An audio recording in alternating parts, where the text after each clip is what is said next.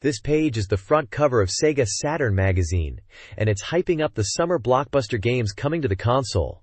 It's all about getting the latest info on what's hot. The cover screams, SEGA Saturn Networks, focusing on online gaming and internet capabilities with a dedicated modem. You can see two cool 3D rendered characters, one a blue ninja and the other a spiky-haired kid, both intensely playing Saturn controllers. There's a feature article teasing a deep dive into 4 button control schemes, specifically for Virtua Fighter 3, calling it a shocking scoop. The magazine is packed with info on the latest Saturn games, including titles like Tokimeki Memorial, Forever With You, Sakura Wars, Albert Odyssey Gaiden, Legend of Eldian, Duke You Say If, and Virgin Fleet DD, Phantom of Lorelei. They're also previewing a bunch of games: Nights into Dreams, Fighting Vipers, Virtua Cop 2, Virtua Fighter Kids, Street Fighter Alpha 2, which they call Zero 2, Dragon Knight, Sentimental Graffiti, Enemy Zero, Langrisser 2i, and Assault Suits Lanos 2. And as a special bonus, there's a Fighting Vipers special poster included in this issue. This page is all about Virtua Fighter Kids. It's an advert hyping up the game, saying, if you buy it, you'll be hooked. They're really emphasizing how amazing, fast-paced, and adorable the game is. The screenshot shows a match between chibi versions of Akira and Cage, and around the TV and console you can see game cases scattered around. The advert announces it's releasing on July 26th for 5,800 yen, and mentions that SEGA Saturn sales in Japan have already hit over 3 million units. It's definitely trying to get everyone excited for this cute fighting game on Saturn. This page is a quirky advert for Java Tea Drink, using Virtua Fighter Kids as its theme. It features chibi versions of Shundai and Jackie Bryant battling it out on a TV screen, which is connected to a SEGA Saturn. Around the TV and console you can see cans and bottles of Java tea scattered all over the place. The tagline at the top right says, "If you win, drink Java tea." It seems like they're suggesting Java tea is the perfect drink to enjoy while playing Virtua Fighter Kids. The advert even mentions that Java tea is the Virtua Fighter Kids official drink. Below the big Java tea bottle, it describes the drink as being made from 100% Java tea leaves, with no sugar or additives. It also mentions a Java Tea 100 Wins challenge, suggesting if you win 100 matches of Virtua Fighter Kids, you should celebrate with Java tea. The whole page is a fun and slightly bizarre tie-in between the popular fighting game and this drink. This page is all about Saturn Bomberman. It's announcing the game's upcoming release, highlighting it as a master game. We see Bomberman himself in a dynamic pose, along with a menacing boss character looming behind him. The page details the sound rank system, explaining how players can earn ranks from 9th grade to Meijin, Master, level through gameplay and computer scoring. It also lists the basic item conditions required to progress, mentioning items like bombs, fire, heart, and roller skates are essential for navigating the floors and reaching the goal. There's a screenshot showing gameplay, and it also mentions a present campaign where you can win Bomberman merchandise. The advert highlights a double-web chance to win original goods like a tent, hat, t-shirt, and a pen, all branded with Bomberman. Finally, it clearly states the release date as July 19th and the suggested retail price of 6,800 yen. It's a pretty standard game advert, hyping up the release and enticing fans with cool merchandise and challenging gameplay. This page dives into the recognition mode in Saturn Bomberman, designed to really test your skills.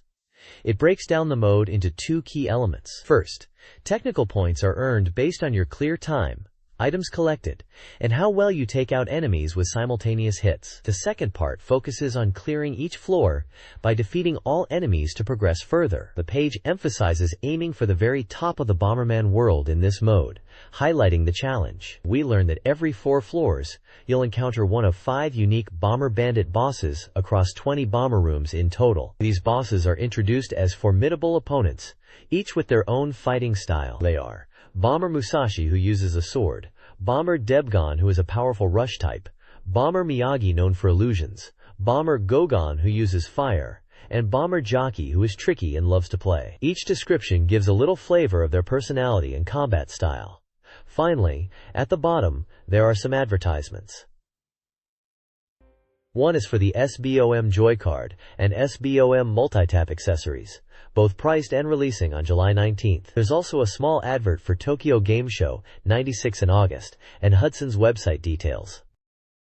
This page showcases some upcoming Sega Saturn titles. We've got a feature on a serialized game called In the Blue Water, described as a suspenseful experience with real movie footage, steel effects, and sound design, playable in what they call PMG format, starring the actress Hiromi Nakayama. It sounds like a step up in FMV adventure games.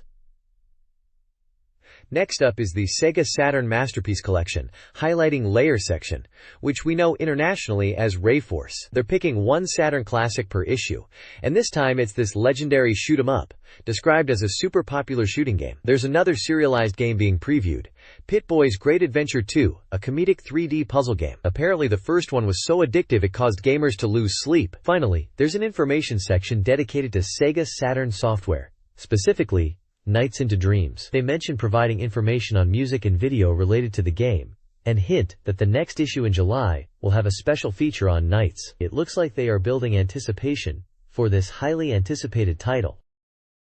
This page is bringing us the latest news and content reveals. First up, in the serial game section, they are highlighting Legend of Sarah Part 1, which is described as a digital comic featuring characters from Virtua Fighter. It seems aimed at both Virtua Fighter fans and newcomers to the series. Next is interactive advertising, showcasing Telecom Town 2, presented by Nihon Telecom, touted as a proper shooting game that you can enjoy every day. Following that is Cinderella Cruising, courtesy of Mitsubishi Motors, described as a car action game featuring RV vehicles from Mitsubishi. There's also a digital gallery section, which seems to be a place for users to submit and showcase their digital artwork. The information section covers various topics, including music, specifically 21st century music, featuring an interview with Harumi Hosono from YMO, focusing on the music of the 21st century. There's also a mention of the movie Camera 2. The shopping section talks about merchandise related to Neon Genesis Evangelion and other hard-to-find camera goods. Finally, there's an advert for Gameware Volume 2, which is a magazine available on Cridrom. They describe it as a new kind of magazine, a room magazine for games, and Gameware is described as a room magazine game. Volume 2 is currently on sale for 1,980 yen, and Volume 3 is scheduled for release on October 5th. The next page features an advertisement for the Devil Summoner Special Box Demon Compendium for the Sega Saturn. This special box set includes the Devil Summoner game, spread across 2 Cardroms, and comes with a bonus 8cm music CD. The music CD contains arranged tracks from the Devil Summoner sound file, and also features voice content from Okada and Kaneko. This special edition is priced at 7,800 yen, and is scheduled for release in August. This page is an advert for the shoot-'em-up game, Strikers 1945, which is coming to both Sega Saturn and PlayStation. It's advertised as a vertical-scrolling STG that continues the Gunbird style of gameplay and is already receiving good reviews. The advert highlights several features, saying it offers smooth gameplay with no loading times, a consumer original mode, intense shooting action set in World War II, selectable famous fighter planes from 6 different countries, diverse formation attacks with option support aircraft, and many super weapons that weren't actually used in real battles. It mentions that the PlayStation and Sega Saturn versions are both vertical scrolling shooters and are already on sale. The PlayStation version is set for release on July 19th and costs 5,800 yen. The bottom of the advert also shows the Atlas logo, indicating they are the publisher. There are screenshots from the game showing typical arcade-style shooting action. This page showcases a couple of game features, starting with a golf game called Tournament Leader, which is exclusive to the Sega Saturn. It highlights the easy controls for taking shots, and various game modes like Tournament, Match Play, and Team Play. It also boasts different camera angles, replay functionality to relive super shots, and the ability to play with up to 4 players simultaneously. They are saying it's set in Scotland, and you can test your skills in the world's toughest golf tournament. The game is slated for release on August 23rd, priced at 5,800 yen. Below the golf game info, there's an advert for Kakugo no Susume Gekiju Hen, which seems to be running a prize campaign. They are giving away signed color papers, movie cells, special videos, and telephone cards as prizes. You can get these prizes by collecting points, with different points needed for each prize category, and the campaign is running until August 31st. This page is all about Tokimeki Memorial, Forever With You, for the Sega Saturn. It's being touted as the Saturn version of Tokimeki Memorial, introducing a new system and promising a fresh experience even for those familiar with other versions. It's described as a grand and exciting game, inviting both newcomers and veterans to dive in. The advert highlights that there are 2 types of packages for the game. The deluxe edition includes a character card with 12 types of girl cards featured in the game, priced at 6,800 yen. The special edition comes with a special transparent binder-type case, an original colored power memory card, and is priced at 9,800 yen. Both editions come with detailed manuals and CD labels. The game itself is set to be released on July 19th. There's also an announcement for the Tokimeki Memorial Fans Official Guide, which is coming out on July 26th. Finally, in a section called Picks, they are advertising new jigsaw puzzles based on Tokimeki Memorial. There are 108-piece puzzles available in 4 types for 1,000 yen each, and 500-piece puzzles in 2 types for 2,000 yen each, all releasing on July 26th. They mention the 500-piece jigsaw puzzle features a daily calendar. This page is all about Tetris Plus for the Sega Saturn. It's advertising a new special mode that has really transformed the classic Tetris experience. They're highlighting the familiar normal mode, where you clear horizontal lines, but now they've added a puzzle mode, where you guide a character through a field to reach a goal. There's also a versus mode for competitive play, and an edit mode that lets you create your own levels freely. It sounds like they've really expanded on the Tetris formula and added a lot of new content. The game is a Sega Saturn release scheduled for August 2nd and priced at 5,800 yen. It looks like a fresh take on Tetris with new game modes to explore and enjoy. This page showcases Aqua World Sea Story for the Sega Saturn, advertising it as a relaxing journey into the underwater world of fish. The tagline emphasizes the soothing blue sea and a world full of fish that brings peace to the heart. It's newly released for the Saturn and priced at 5,800 yen. The advert highlights 3 main sections of the game. Mermaid, where you can customize your own underwater environment and embark on an adventure with other sea creatures. Electric Blue, described as an interactive movie experience with full 3D polygon graphics, aiming to recreate a mysterious unseen world. And Datafish, which features a 3D CG digital encyclopedia of 19 fish species, viewable from any angle in 360 degrees. Additionally, there's a promotion mentioned for purchasers of Aqua World Sea Story, offering a gift as part of a release Kinyum commemoration campaign. This page showcases the Sega Saturn release of Gal's Panic SS, a popular arcade puzzle game that's now even cuter and more exciting. It's described as a territory-claiming action puzzle game, now powered up with new items and features. The goal is to dodge enemies and aim for the angel's smile. There are a few game modes highlighted, including a 200% excitement versus battle mode, where you can continuously attack rivals by enclosing territory. The single-player mode is improved, so you can now attack enemies, meaning you don't just have to run away and panic anymore. There's also a girls select option featuring 10 cute girls, and the page mentions to look forward to the voice acting.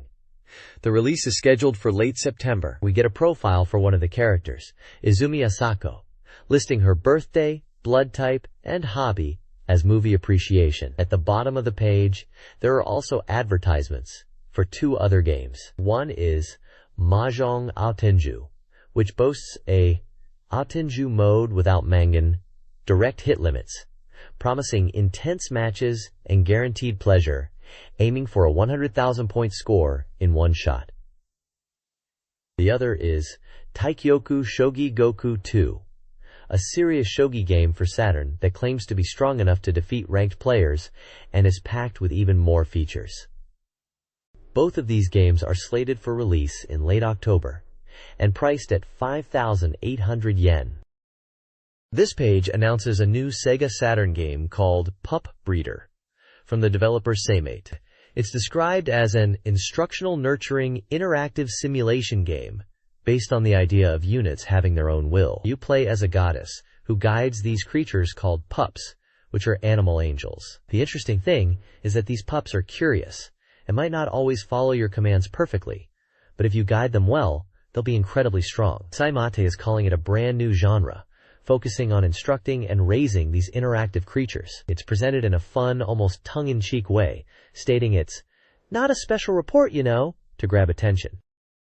This page showcases the 3 Radians, which is advertised as a television game and computer game device for SRS 3D sound. It mentions that the secret of this incredible sound is American SER's special technology, SRS 3D sound technology, which offers super easy connection. The advert claims that from the day you buy it, you can experience big 3D sound, like a movie theater or game center in your room. It describes the sound experience as being able to feel the footsteps of monsters lurking in the darkness, the roaring explosions, the booming engine noises, and impactful crashes in grand aerial dogfights, all of which make you feel like you are really there. It encourages the reader to experience the incredible virtual reality sound of 3 Radians. Below the text, there is an image of the 3 Radians device itself, described as a 3D sound enhancer by Genoa, with various controls and lights.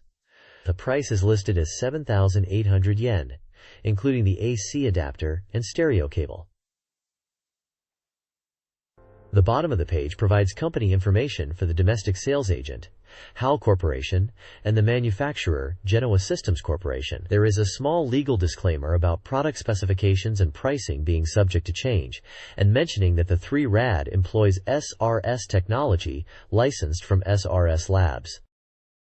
The next page is an advertisement for Amusement Media General Academy. It opens with slogans about dreams and supporting futures, alongside an image showing people engaged with computers and a phone number for inquiries. The right side panel lists dates and locations across Japan for school information sessions. The main body of the advert promotes the Amusement Media General Academy as a place to train creators with a focus on hands-on experience. They offer daytime and evening courses in various creative fields like game creation, CG animation, comic creation, and novel writing. The advert includes contact information and address details for the academy, as well as application information.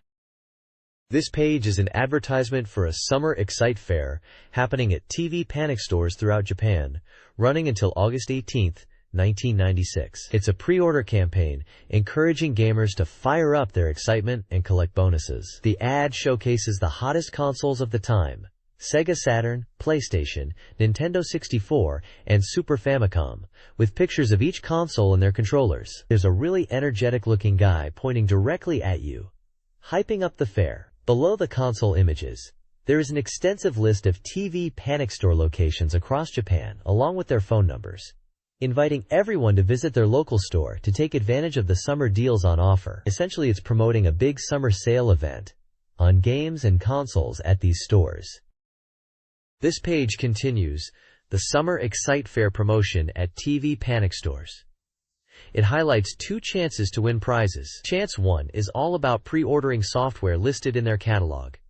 If you do, you'll get a scratch card and win either a character telephone card or an original key holder. Featured are designs based on Ark the Lad 2 and Nights into Dreams, showcasing these games' characters. Chance 2 is a lottery draw. If you collect 5 points by pre-ordering or buying software, you get entered to win. The prizes are pretty cool. 500 people can win an annual subscription to various game magazines like Dengeki, Famitsu, SEGA Saturn Magazine, and Hyper PlayStation. Or 10 lucky people can win a 100,000 yen JTB travel voucher. That's a decent amount for a trip. It mentions collecting points on a point card at the stores. At the bottom of the page, there's a long list of TV Panic store locations and their phone numbers across different prefectures in Japan. It looks like they are really pushing people to visit their local store and take advantage of these summer deals. This page is an advertisement for the SEGA Saturn game, Cebu Island 1996. It's a mahjong game set in the Philippines, specifically Cebu Island, and it's clearly aiming for a mature audience. The ad highlights that it features popular gravure idols and V-cinema actresses. Ayota Chiaki, Nonomoto Miku, and Maki Kyoko are mentioned by name. The game promises genuine showdown battles and even some H scenes, suggesting it has some adult content, which is backed up by the 18 and over age rating.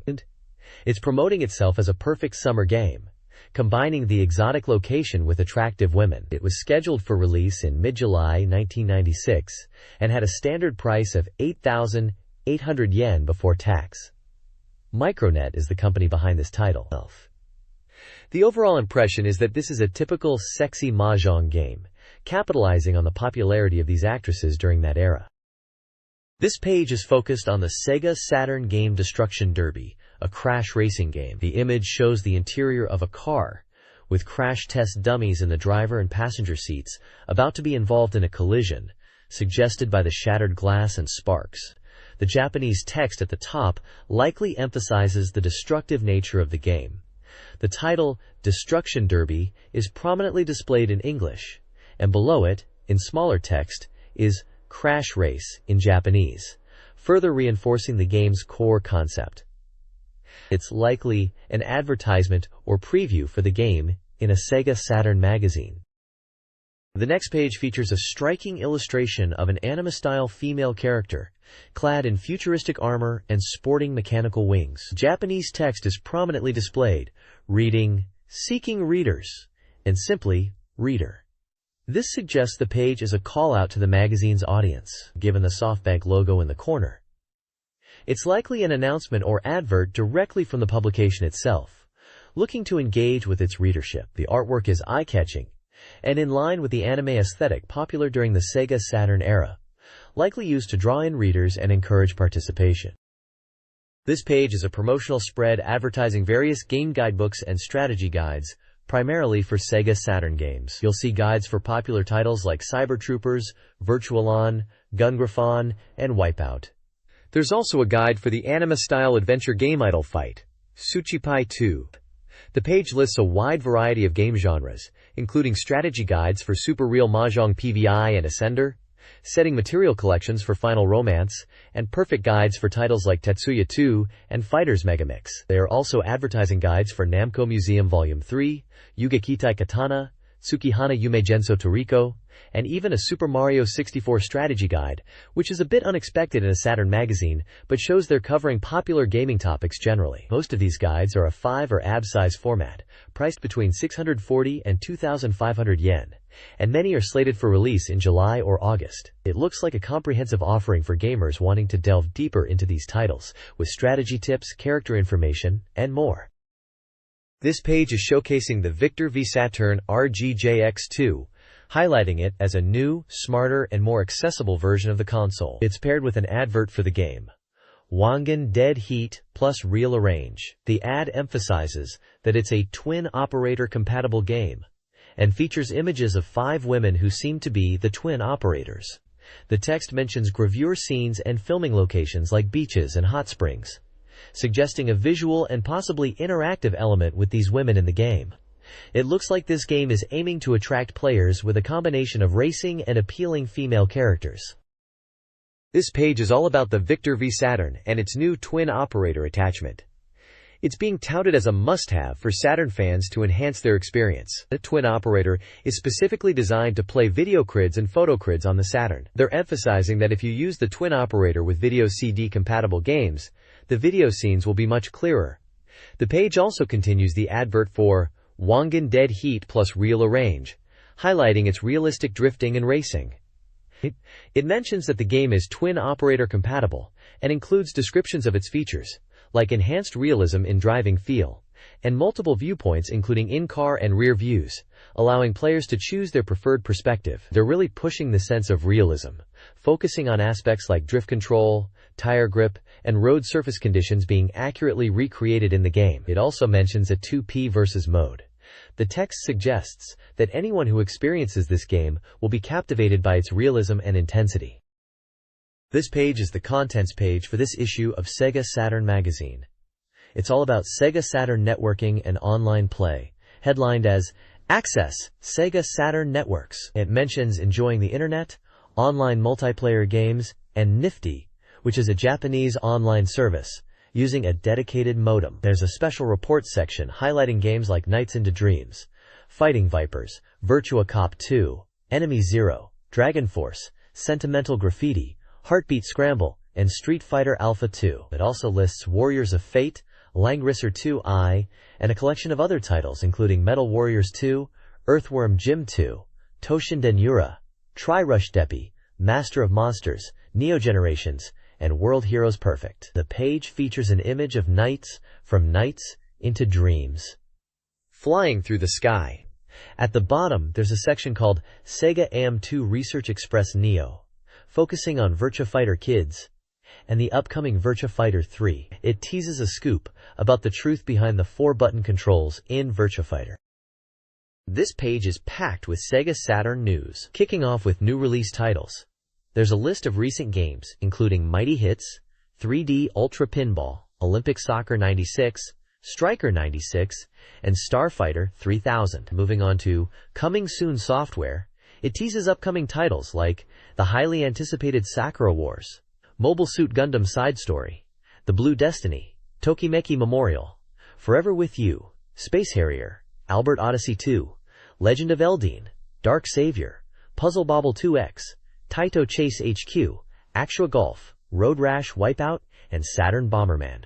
There's also a section dedicated to SEGA Saturn Software Complete Guide, which seems to offer strategies for released games such as Tsukioka no Jyo Toriko and Pantsu Wanted Dragon Suvai. Then there is a section called SEGA AM1 and 3 Research Rush, which looks like a scoop from SEGA's AM research departments, hinting at a new Virtuoid mecha called Dorcas for the Virtualon series. Finally, it mentions a special bonus poster of Fighting Vipers is included in this issue. On the right side, a game index lists page numbers for various game reviews and articles within the magazine, covering a wide range of Saturn titles like Earthworm Jim 2, Enemy Zero, Sakura Wars, Virtua Fighter Kids, Virtua Fighter 3, Fighting Vipers, and many more.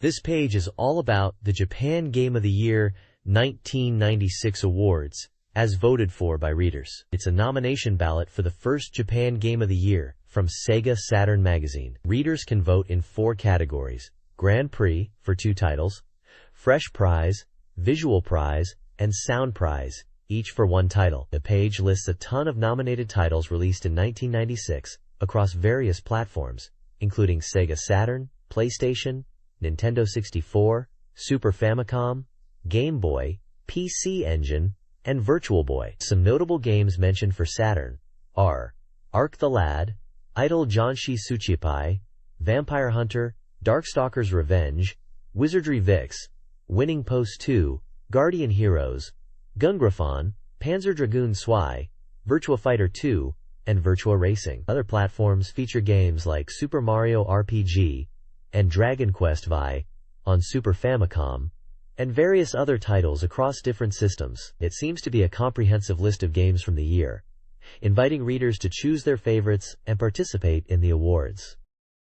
This page details more about the Japan Game of the Year 96 awards. It explains that this award is organized by 17 gaming magazines to reflect players' opinions in the gaming world. Readers' votes are used to select winners for various categories. The page outlines the award categories. The top award is the Grand Prix for the number 1 and number 2 voted games, and there are also special prizes for Fresh Prize, Visual Prize, and Sound Prize. For voting instructions, it mentions using postcards and including details like your address, name, age, gender, occupation, and phone number, basically all the usual survey stuff.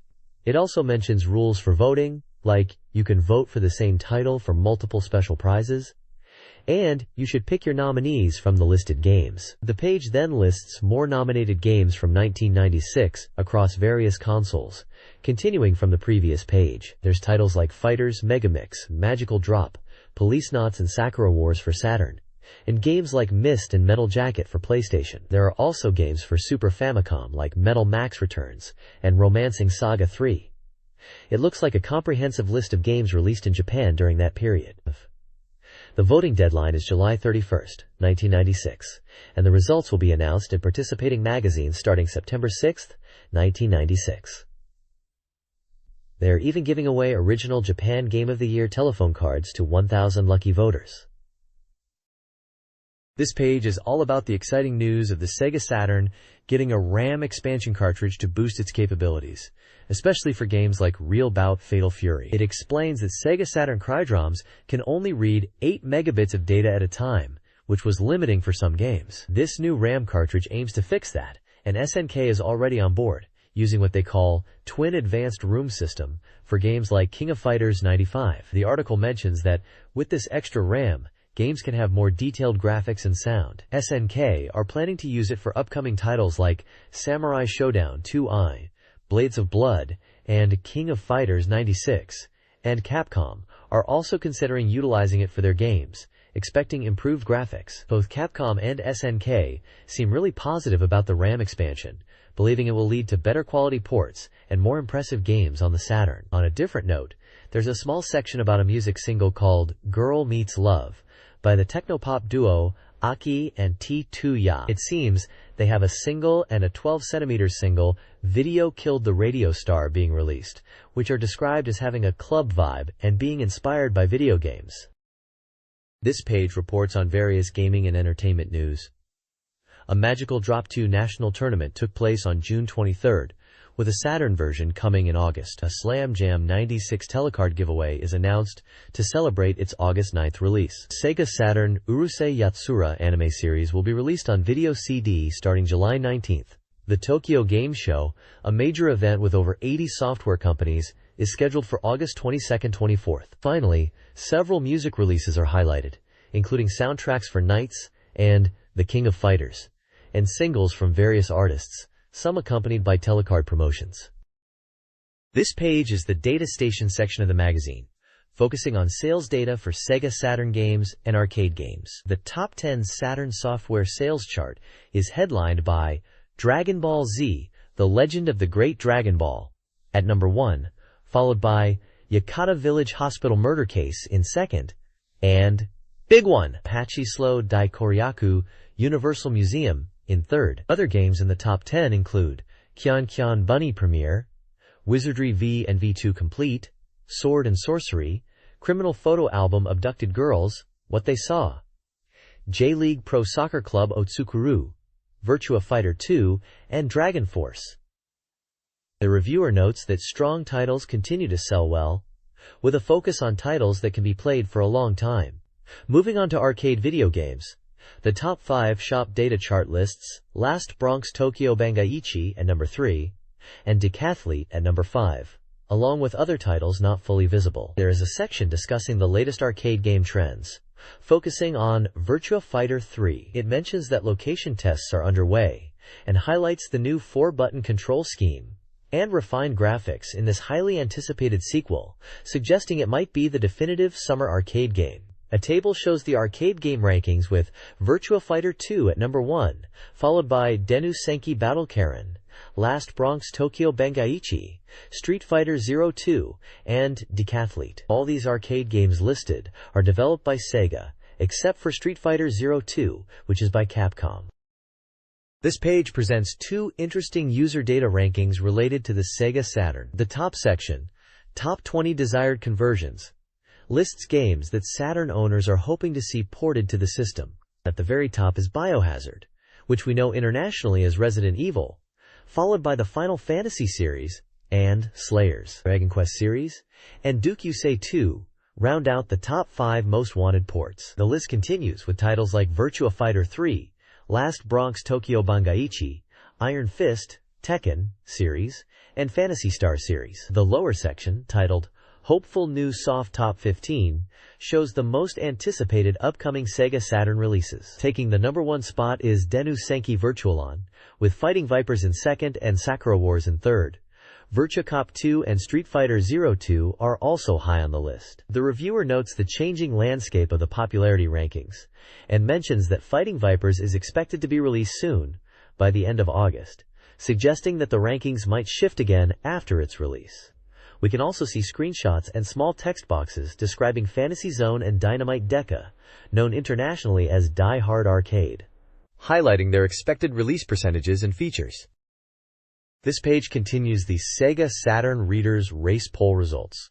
It presents the Odds Table Saturn A, which seems to be a ranking of games based on reader votes. We can see a long list of game titles with various scores and categories, indicating popularity and possibly review scores. It looks like a detailed breakdown of how readers are rating different Saturn games. Below this, there's a section introducing New Rival Horses, which seems to highlight games that are newly entering or rising in popularity in the poll. It focuses on 3 games with accompanying screenshots. First is Sangokushi Aikitsuden, Likely Romance of the Three Kingdoms Heroes Legend, described as a new strategy simulation game with a good scenario, though the graphics might be a bit rough with polygon characters, but overall enjoyable and easy to play. Next up is FIDA Remake, Emblem of Justice, praised for its updated graphics and map presentation, making it more engaging than previous versions. The reviewer suggests it is a solid strategy RPG, easy to get into with opening anime and voice acting. Lastly, Dragon Ball Z The Legend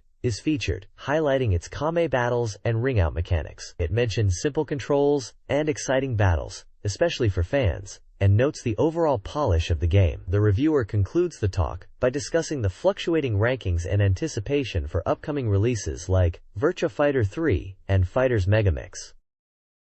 This page continues the SEGA Saturn Reader's Race with Odds Table Saturn B. Another long list ranking Saturn games by reader votes. Moving on. There's a section called New Dress Single Horse Introduction, highlighting arcade game ports. First up is Darius 2. Noted for its impressive zoom effects, but the characters are a bit small and hard to see. Overall, it's considered a solid shooter. Next is Gusun Oyoyo S, which is described as a puzzle action game, good for puzzle fans, though action game enthusiasts might find it a bit frustrating. Lastly in this section is Angel Lips, praised for its character designs by Shigeru Harumoto. Gameplay is said to be basic, but the music is good, if lacking impact. It's recommended for those who enjoy visual novels and games featuring attractive characters. Then we have New Dress Caution Horse Introduction, highlighting games with a note of caution. This features Doraemon, Nobita and the Revived Planet, a kids game with easy controls and clear visuals, making it family-friendly. This SEGA Saturn page details reader predictions and reviews. Getsu Hana Kagura Toriko is the top predicted game. Game reviews cover Rebirth, Debut, S, a simulation game praised for variety, and Rhapsody Tale 3, A Gentle Lie, an action RPG, which has graphical strengths but issues with responsiveness. Knights receives high praise for its controls and immersive gameplay. Reader opinions highlight Knights, Virtual Fighter Kids, and Virtua Fighter. Upcoming summer game releases are teased, along with promised content in the next issue. An odds table ranks Saturn accessories. The page also promotes the Saturn Reader's Race, inviting participation for prizes, including power memory, wireless controllers, and games. Current prediction leaders and special contest options are also listed. This page is a special report focusing on Nights into Dreams, which has just been released. It's touted as the biggest talking point of the summer, finally available to play. Sonic Team is heavily featured, giving 1-point advice for the first 4 dreams in the game, essentially guiding players into the world of Nights. The page highlights the mystery of Nights and the mystery of Wiseman, the ruler of nightmares, showcasing these key characters. They mention the game price is 5,800 yen for the software alone, or 7,800 yen with a controller. It's described as an action game and is compatible with the Sega multi-controller. The article suggests that those who bought Nights on release day are probably already deeply engrossed. However, it urges players to go beyond just clearing the game, implying there's much more to discover and enjoy, and encourages players to explore the deeper elements that Sonic Team has hidden within Nights. There are screenshots showing in-game action and a photo of what seems to be the Sonic Team developers, with captions detailing that the interview includes Mr. Oshima, the director, Mr. Nimura from planning, and Mr. Sanagi, the art director. They are presented as the key figures explaining the deeper aspects of Nights. This guide from Sonic Team offers tips for mastering the 6 dreams in Nights into Dreams. Focusing on Claris Dream Spring Valley and Elliot Dream Splash Garden. For Spring Valley, players should prioritize linking rings and using Nightmarins to maintain combos. In Splash Garden, the advice is to utilize water and switches for continuous links, especially for bonus points in Course 2. Screenshots and Sonic Team advice sections provide further guidance. The guide details scoring mechanics. Clear Rank rewards efficient chip captures and bonus time. Acrolink emphasizes acrobatics for shortened motion times. And Nighttopian encourages players to find unique Nighttopians for extra points. A final section encourages players to explore the game's secrets, story, and world for maximum enjoyment. This guide provides tips to improve your Nights into Dreams gameplay, sourced from Sonic Team. It highlights specific dream levels, Mystic Forest, And Frozen Bell, Mystic Forest, focuses on maximizing scores through ring collection and idea captures. Players are encouraged to find their own routes and aim for high scores, especially on courses 1 and 3. Frozen Bell offers the potential for even higher scores. Course 1 emphasizes ring and blue chip collection with paralooping, while Course 2 encourages paralooping and aerial rotations. Sonic Team emphasizes enjoying the level's atmosphere, particularly the rails. The guide also covers link balls for action linking, items for assistance, and brief descriptions of Soft Museum and Stick Canyon, 2 more levels with unique challenges and rewards. This guide focuses on defeating the second Nightmare level bosses, Gillwing and Puffy, in Nights into Dreams. High scores rely on speed and exploiting enemy weaknesses. To defeat Gillwing, use paraloops and touch dashes. Directly hitting its head is a slow method. Instead, lure it into a paraloop along its light trail and utilize an upward angled touch dash followed by a giant paraloop for optimal damage. Aim for a clear time of approximately 1.8 seconds. For Puffy, touch dash to push it towards the back of the room. Avoid directly hitting it. Time your touch dashes to maximize boost points. Practice this pattern to defeat Puffy quickly, aiming for around 2.0 seconds. Screenshots are included, reinforcing the importance of speed and efficiency for high scores. This page focuses on strategies for taking down bosses in Nights into Dreams, continuing from the previous guide for Gillwing and Puffy. This time, the spotlight is on Riala, the boss of the first level Nightmare. The key strategy for Riala is using paraloops right in front of him. It warns that Riala is good at predicting your position, and that using dash attacks directly isn't effective. Reading Riala's movements and setting up paraloops to counter is the recommended approach. The page also introduces the remaining 3 Nightmare bosses. Golpo, who apparently fights in water and is known for dealing big damage.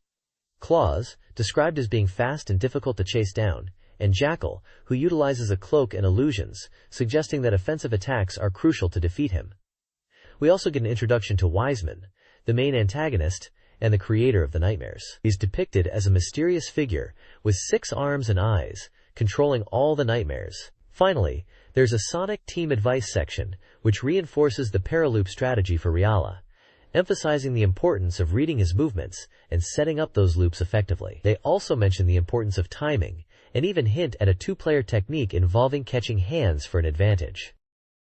The 2-player versus mode in Nights into Dreams allows players to battle as Knights and Riala. The goal is to hit your opponent 3 times using paraloops within a 60-second time limit. Key strategies include mastering paraloops, utilizing drill dashes for quick approaches while avoiding predictability, and observing your opponent's movements. Sonic Team humorously advises caution, suggesting rock, paper, scissors for less intense competition, implying the mode can be fiercely competitive.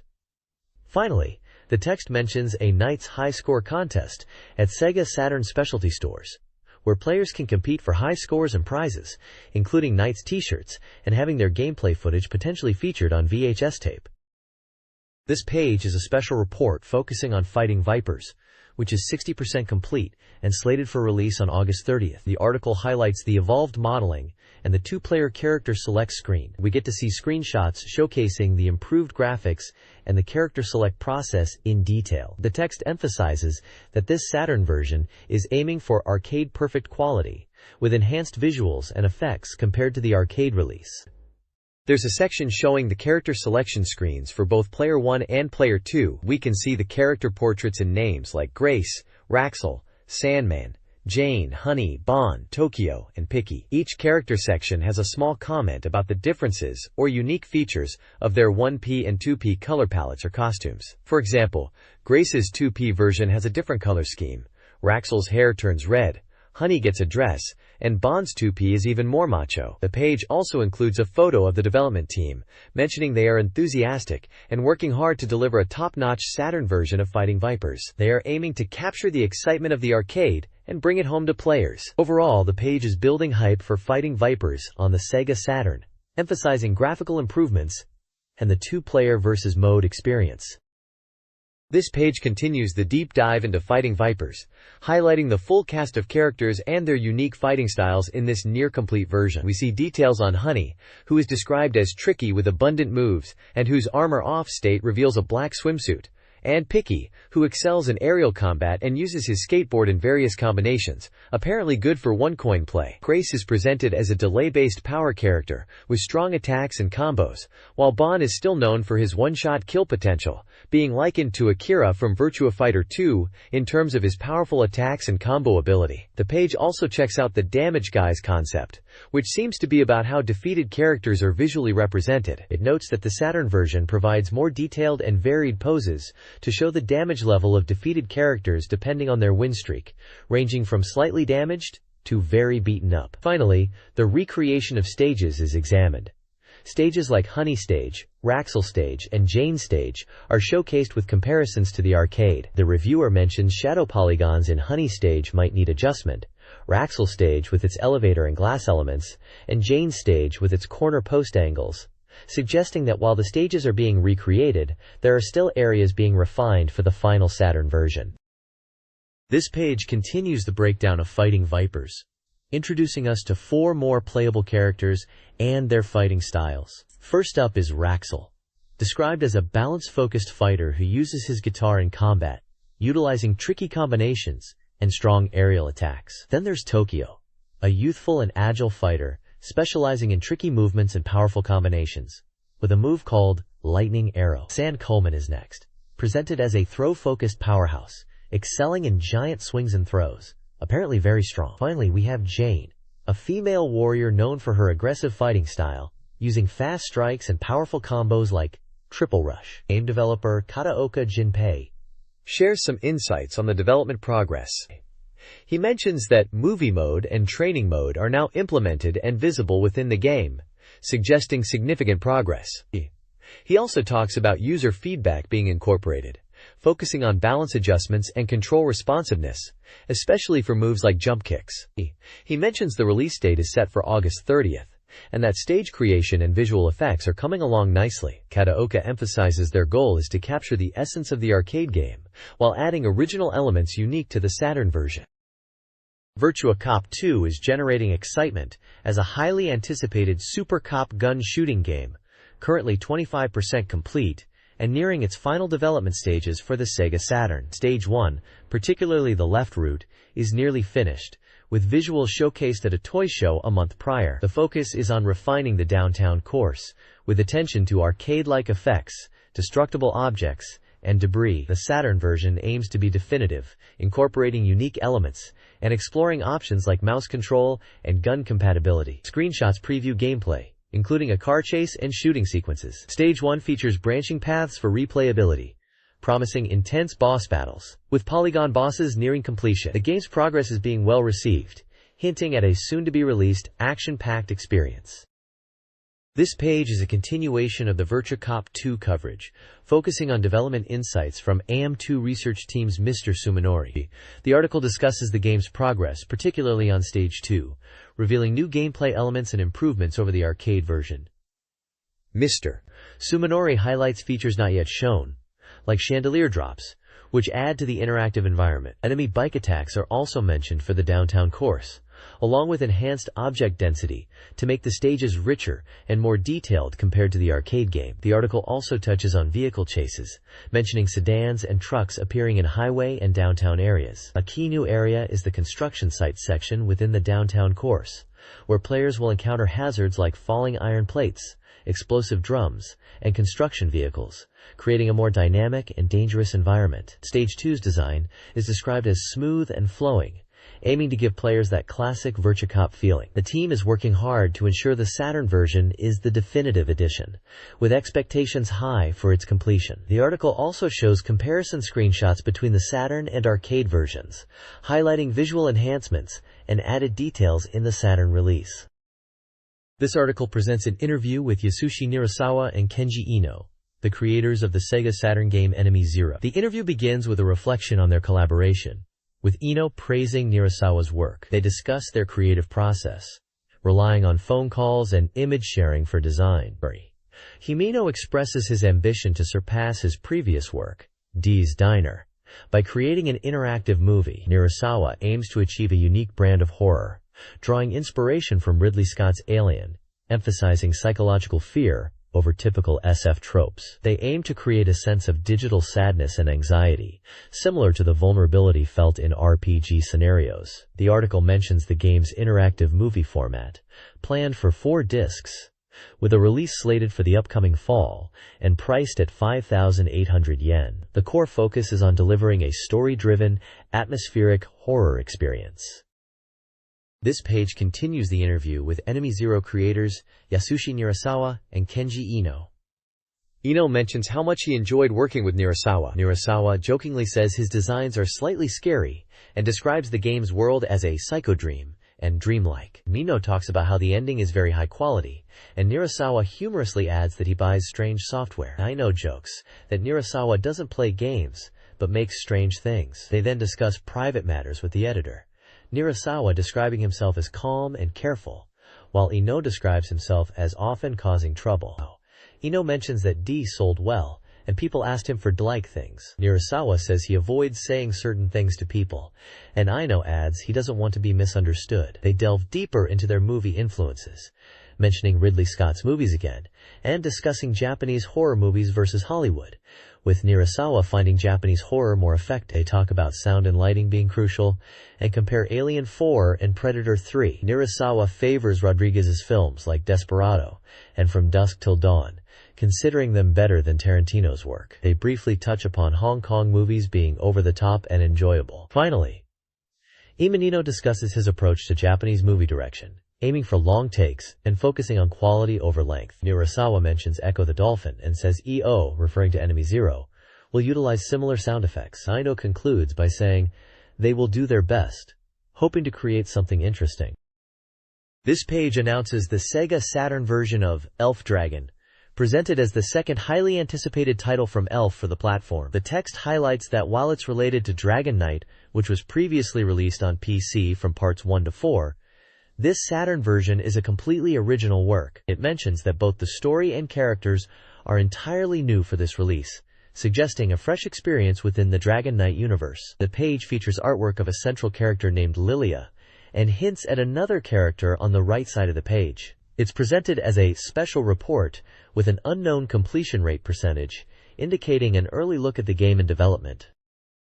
This page continues the special report on Dragon Knight for the SEGA Saturn, highlighting it as a completely original title, not just a port of the PC versions. The large text proudly proclaims its mystery appearance and emphasizes it's completely original.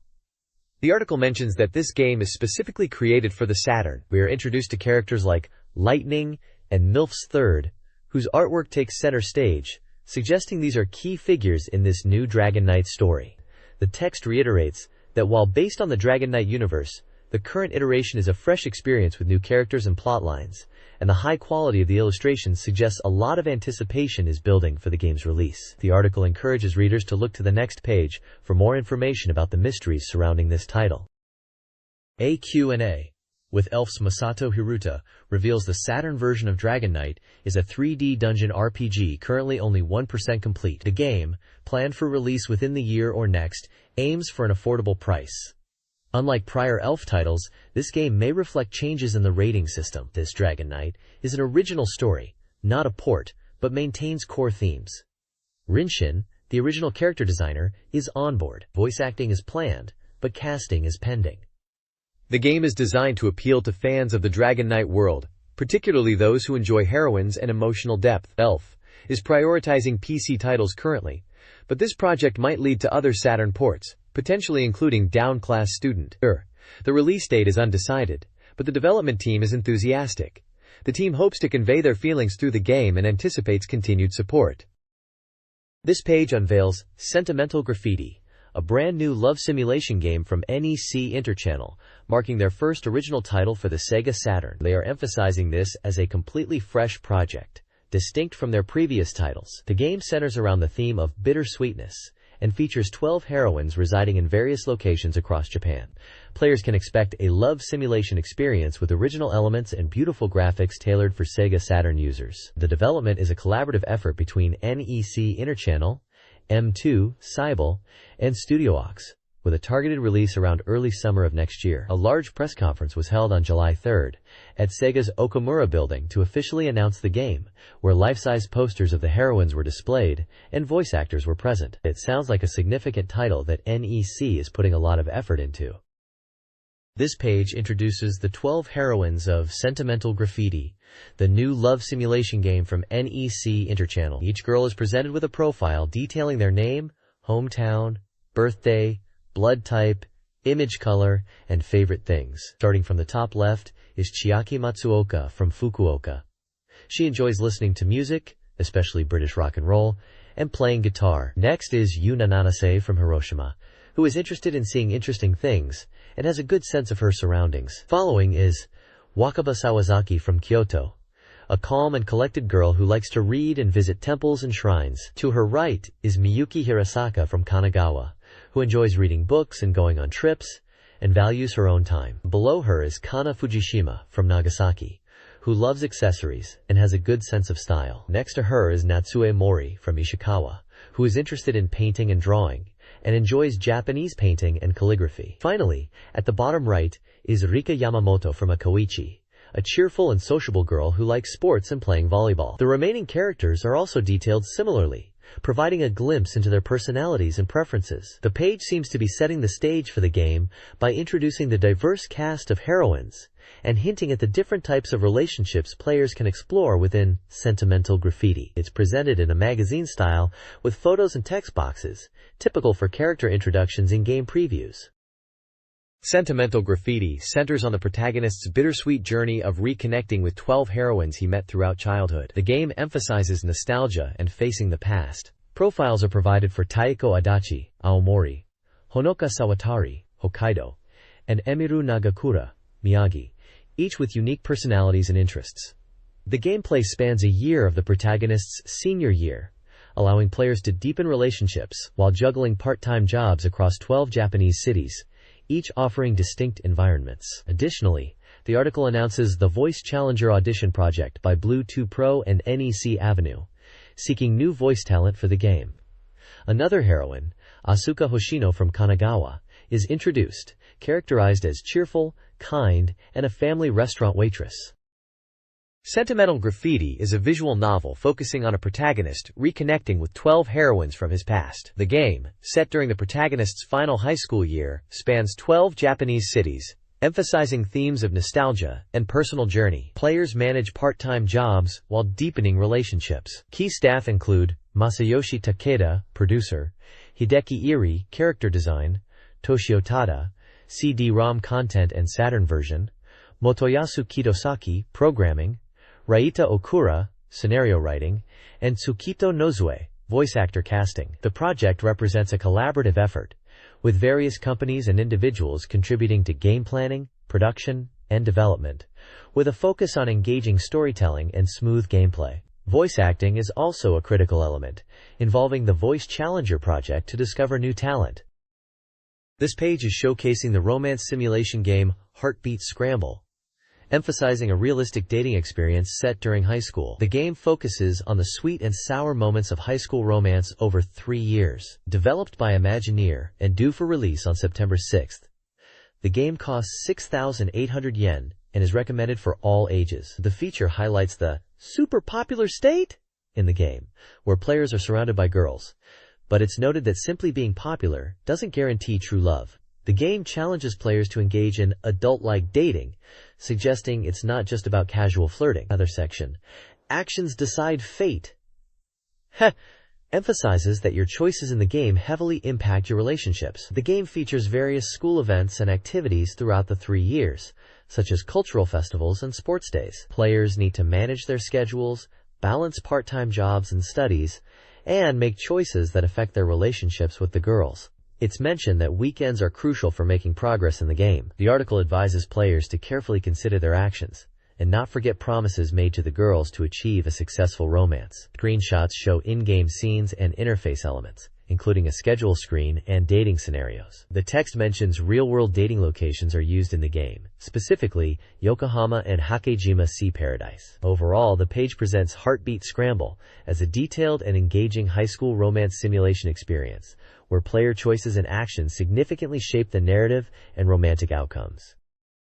This report offers strategies for Street Fighter 02 players. Section 1 stresses the importance of understanding character strengths and spacing, emphasizing adjusting distance based on the chosen fighter. Section 2 focuses on creating attack patterns, suggesting counterattacks during opponent guarding and mixing up approaches. Section 3 highlights the need for real battle experience, stressing adaptation and instinct refinement. Section 4 advises mastering special moves, including super and custom combos, and understanding their strengths for optimal use. A sidebar encourages cosplay, suggesting costume creation or purchase, mentioning resources like Comic Market and Cospa.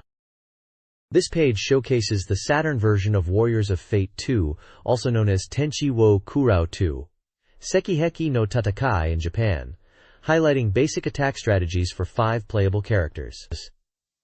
It's presented as a special report with the game at 85% completion, scheduled for a September release by Capcom, priced at 5,800 yen, and categorized as an action game. The article details 5 fundamental attack types: continuous attack, performed by repeatedly pressing the A button; grab attack, activated by pressing A when grabbing an enemy; throw attack, involving directional inputs and the A button after grabbing; lever special attack, requiring diagonal down-backs down-forward and a button input, described as powerful; tackle attack, using down-backs down-forward, and B buttons for a rushing attack. Additionally, grab jump attack is explained, executed by jumping with B after grabbing, then pressing a Mi in the air for a powerful aerial attack. A bonus stage is introduced as the First Imperial Army vs. Early Eating Contest, featuring an eating competition in Stage 2 with CPU opponents. Finally, a character spotlight introduces Cao Cao from the game, describing his role in the Three Kingdoms period and his in-game abilities. This page is a special report focusing on the SEGA Saturn version of Langrisser 2i. It highlights key systems in the game, stating that while there aren't major changes from previous entries, improvements have been made. The page details the character-making process, explaining how the game starts with a series of questions from the goddess Luciris. These questions determine the protagonist Diehart's initial abilities. Players answer questions in a multiple-choice format based on their preferences. Moving on to deployment preparation, the article emphasizes getting ready for battles by purchasing items at the shop before heading out. It mentions that Langrisser games often feature many enemies, making solo combat difficult, so proper preparation is crucial. The military barracks section is about hiring mercenaries to strengthen your forces for battles. The shop is shown as a place to buy items, and the Point When Not Convinced section advises players that if they are unsatisfied with their character's initial abilities determined by Luciris' questions, they can redo the process. It also gives a point-try exiting tip about considering mercenary numbers and redeploying them strategically during stages if necessary, especially if funds are available to buy more items. The article suggests re-evaluating mercenary composition if there are losses and adjusting accordingly. This page continues the special report on the SEGA Saturn version of Langrisser 3. It dives into the battle system, calling it Grand Power Panorama Tactics, emphasizing the large scale of battles and tactical depth. Before engaging in combat, players need to deploy their units and decide their actions. Deployment is crucial for setting up formations and attack targets. Once battles begin, they unfold in 3D panoramic scenes, showcasing dynamic and impressive special attack animations. The reviewer seems quite impressed by the visual spectacle during battles. The article then explains the semi-real-time tactical system in Langrisser 3, where commanders issue orders and units act in a simultaneous manner, which is a key strategic element. Gameplay focuses on reading enemy movements and acting strategically. Moving on to level up and class change, it details how units gain experience from defeating enemies, level up, and can class change at level 10. There are different unit types, like infantry, flyers, and cavalry, each with 3 class tiers for progression, giving players flexibility in character development. Finally, the point mode is described as a system related to movement and actions. It offers modes like normal, fast, and defense. Fast mode prioritizes attack and movement but lowers defense, while defense mode increases defense at the cost of attack and movement. Strategic use of these modes is highlighted for tactical advantage. The page ends by teasing information about the heroine system will be revealed at a later time. This document provides character introductions for Langrisser 3. Key figures include Dios, a former imperial soldier now working with Prince Wilder and Dieharte. Paul, the ambitious first prince of Liguria, uses his daughter Artemule for political advantage. Farvel, a devout follower of Iris and Sophia's uncle, is captured by the Empire. Gale, a young imperial commander, leads the Dragoon Knights and dislikes Artemule. Raymond, Diehart's close aide, is a skilled soldier.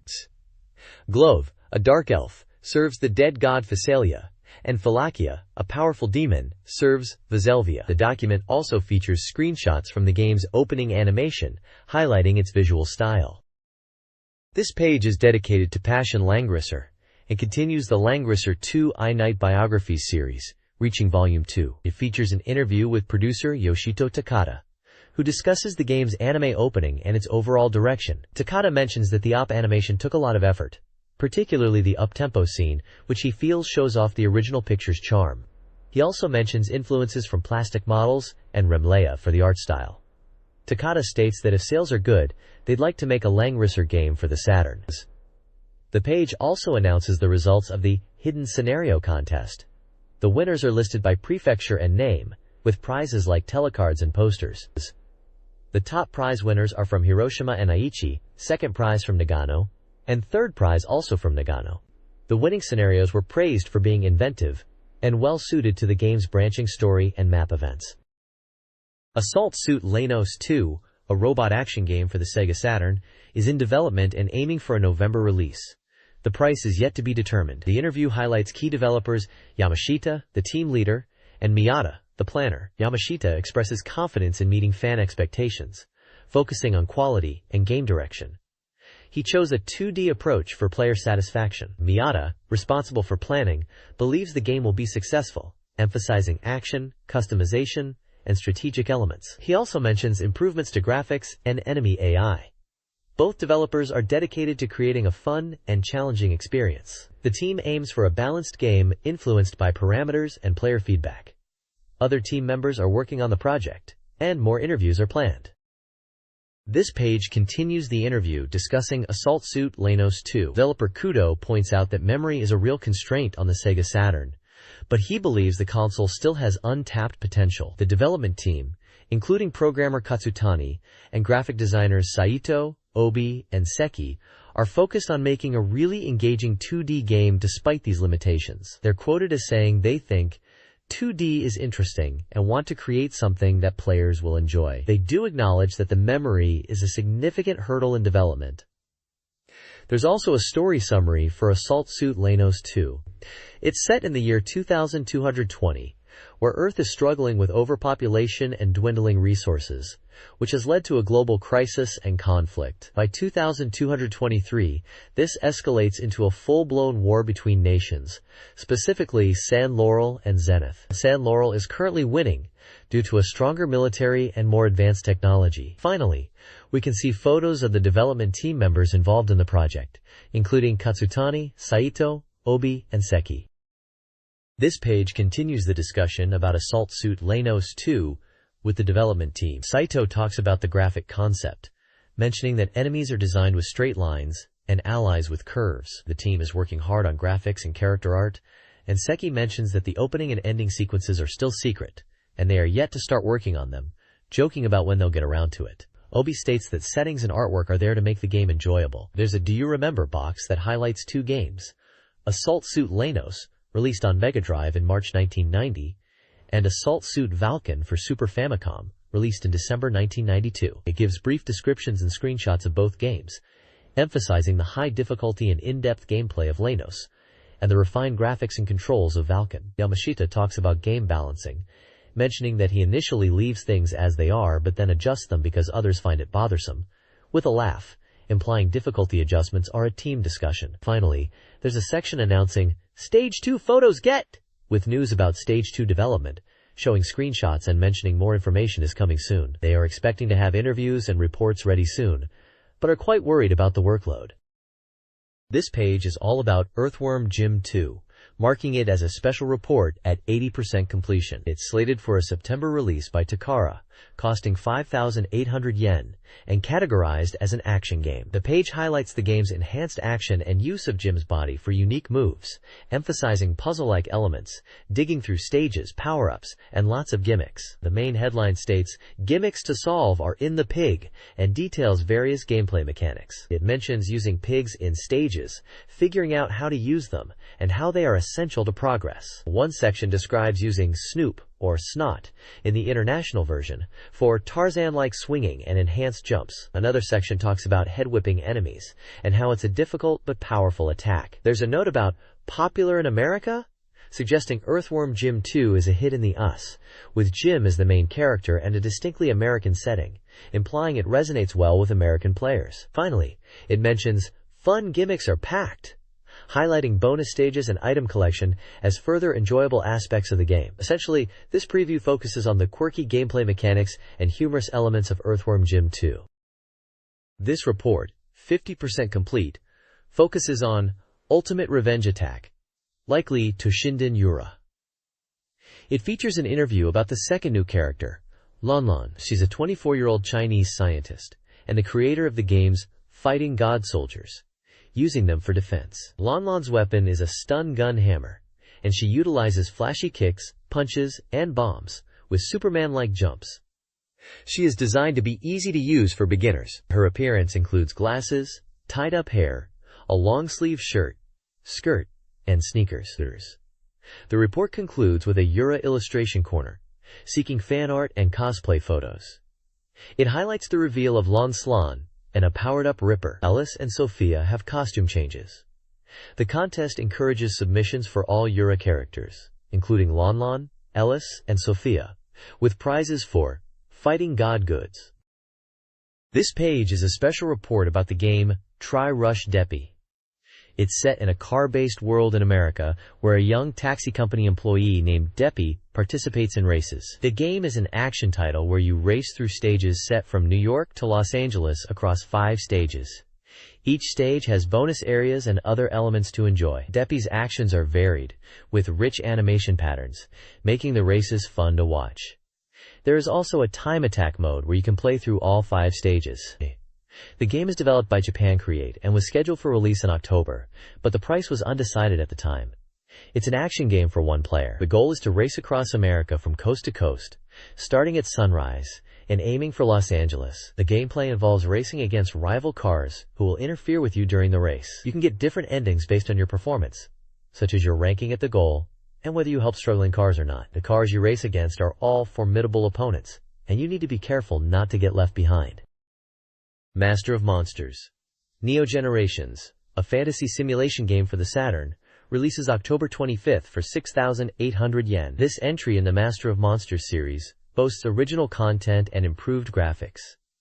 The game allows players to become monster masters, controlling creatures in battle. The Saturn version features 6 playable masters, double that of the PC version. Masters are categorized by alignment: Law, Summoner, Justice, Neutral, Warlock, Shadowmaster, and Chaos, Fortune Teller, Necromancer. The game utilizes a 3D volumetric field map with hexagonal grids. Screenshots showcase detailed terrains and animated characters. The map window displays vital information like the current turn, master details, and unit stats via a user-friendly interface with illustrated windows for easy access to information. This page highlights more exciting features of Master of Monsters.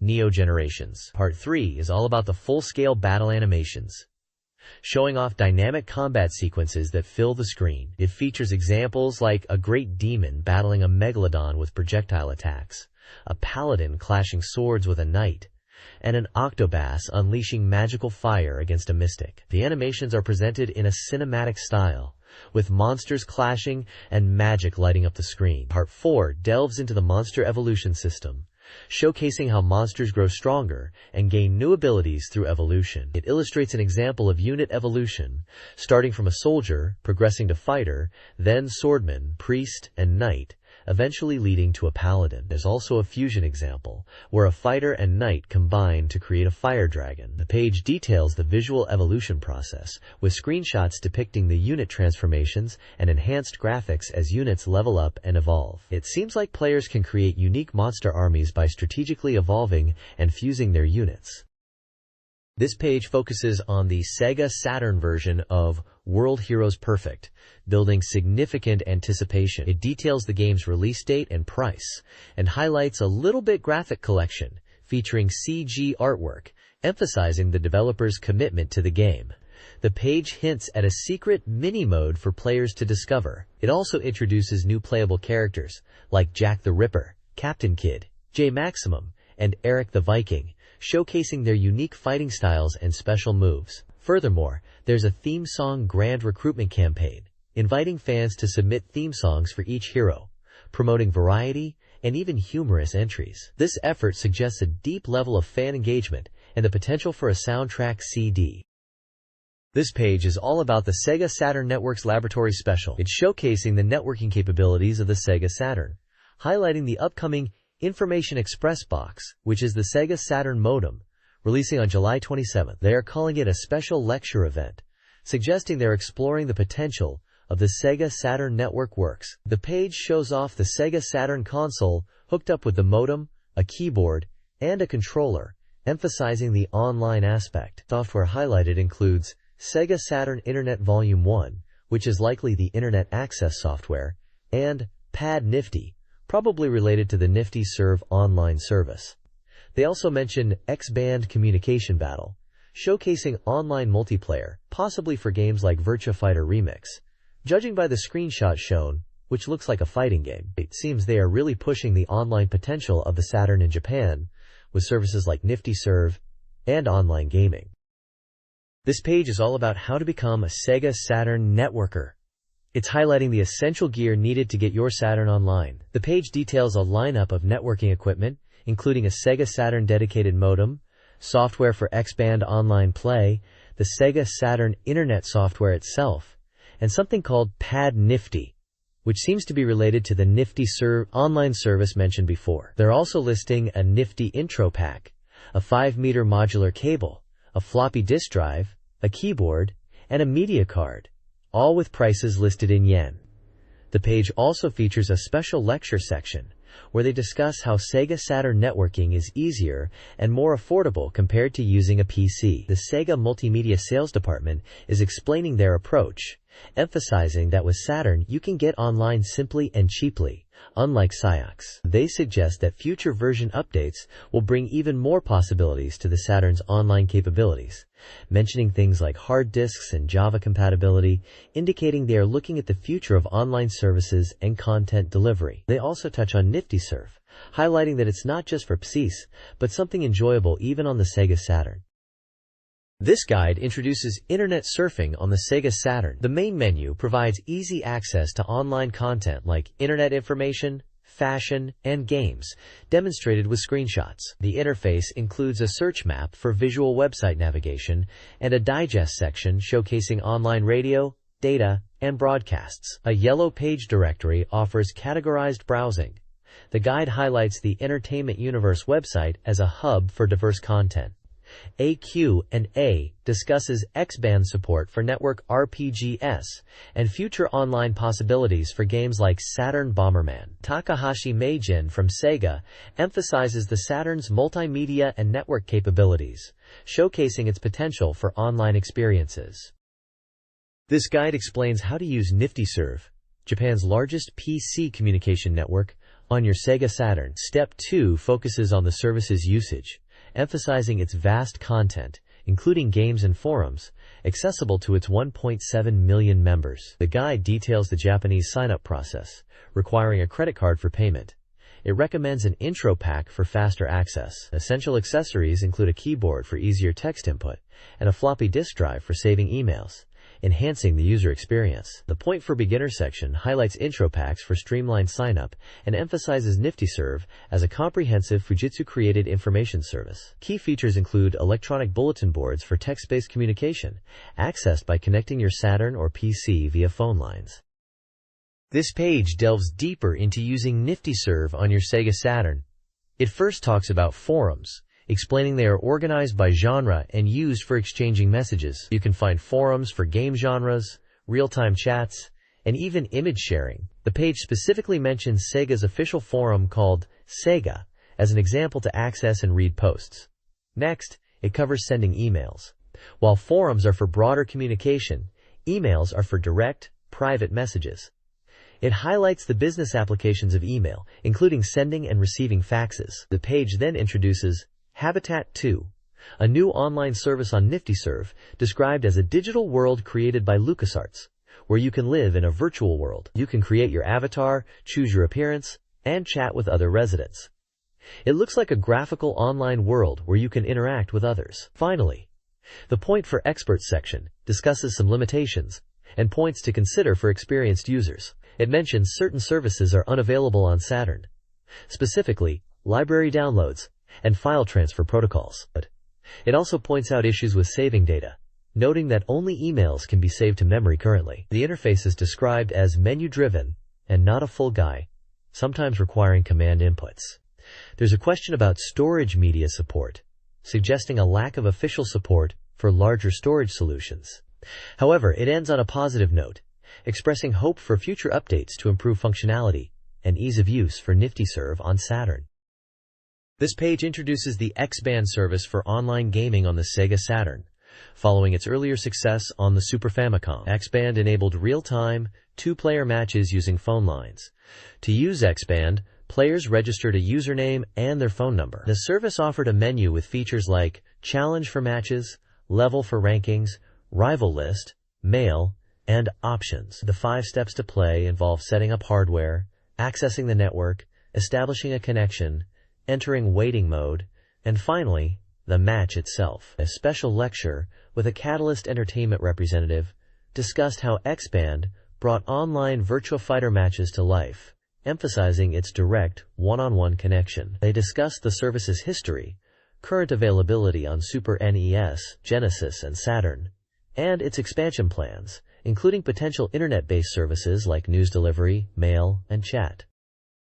This page continues the discussion about the Sega Saturn's X-Band online gaming service. The reviewer talks about their experience using X-Band on the Saturn, and how impressed they were with the real-time online play, especially in Virtua Fighter 2. They emphasize the smooth gameplay, despite the limitations of phone line connections, even for complex moves. The page details the X-Band system for Saturn, mentioning that it uses a special media card, available at convenience stores like Lawson, which costs 60 yen per use and requires NTT line charges on top. It shows a picture of the Saturn with the X-Band cartridge inserted. It also touches upon the Super Famicom's X-Band situation, mentioning that service started in April after a trial period, and highlights games like Super Street Fighter 2 and Mario Kart as being playable online. The page also draws attention to the range of games supported on Saturn X-Band, showing screenshots of titles like Virtua Fighter Remix, Sega Rally Championship, World Series Baseball, Daytona USA Circuit Edition,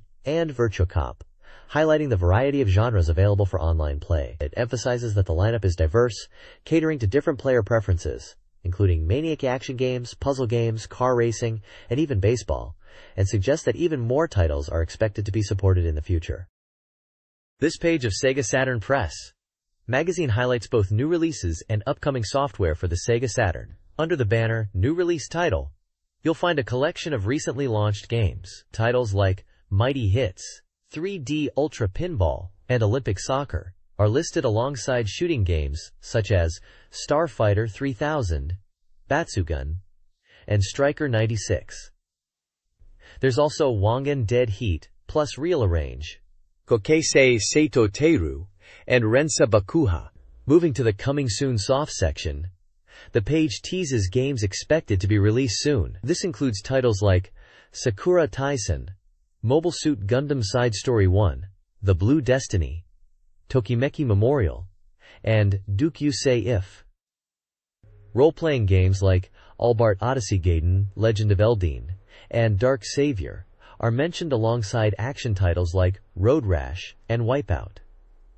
Puzzle fans have Puzzle Bobble 2X to look forward to, and action-packed games such as Saturn Bomberman and Nightruth #1 Door of Darkness are also on the horizon. Other listed titles include Taito Chase HQ Plus SCI, Ultraman Battle Provisional, Body Special 264, Aqua World Kaite Monogatari, Aqua Zone for Sega Saturn, Haunted Casino, Gekiretsu PA Chinkers, Des Crimson, Tokushu Kidu Butai JWAT, and Shingata Kurukuru Pa. The page emphasizes that these are key titles for the summer release season, aiming to showcase the depth and breadth of the Sega Saturn's software lineup. It features anime-style images and photos possibly relating to some of the games being advertised.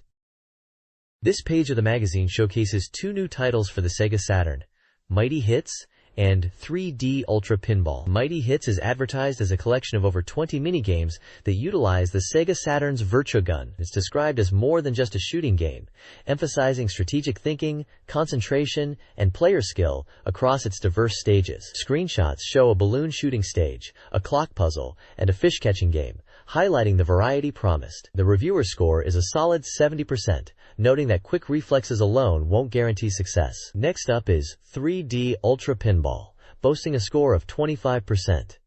This game aims to be a full-fledged 3D pinball simulation, distinct from your average pinball game.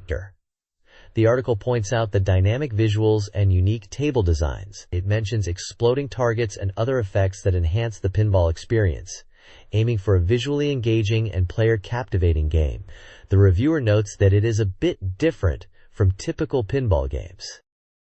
This page showcases 2 more upcoming Sega Saturn titles. First up is Getsuka no Kishi Ryu Senki, which appears to be a strategic board game, possibly in the style of Japanese chess or shogi. The article highlights the unique characters and deep gameplay, suggesting it's more than just a simple board game adaptation. It mentions various modes, including scenarios based on the original story, and emphasizes the intense battles that play out. The reviewer gave it a 60% completion score, noting the impressive visuals and overall quality as worth checking out. Below that is Papu Breeder, a simulation game where you nurture and train cute creatures called Papu. The concept is described as unique, putting players in the role of a goddess who guides and cares for these creatures. The gameplay seems to involve giving instructions to the Papu to complete tasks and solve events, with the goal of becoming the goddess of Papu. It's mentioned that there are 5 goddesses to choose from, each with unique abilities. This title received a 70% completion score, praising the charming characters and engaging gameplay loop of raising your Papu. This page is all about upcoming soccer games for the Sega Saturn. First up, we have Olympic Soccer, pegged for release in August, focusing on the Atlanta Olympics, and features the Japanese national team. They are boasting about realistic player movements, thanks to motion capture, and even having radio DJ commentary, which is pretty cool. The reviewer seems impressed, giving it a 90% score and highlighting the smooth player animations. They also mention the game recreates the Atlanta stadiums, aiming for an authentic Olympic atmosphere. Right below that is Striker 96, also launching late August. This one's emphasizing speed and realism, and boasts a massive roster of 38 national teams covering World Cup and Asian Cup competitions. They are really pushing the customization, mentioning detailed weather and ground condition settings, alongside 8 different camera angles and replay options. It supports up to 4 players, which is great for multiplayer. This one also got a solid 90% score from the reviewer, who specifically enjoyed the sliding tackles.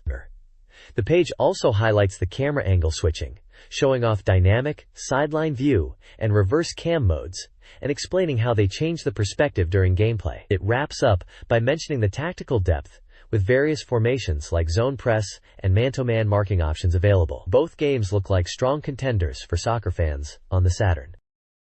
The next page showcases 2 very different shooting games coming to the Saturn. First, there's Starfighter 3000, a 3D space shooter set in the year 3037. You're a pilot fighting against the FedNet Space Army across 60 missions. It boasts large 3D battlefields, formation combat with allies, and even a 7-minute-long opening movie. The reviewer seems fairly positive, giving it an 80% completion score and asking if you can become a Starfighter ace pilot. Screenshots show varied 3D environments and spaceship action, highlighting the need to manage allies and keep an eye on enemy positions. Below that is Batsugun, a port of the popular arcade Do faction-style vertical scrolling shooter. This one's really pushing the Saturn's 2D capabilities to deliver intense bullfell action with tons of enemies on screen, all while maintaining smooth scrolling.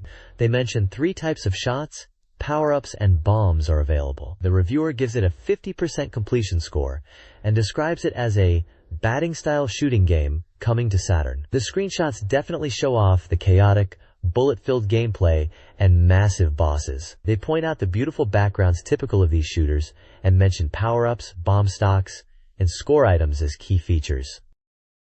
This page highlights 2 upcoming games.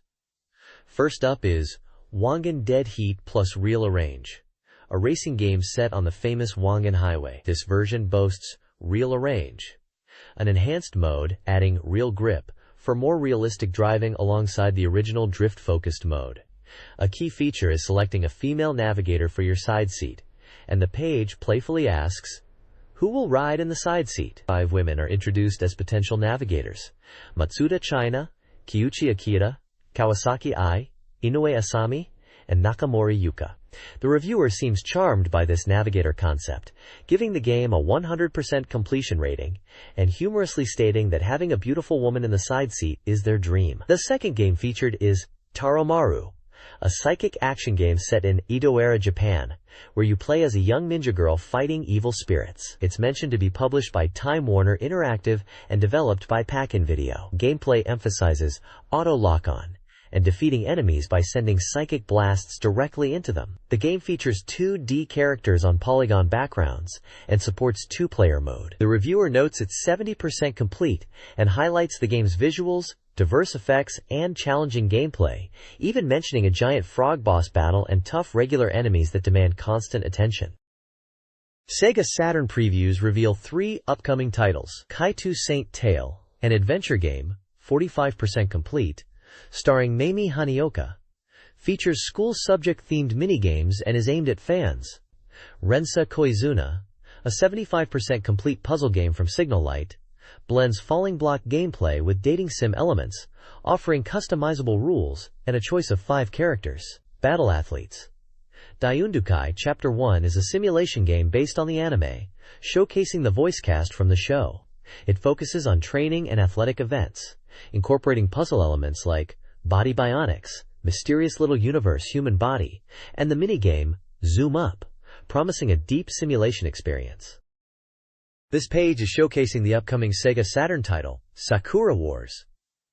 It's advertised as a coming soon soft, and they're teasing some exciting new details. Apparently this time around, there's even an anime creation classroom element in the game, which sounds interesting. The big news is the reveal of the underground blueprint of the Imperial Theater, which was previously only known as just the theater. We get a glimpse of the layout, and it turns out the underground is actually the command center for the Imperial Combat Review, the Flower Division. There's a screenshot of Maria Tachibana saying, "Flower Division, ready?" Also featured are visuals of the Death King, who seems to be a major antagonist. We see a group shot of what's labeled as the Death King Army, showing off some of the villains. There's also a shot of a large mechanical contraption, with someone saying, "Fufu," almost complete. It looks like they are developing some kind of large-scale weapon for their evil plans, possibly to cause earthquakes. The game is still marked as completion rate %, but the release is still aiming for September, although no firm date has been given yet. It's described as a dramatic adventure and will be available on 2 creeds and supports the shuttle mouse. This page delves into the actual animation production for the visuals used in the game, most likely Sakura Wars continuing on from the previous page. It's a look at how these in-game anime scenes are created, revealing that it takes at least 10 processes to complete just one visual. We see a series of animation frames presented as if on a film strip, illustrating different stages. There are rough sketches, line art, and even some color instructions. The handwritten notes in Japanese explain the different steps, like deciding character placement, refining the lines, and specifying color areas, giving us a glimpse into the detailed work that goes into creating these anime visuals for the game.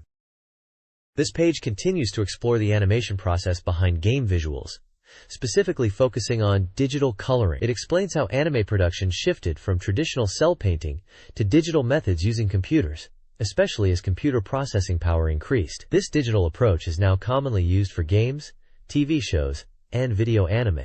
The page illustrates the animation workflow using a film strip style layout, showing the progression from rough sketches and line art to fully colored scenes featuring characters that strongly resemble Sakura and Ogami from Sakura Wars. The handwritten notes in Japanese within these frames detail the different stages of animation, like deciding character placement, refining lines, coloring specific areas like hair and ribbons, and adding highlights, emphasizing the meticulous steps required to complete a single frame. We can see various stages of a scene unfolding, demonstrating the detailed work involved in creating these anime-style visuals for games. The final image at the bottom highlights a completed scene, reinforcing the message that producing animation for games, even with digital tools, is still a very labor-intensive process. It seems this page is giving readers an insight into the effort and artistry behind game animation of the era, likely still focused on Sakura Wars, as hinted at previously. Mobile Suit Gundam Side Story 0079 Blue Destiny is a 3-volume SEGA Saturn game set during the One-Year War, allowing save data transfer between volumes for a connected narrative.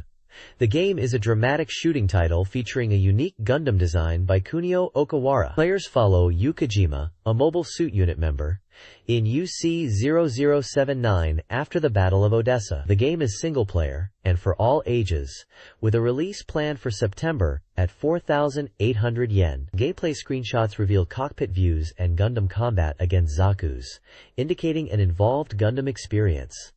The game is reportedly 90% complete. This page focuses on gameplay details for what looks to be Mobile Suit Gundam Side Story 0079 Blue Destiny. Continuing from the last page we looked at, it highlights 2 different mission scenarios presented as case studies. Case 1, titled Decisive Battle into Enemy Base, is all about nighttime operations and speed, emphasizing the lock-on feature. You play as Yukijima, tasked with leading a unit of 3 grams to attack a Zeon base in what's called Operation Night Eagle. The article questions if the mission will be successful given the Zeon forces have Zaku's and powerful searchlights for defense. Screenshots show the cockpit view, the lock-on system in action, and examples of mission success and failure screens. Case 2, Desert Battle, shifts the scene to a desert environment. This scenario is about moving defensively and engaging enemies in the sandy terrain. It mentions using Cracker Zaku as a tactic, and even taking down enemies in the air. The screenshots for this case show desert combat, and demonstrate the different gameplay mechanics being discussed. Finally, the page shows examples of mission success and failure screens. A successful mission is depicted by destroying all Zakus and achieving the objective, all displayed with in-game polygon graphics. Failure, on the other hand, is shown by your gym being destroyed, leading to a game over. It seems they're showcasing how mission outcomes are presented in the game using the Saturn's polygon capabilities. This page is all about Tokimeki Memorial Forever With You, a dating simulation game. It's focusing on the Date Spot Special, highlighting a core element of the game, deepening relationships with girls through dates. The article mentions that choosing the right date, time, and location is crucial for progressing the relationship. It also points out that the date spot information is really important, and you can use phone calls to girls to get hints about date spots to use for successful dates and avoid failures. There's a section showing a game screen with a completion rate of 100%, alongside developer comments. It seems the developers are excited about the game's upcoming release on July 19th, with both standard and special editions available at different prices. The article also teases developer interviews across 2 issues, hinting at more insights to come. Game screenshots show in-game menus that seem to relate to date planning and scheduling, including a calendar view and options for choosing date locations such as Karaoke Box and Moongate. It looks like they are emphasizing how detailed the dating simulation is, letting players plan out their romantic encounters.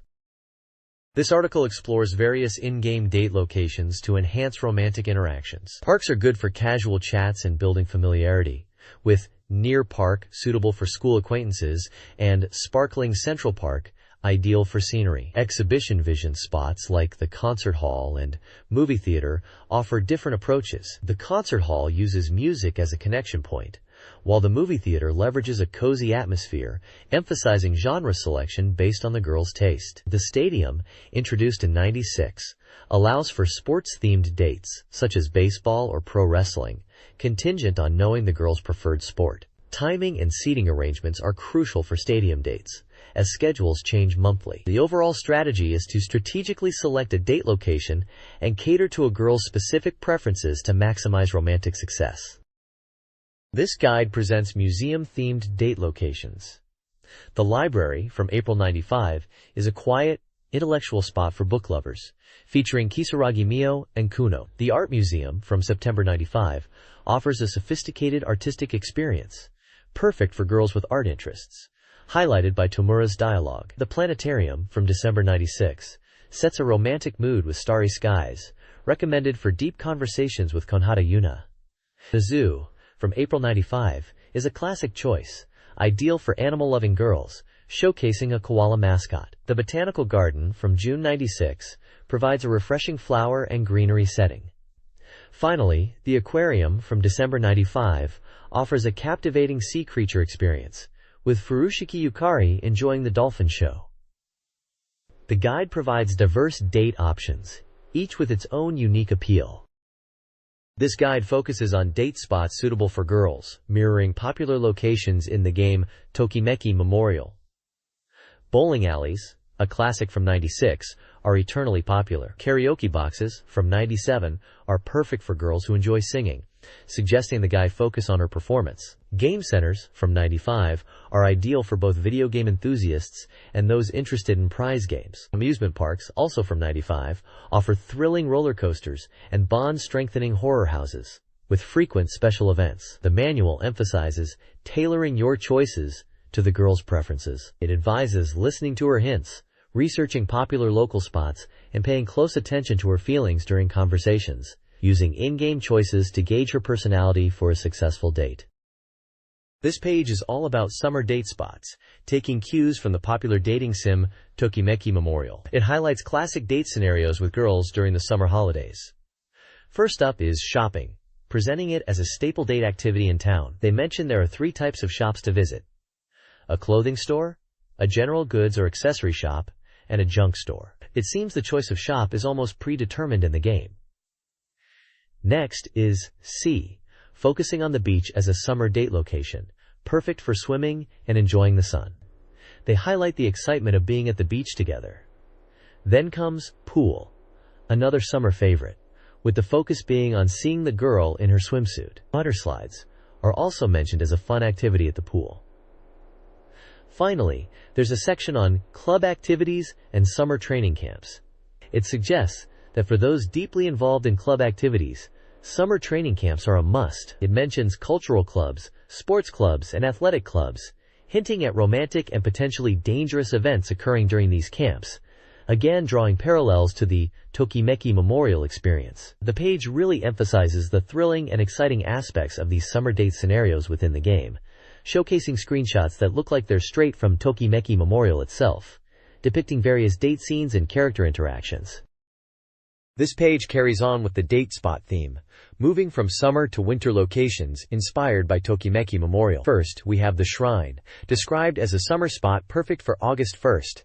It highlights the festival atmosphere and mentions enjoyable mini-games. Switching to winter, the ski resort is presented as a great spot for a date during the winter break, emphasizing the romantic snowy scenery and conversations about skiing. Next up is the skate rink, also for a winter date, focusing on the intimacy of holding hands while skating and describing a girl's charming skating style. Finally, there's an interview with the producer of Tokimeki Memorial about the SEGA Saturn version. They discuss the upcoming Tokimeki Memorial Edition, mentioning special bundled items like an artificial angel and a laughing bag as bonus items for the special edition. The producer talks about incorporating user feedback and the development process for the Saturn version, ensuring it meets player expectations and addresses concerns about limited edition releases. The producer, Mitsuyoshi Sanpin, expresses his hope that players will enjoy the game and experience the Tokimeki feeling. This page continues with the Tokimeki Memorial theme and features an interview with Masashi Kokura, the graphic designer for the PC Engine version of Tokimeki Memorial. Kokura recounts that the project started after they finished Gradius 2 on the PC Engine, with the initial idea being to create a game like the manga Touch. He was appointed as the chief graphic designer, marking his first time designing characters for a game. He discusses the development process and reveals that designing Fujisaki Shiori was a challenge, and he still feels he hasn't fully captured her ideal image. The page also includes a character profile box for Fujisaki Shiori, showing her name, nickname Shichan, birthday on May 12th, and blood type A. Kokura also mentions his background in drawing backgrounds and initially feeling nervous about drawing characters, especially with pen and ink. The next page continues the interview with Mr. Kokura, the graphic designer, focusing on the evolution of the Tokimeki Memorial art style. He mentions they initially used scanned wink illustrations from development materials, finding them a bit buggy looking, but kept them for uniqueness. He also talks about refining the female character expressions to be gentler, reflecting a trend towards softer depictions. He feels they aimed for idealized illustrations, sometimes overdoing it. Kokura also touches upon the Tokimeki phenomenon and how, as a designer, he approaches it. He concludes by mentioning his involvement in supervising additional graphics for the SEGA Saturn version, ensuring quality and adding extra touches like package illustrations. There are also screenshots illustrating the game and the discussed art style evolution. This page continues discussing Tokimeki Memorial, this time focusing on the audio side of the game and the move to Cradrone. The interviewer speaks with Yuki, who was involved in sound design. Yuki explains that when they initially started developing for PC Engine, they were limited by the sound hardware, but with Cradrone they saw an opportunity to significantly improve audio quality. The goal was to make the girls in the game feel alive through sound, and they were keen to use Cradrone's capabilities to its full potential. Yuki mentions recording voice actors extensively, aiming for a natural performance and carefully syncing the voices with the animation. He describes the voice actor selection process and the direction given to them. He also highlights that for the SEGA Saturn version, they added even more voice content and new elements, emphasizing the high quality and originality they strived for in the game. He jokes about aiming for perfection and the immense effort they put into the sound design. Konami's Yuki, sound producer for Tokimeki Memorial, discusses the game's sound production. The shift to CD-ROM on the Saturn significantly improved audio capabilities compared to the PC Engine. With increased storage, they were able to add more voice acting and focus on originality. Yuki aimed for natural and lively voice performances by directing the actors. The iconic Tokimeki sound effect was original, eliciting surprise from the voice actors. Music was carefully crafted to balance speed and emotional depth, particularly for key events and concert scenes. The team used a 4-gear sound system, emphasizing CD quality sound in the PlayStation and Saturn versions. Their ultimate goal was to create a memorable soundscape that would resonate with players. This page presents a couple of reviews for Tokimeki Memorial, under the title, "Perhaps one of its charms is that it's not roundabout." First up, we have programmer Yoshimine Toyohiko, who talks about his own background developing Saturn games. He praises Tokimeki Memorial for its solid system design, engaging scenario, and impressive visuals. He notes it simulates school life but in a simplified way, finding the overall game balance and polish to be top-notch, especially for a game of this type on the Saturn. Next, pro gamer Ikebukuro Sarah dives into her review, mentioning she usually plays hardcore 3D RPGs like Wizardry and Devil Summoner, and action titles like Resident Evil. She sees Tokimeki Memorial as a softer, more otaku-oriented school-based game, even comparing it to titles like Girls' Prison Island Story. She humorously observes the game's opening is getting more suggestive, which she thinks otaku fans might appreciate. She describes the gameplay loop of inputting names and birthdays and going through the dating simulation. She mentions finishing her first playthrough and finding the ending predictably bland and realistic. She jokes about wanting to ditch work and just keep playing for days to see if it gets more exciting. The page also features screenshots from Tokimeki Memorial, showcasing in-game scenes and characters. Reader's Station Volume 6 features various reader submissions. Or's Diary laments rainy weather and laundry difficulties. Game Girl details a man's frustration with his girlfriend's game critiques during fighting games. Arcader recounts a daily arcade routine focused on Virtua Fighter 2 and Jeffery, including a cosplay attempt. One describes a young daughter's love for GameWare Volume 1 and its Edison game, with the parent considering more games from the series. Hall showcases a reader's curiosity about the Hakodate Kani Combo Hall and its Knights movie. Lost Item involves a reader searching for a potentially forgotten old hard drive. The volume also includes illustrations from an NRK. Taka inquires about lost save data. Finally, Sunglasses Tango questions the game's quality.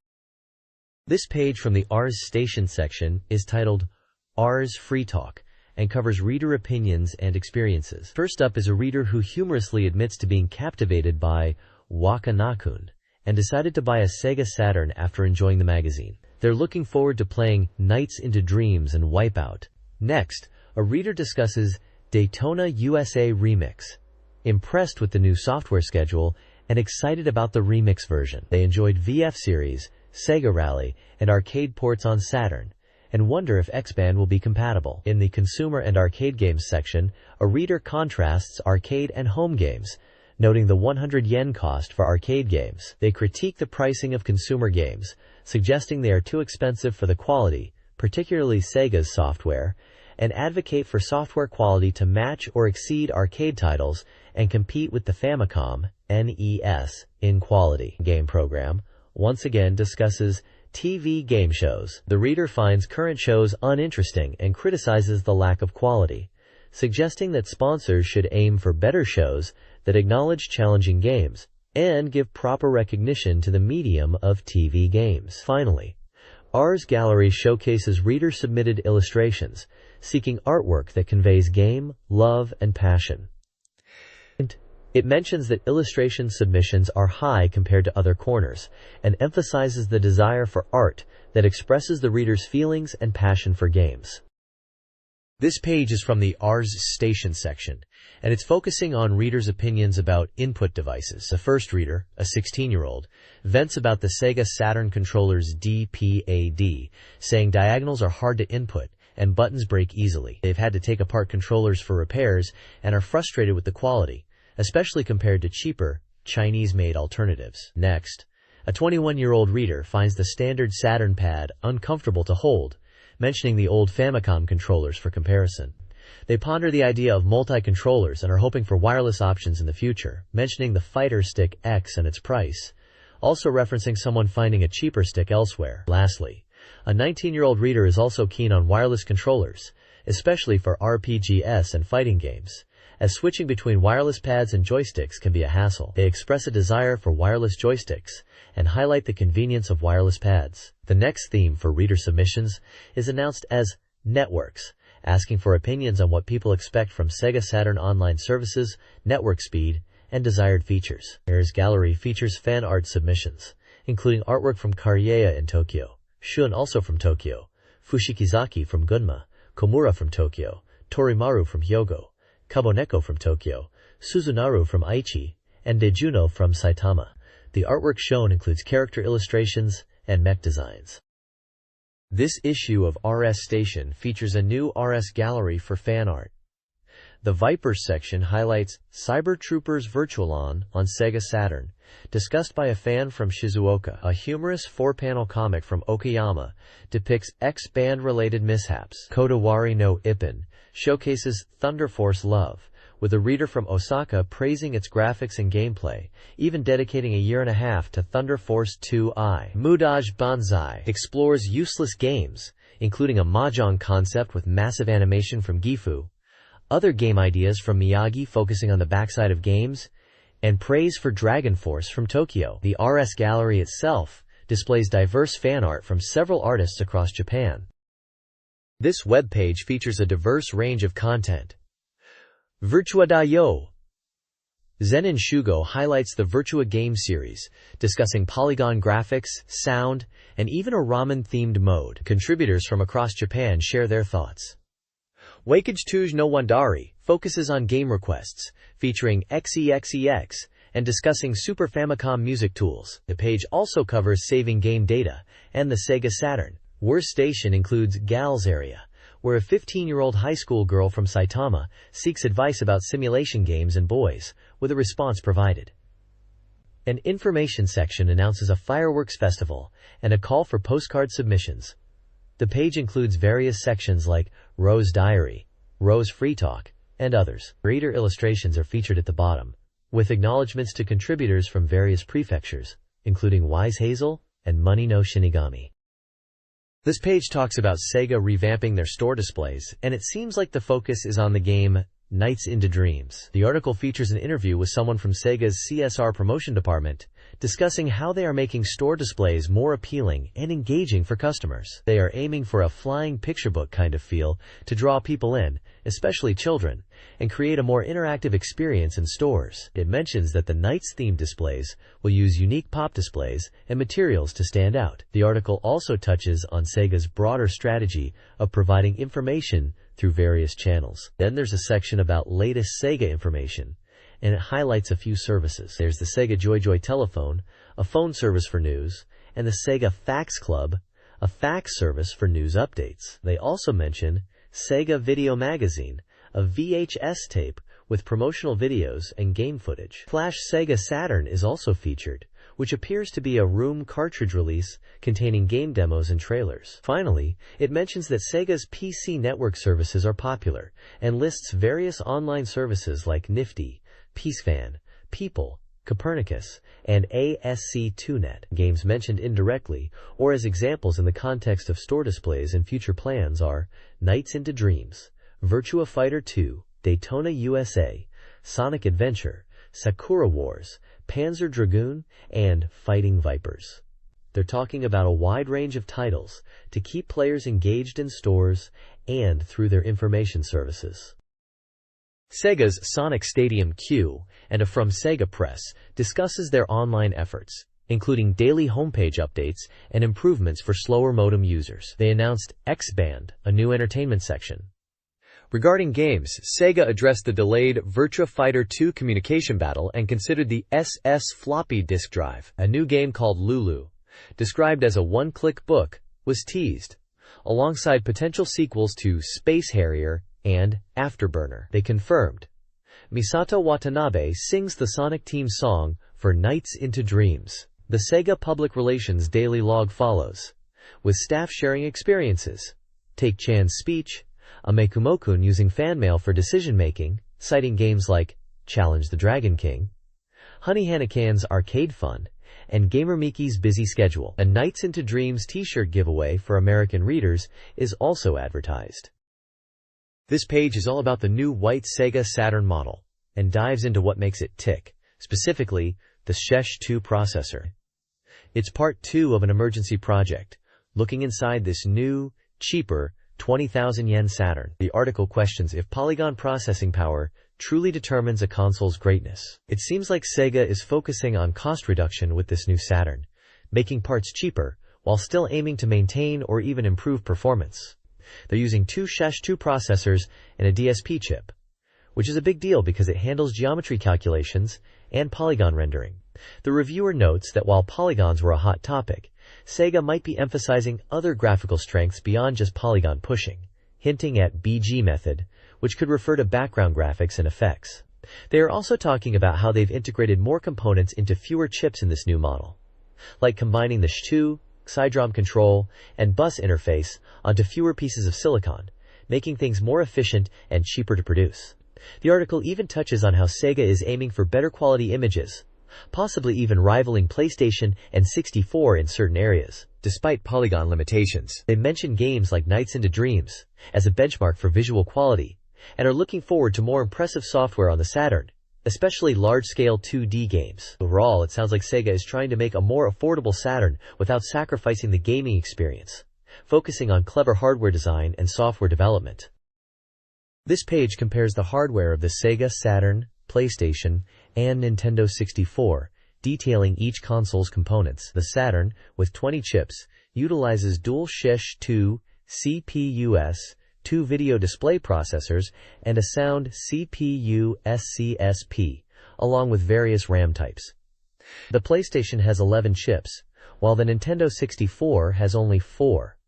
The document also includes technical term explanations. These explain the SH2 DSP for geometry calculations and polygon rendering, the BG method for screen composition using block-based displays, and how bitmaps are rendered in 3D games. It further describes motion JPEG's use for full-frame still images on the Saturn. This analysis aims to provide a technical understanding of the hardware architectures, delving into the specifics of each console's internal design. This page is announcing the Brain Battle Q Power Summer Tournament for the Sega Saturn quiz game Brain Battle Q. It's a big competition with a grand prize of 100,000 yen and prizes for the top 100 places. The tournament runs from July to August 1996, and to enter, you need to play Brain Battle Q, achieve a high score, and send in your entry form.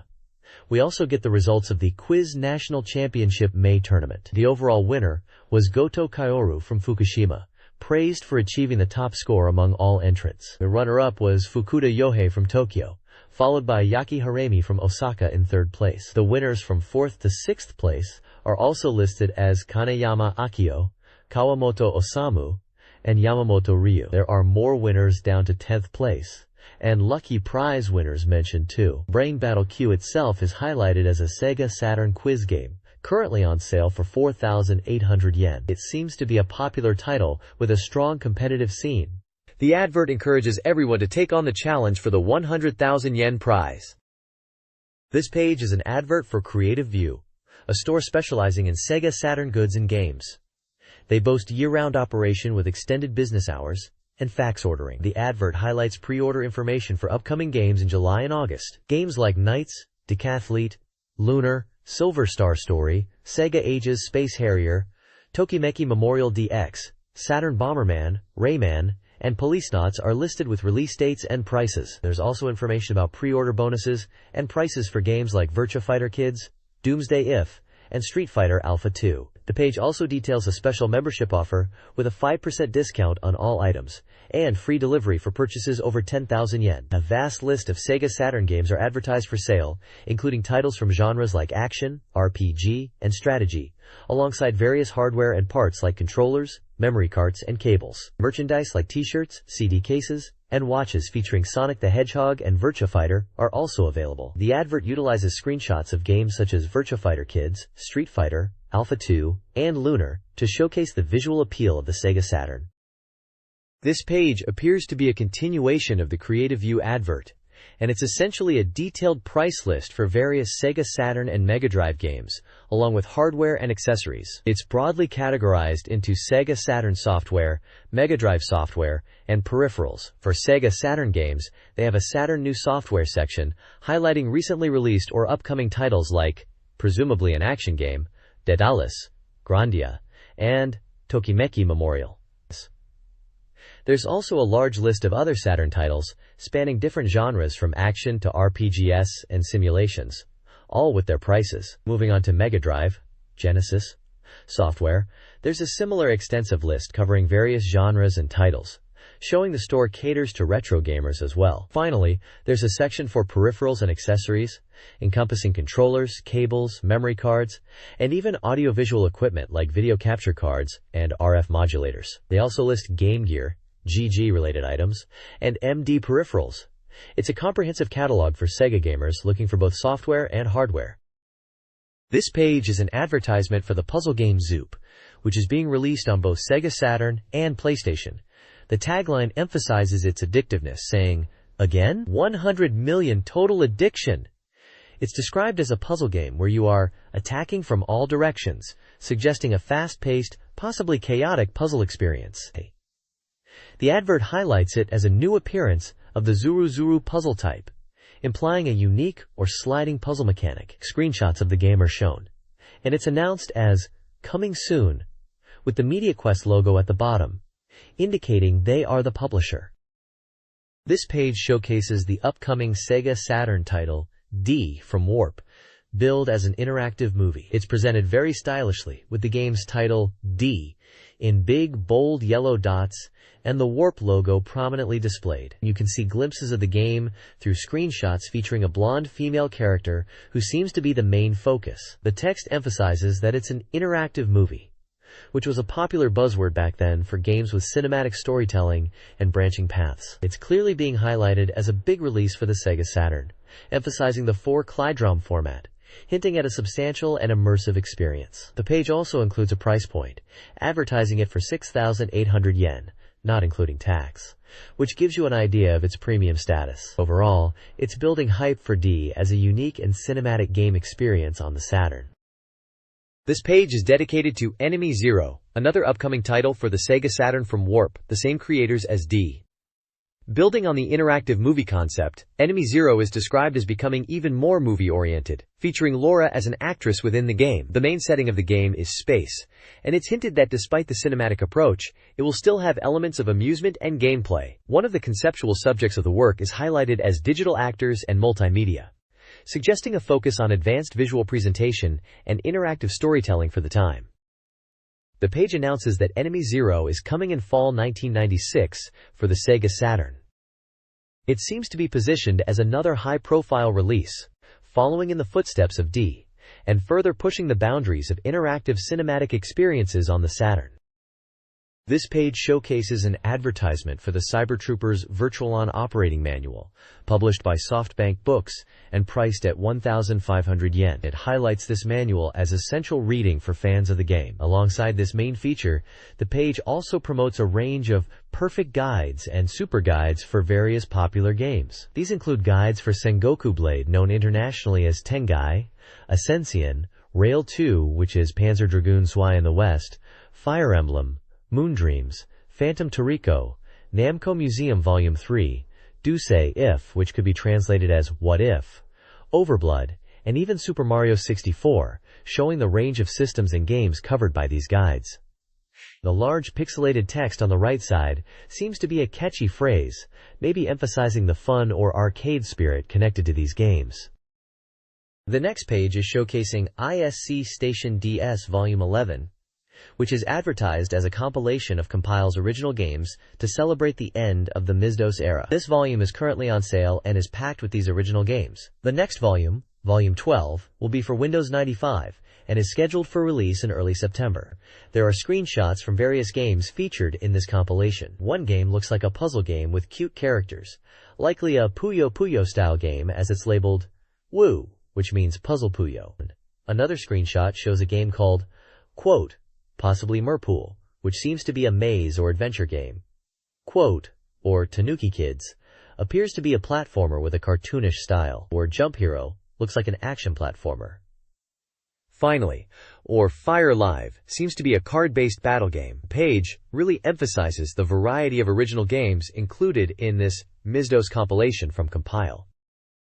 Ancient Park Volume 9 focuses on reader feedback for Thor, Legend of the Spiritual King, Beyond Oasis. The page thanks readers for postcard submissions, including fan art and messages about Thor, Story of Thor, and Bare Knuckle, Streets of Rage. It also acknowledges reader interest in appearing on Saturn, highlighting community engagement. A section discusses the game's music, composed by Yuzo Koshiro, who strived for a grand 19th-century orchestral sound despite hardware limitations. 512 kilobits sound memory. The J's Room offers further thanks for reader submissions. Finally, a Thor information box provides gameplay tips for Beyond Oasis, focusing on using rolling rocks and meditation to solve puzzles, find hidden items, and encourage exploration.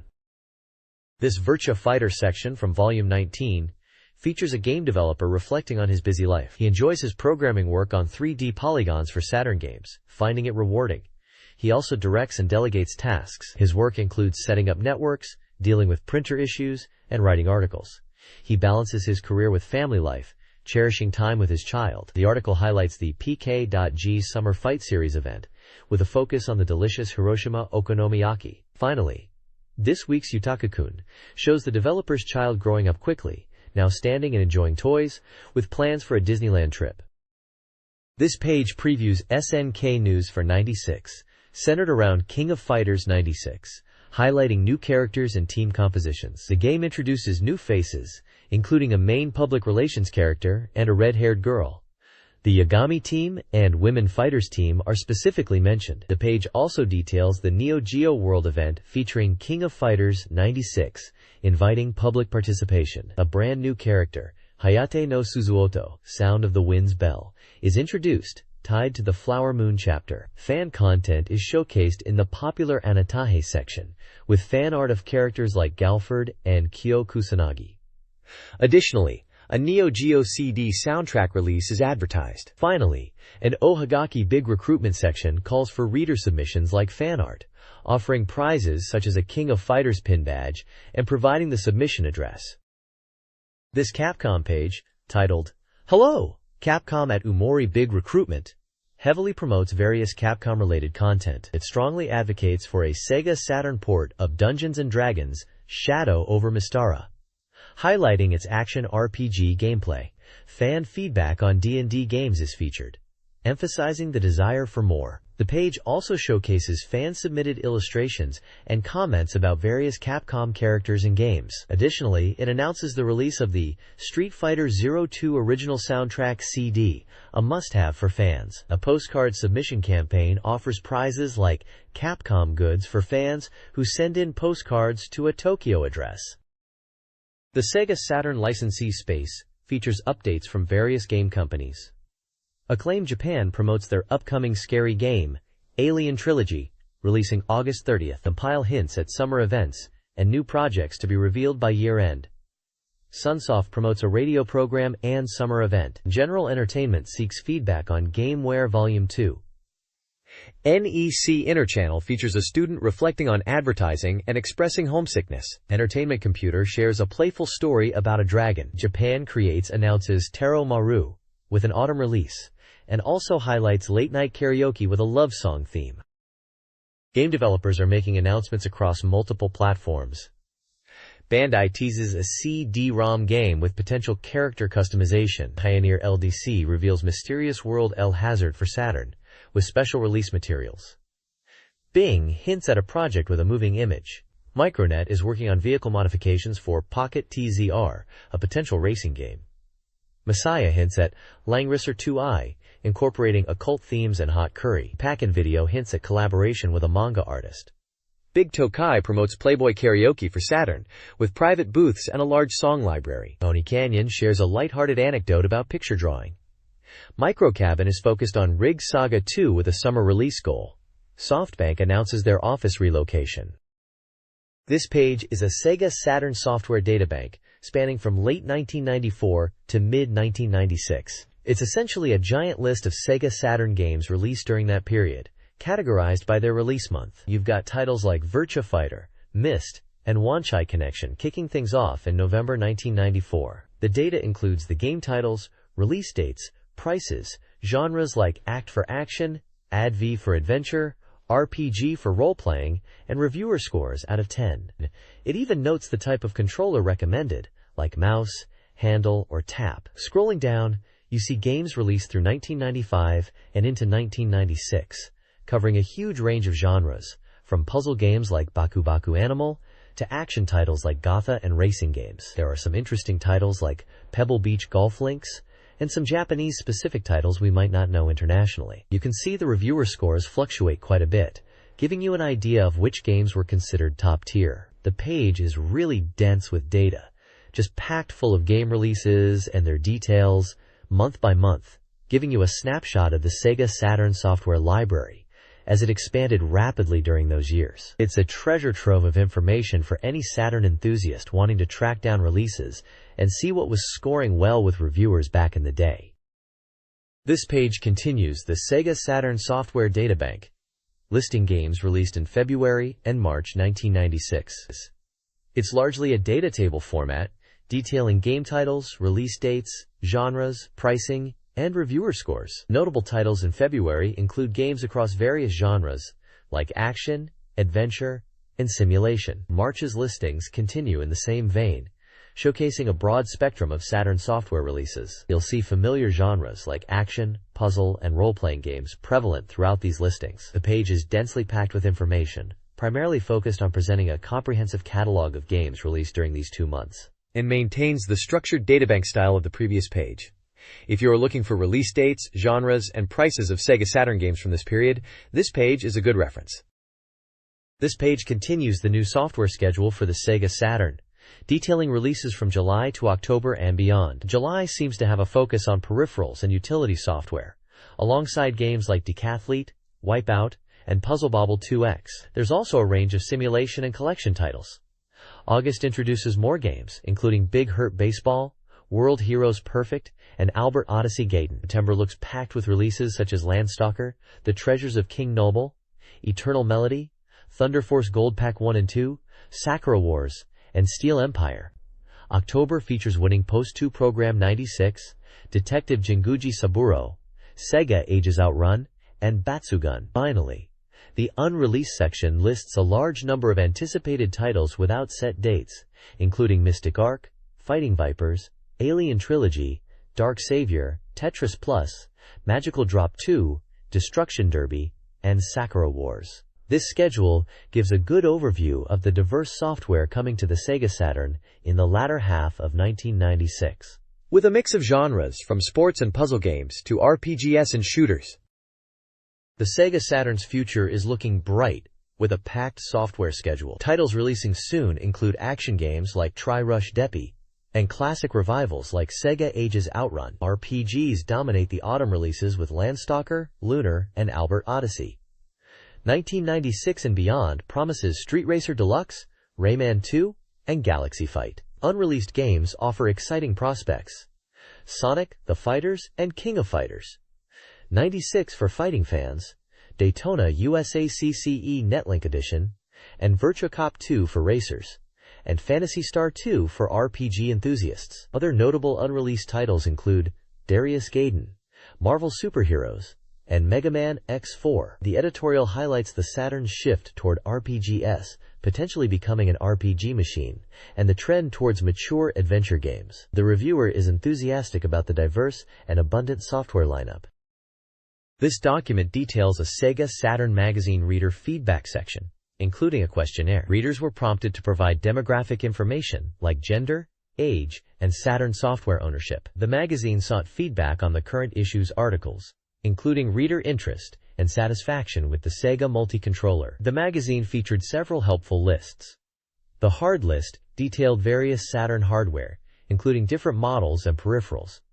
The soft list provided a comprehensive catalog of Saturn games, showcasing a wide variety of titles, including classics like Virtua Fighter and Panzer Dragoon. The magazine used the feedback to understand reader preferences and guide future content.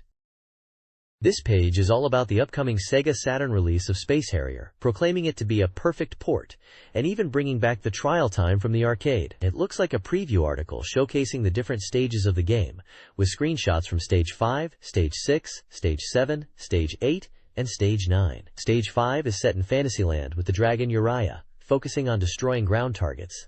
Stage 6 is Olus, featuring mechanical enemies and jet stream domes. Stage 7, Lucasia, introduces elephant enemies and more domes.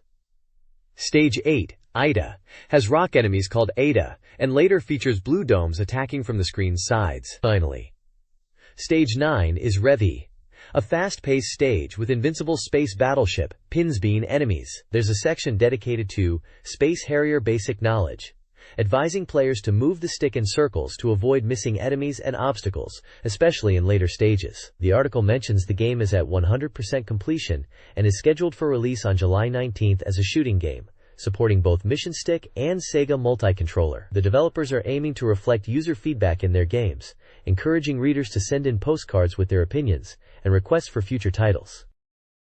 This page is highlighting the upcoming Sega Saturn game, Dukyusei If, which translates to Classmates If, and it's being advertised as Coming Soon Soft. The game is marked as 100% complete and is slated for release on June 28th, positioning it as the master's birthday of Dukyusei, and even the reviewer's own birthday. The article describes Dukyusei If as a what-if scenario, exploring complex emotions and relationships within a group of around 20 characters, including classmates, juniors, and seniors, all set during the last 3 weeks of summer vacation. The page then breaks down the 3 big points of interest on the game screen. These are the message and choice displays for dialogues and decisions, the main gameplay screen and cursor for interaction, and the current time and pocket money display which affects gameplay. The game involves navigating a map, entering locations, and managing time and money.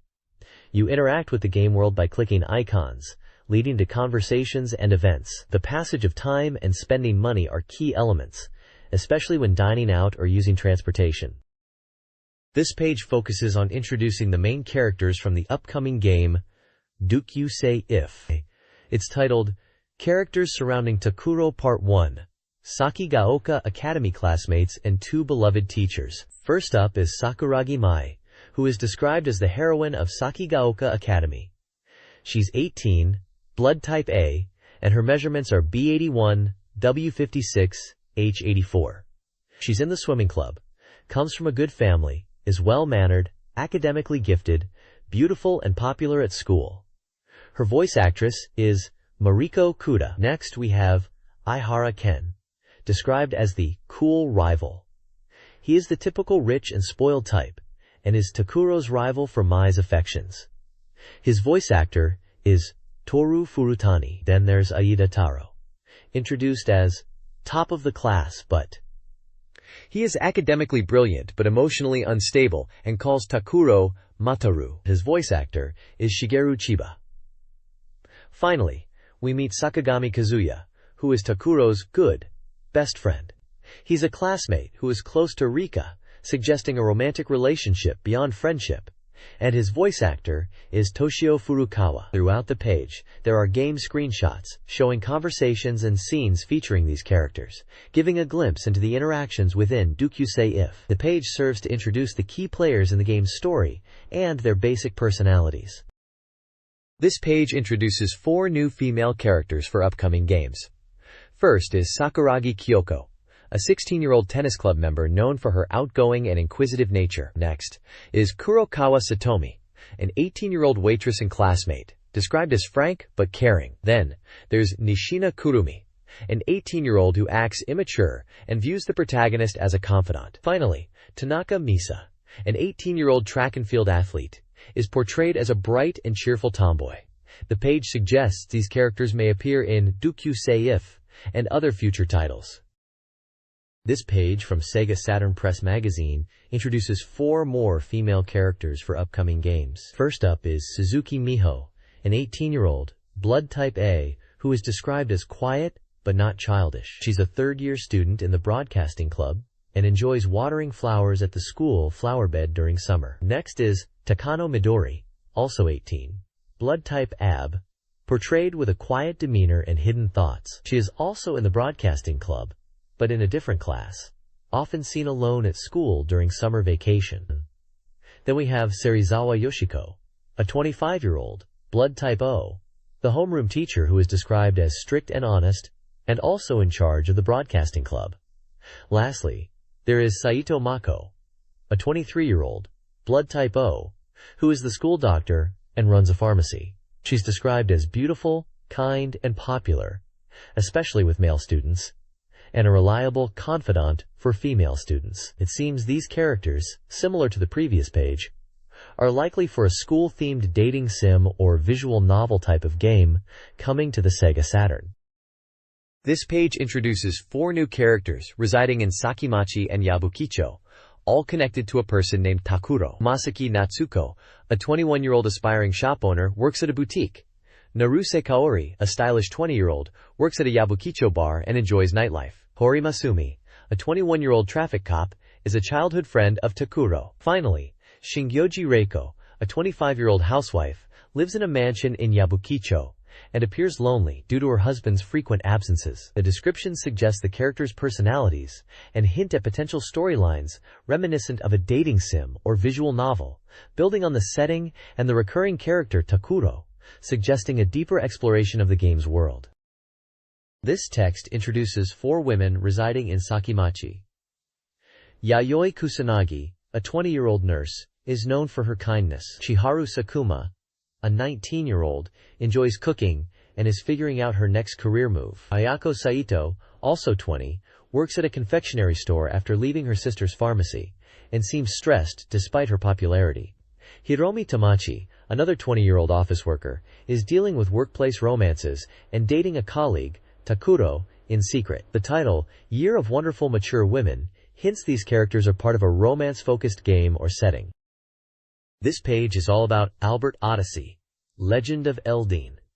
It's a role-playing game that was nearly finished at the time of this magazine, boasting a 90% completion rate. The article mentions the game's story revolves around leaving the town of Solus and encountering dragon people. There's a section detailing the area around Solus Town, including a map that shows routes to other locations like Goat Town and the Dragon People's Shrine, highlighting strong monsters in the area. We get to see a dragon person character called Elder, described as a 28-year-old warrior and a master of the two-sword style. The page also features an interview with the sound staff, specifically sound creator Naoki Komagata and sound director Masataka Nakata from Sunsoft Sound Group. They discuss their approach to the music in Albert Odyssey Gaiden, mentioning they aimed for a classic RPG sound, but also incorporated new age and ethnic music elements to reflect the game's locations and atmosphere. They talk about using folk instruments and experimenting with various sounds, suggesting a detailed and considered approach to the game's audio. Finally, there's a small piece advertising the game's soundtrack, CD, which includes music from the game and some unreleased tracks, priced at 2,000 yen. This page continues the coverage of Albert Odyssey, Legend of Elden, focusing on the journey to Goat Town. We see Ratchesta making a reappearance, encountering the biker gang on their way. It seems there's an unexpected event in Goat Town, where the biker gang gets surrounded by goat knights, creating a bit of a stir in the story. There's a map of Goat Town showing its layout. The page also delves deeper into the sound production of the game.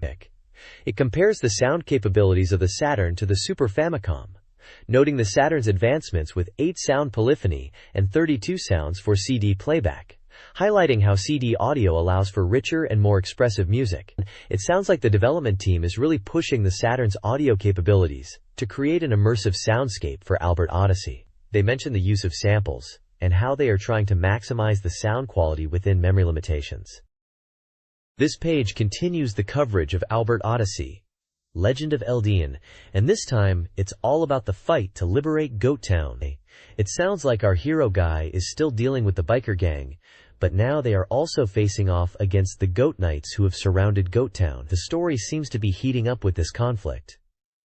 We also get introduced to a new character named Norma, who's described as a powerful mage with strong magical abilities. Apparently she shows up in Goat Town with teleportation powers and becomes involved in the events there. The screenshots showcase some battle scenes and give us a glimpse of Goat Town itself. Continuing from the previous page, there's more talk about the sound and music in the game. The developers are really emphasizing the use of violins and aiming for a high level of musical quality on the SEGA Saturn. They're discussing the arrangements and how they are trying to maximize the impact of the sound within the Saturn's capabilities. It sounds like the reviewer is pretty impressed with the music direction and the overall sound design for Albert Odyssey. They are discussing the use of samples and how they want to create a soundscape that's both broad and transparent. They seem to be really focused on making the music a strong point of the game.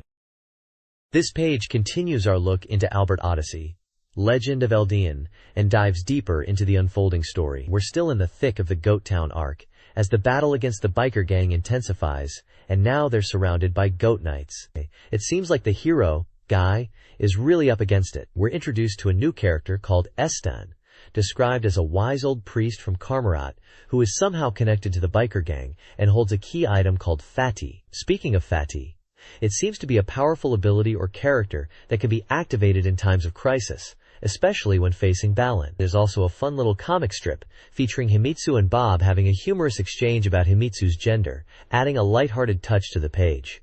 And finally, there's a big announcement for an Albert Odyssey side story illustration contest. They're calling for submissions of fan art and encouraging everyone to participate, mentioning prizes and deadlines. It looks like there are already some impressive entries showcased here. At the bottom, there's address information for SoftBank Publishing and SEGA Saturn Magazine related to the Albert Odyssey illustration contest. Dracula Detective for SEGA Saturn is previewed, focusing on its interrogation gameplay.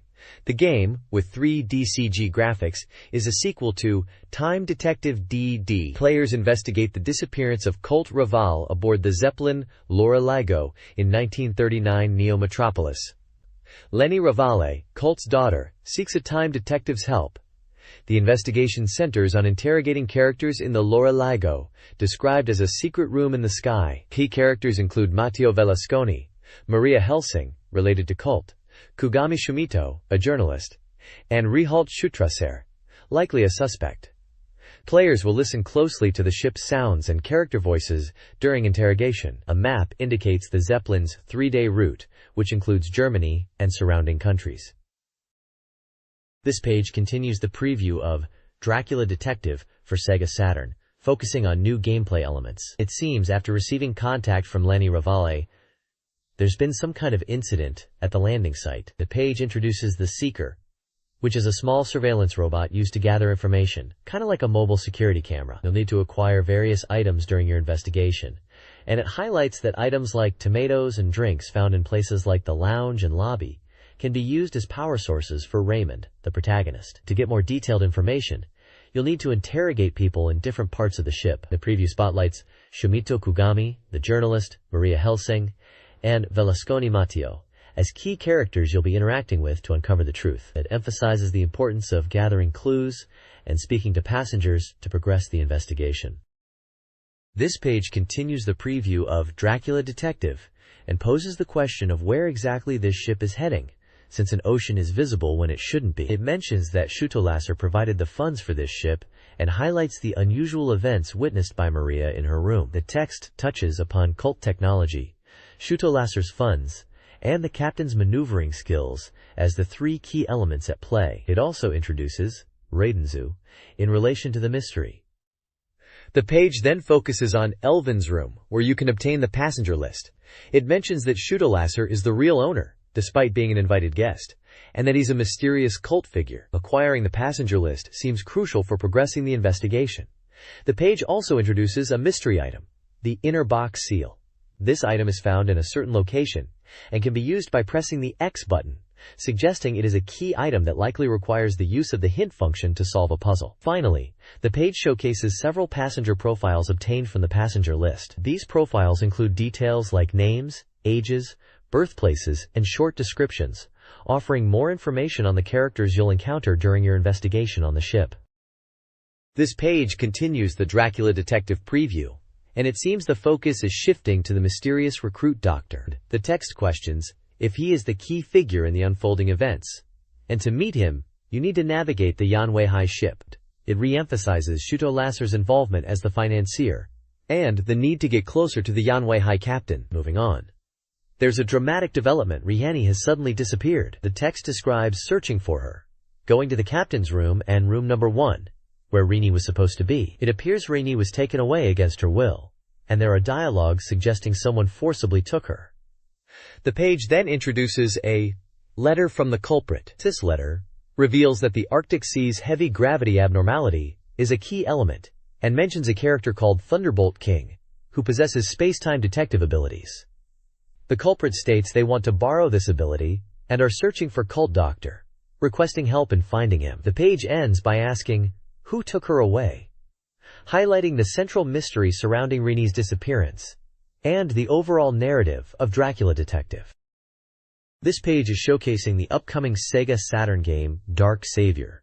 It's touted as an action RPG from Climax, scheduled for release on August 30th. The page emphasizes the game's impressive movie scenes, highlighting their quality and smoothness, even mentioning they run at 30 frames per second. The reviewer seems impressed with the visuals and sound, saying it pushes the Saturn's capabilities. The feature then introduces Parallel Scenario 2, indicating that the game has branching storylines. Scenario In involves pursuing villain, but Scenario 2 takes a different path, where you have to save Ryu's brother, Luke, who is trapped inside villain. This new scenario leads Ryu to Jaira's island, implying a shift in the game's narrative and objectives. The screenshots illustrate these scenarios, showing gameplay and dialogue scenes. There's mention of encountering biological weapons, and the need to investigate a captain's room, along with a journal entry named Jack's Log that hints at recurring dreams and strange events, suggesting a deeper mystery within the game. The page ends by emphasizing the importance of this Parallel Scenario 2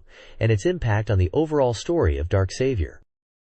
This page continues to highlight the upcoming SEGA Saturn title, Dark Savior, emphasizing its puzzle elements within the dungeons. It showcases two main dungeon areas, Dexcalibur Castletown and the Underground Mine. In Dexcalibur Castletown, you're tasked with rescuing someone named Amadou, who seems to be captured. Gameplay involves throwing pun at enemies, which may be projectiles or some kind of wordplay mechanic.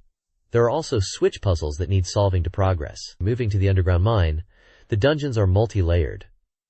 You'll need to activate switches on each floor to open pathways. These switch mechanisms aren't simple, requiring action and puzzle-solving skills, suggesting increasing difficulty as you go deeper. One highlighted mechanic is using a button to dash, possibly for timed challenges, or to avoid obstacles like lava. The page also hints at story progression, mentioning a scenario where you encounter a Killer Doll Johnson. There's talk of communication devices and dialogue, suggesting narrative elements even within the dungeons. It seems you'll be communicating with the captain and dealing with villain, tying back to the parallel scenario plot introduced previously where villain is a key antagonist. The story seems to progress to finding villain at sea and heading towards Janera's island, reinforcing the shift in location and narrative path of Parallel Scenario 2. The page concludes by reiterating the game's dual subtitle, A Hunt for the Evil and A Hunt for the Heart, and encourages players towards further adventures in Dark Savior.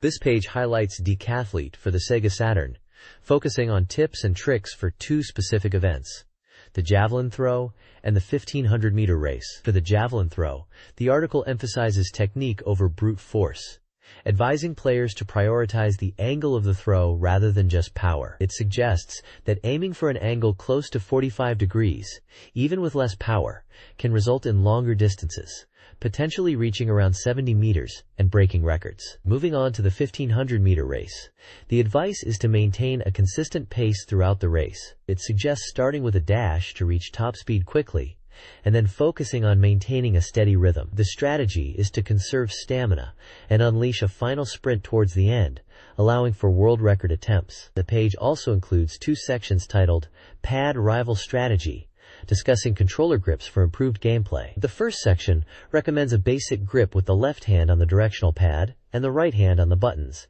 with the R button mapped to the action. The second section suggests a Norguard grip, specifically for shot put, also using the R button for action, and advising players to relax their arms and focus on their core. The overall theme is to simulate strategies and master techniques to excel in Decathlete. This guide to the Decathlete game offers controller strategies and event-specific tips. For the discus throw, angle is as important as power, with 45 degrees suggested for maximum distance. The high jump emphasizes precise footwork and timing, specifically the approach and jump moment. The 110 meters hurdle section highlights rhythm and timing to avoid slowing down. Pole vault requires precise timing during the approach and jump, presented with visual aids.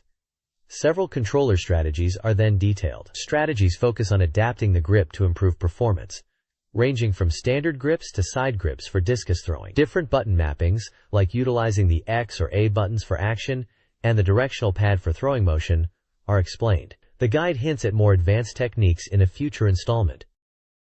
This page is all about the baseball game, Greatest 996 for the SEGA Saturn. It looks like a preview or feature showcasing the game's player data and team rosters. The main visual element are tables filled with player names, positions, hitting and pitching styles, and various stats like power, speed, fielding, and throwing ability. It seems to cover multiple baseball teams, probably Japanese professional teams, with detailed player information for each. There are little topic sections scattered around that give insights into aspects of the game, such as strategies for pitching and hitting, and how player attributes affect gameplay. The text mentions things like focusing on batting in pinch hitting situations, strategic base running, and the importance of fielding abilities. The overall tone is enthusiastic, highlighting the depth and enjoyment of playing pro baseball as a fan through this game. It mentions different pitching styles, like straight balls, curves, and forks, and how these are important in the game. It seems like a very stat-heavy baseball simulation game, aimed at fans who like to delve into the numbers and strategy of baseball. This page provides a detailed statistical breakdown of all 12 professional baseball teams from the Central and Pacific Leagues for the Greatest 996 feature. It showcases player data, including batting and throwing orientations, positions, hitting styles, and stats for hitting, running, fielding, and arm strength. Pitcher stats include pitch types and quality. Each team is analyzed, highlighting their strengths and weaknesses. The Oryx Blue Wave and Seibu Lions have strong batting lineups, while the Nippon Ham Fighters, Hanshin Tigers, and Yomiuri Giants are praised for their balance. The Lot Marines and Hiroshima Carp excel in fielding and defense, respectively. The Dai Hawks are noted for their slugging, and the Kintetsu Buffaloes have strong pitching, the Yakult Swallows have a well-rounded attack, and the Yokohama Bay Stars have a powerful batting lineup. The Chunichi Dragons are described as having a strong defense. The page caters to fans seeking in-depth player and team performance analysis.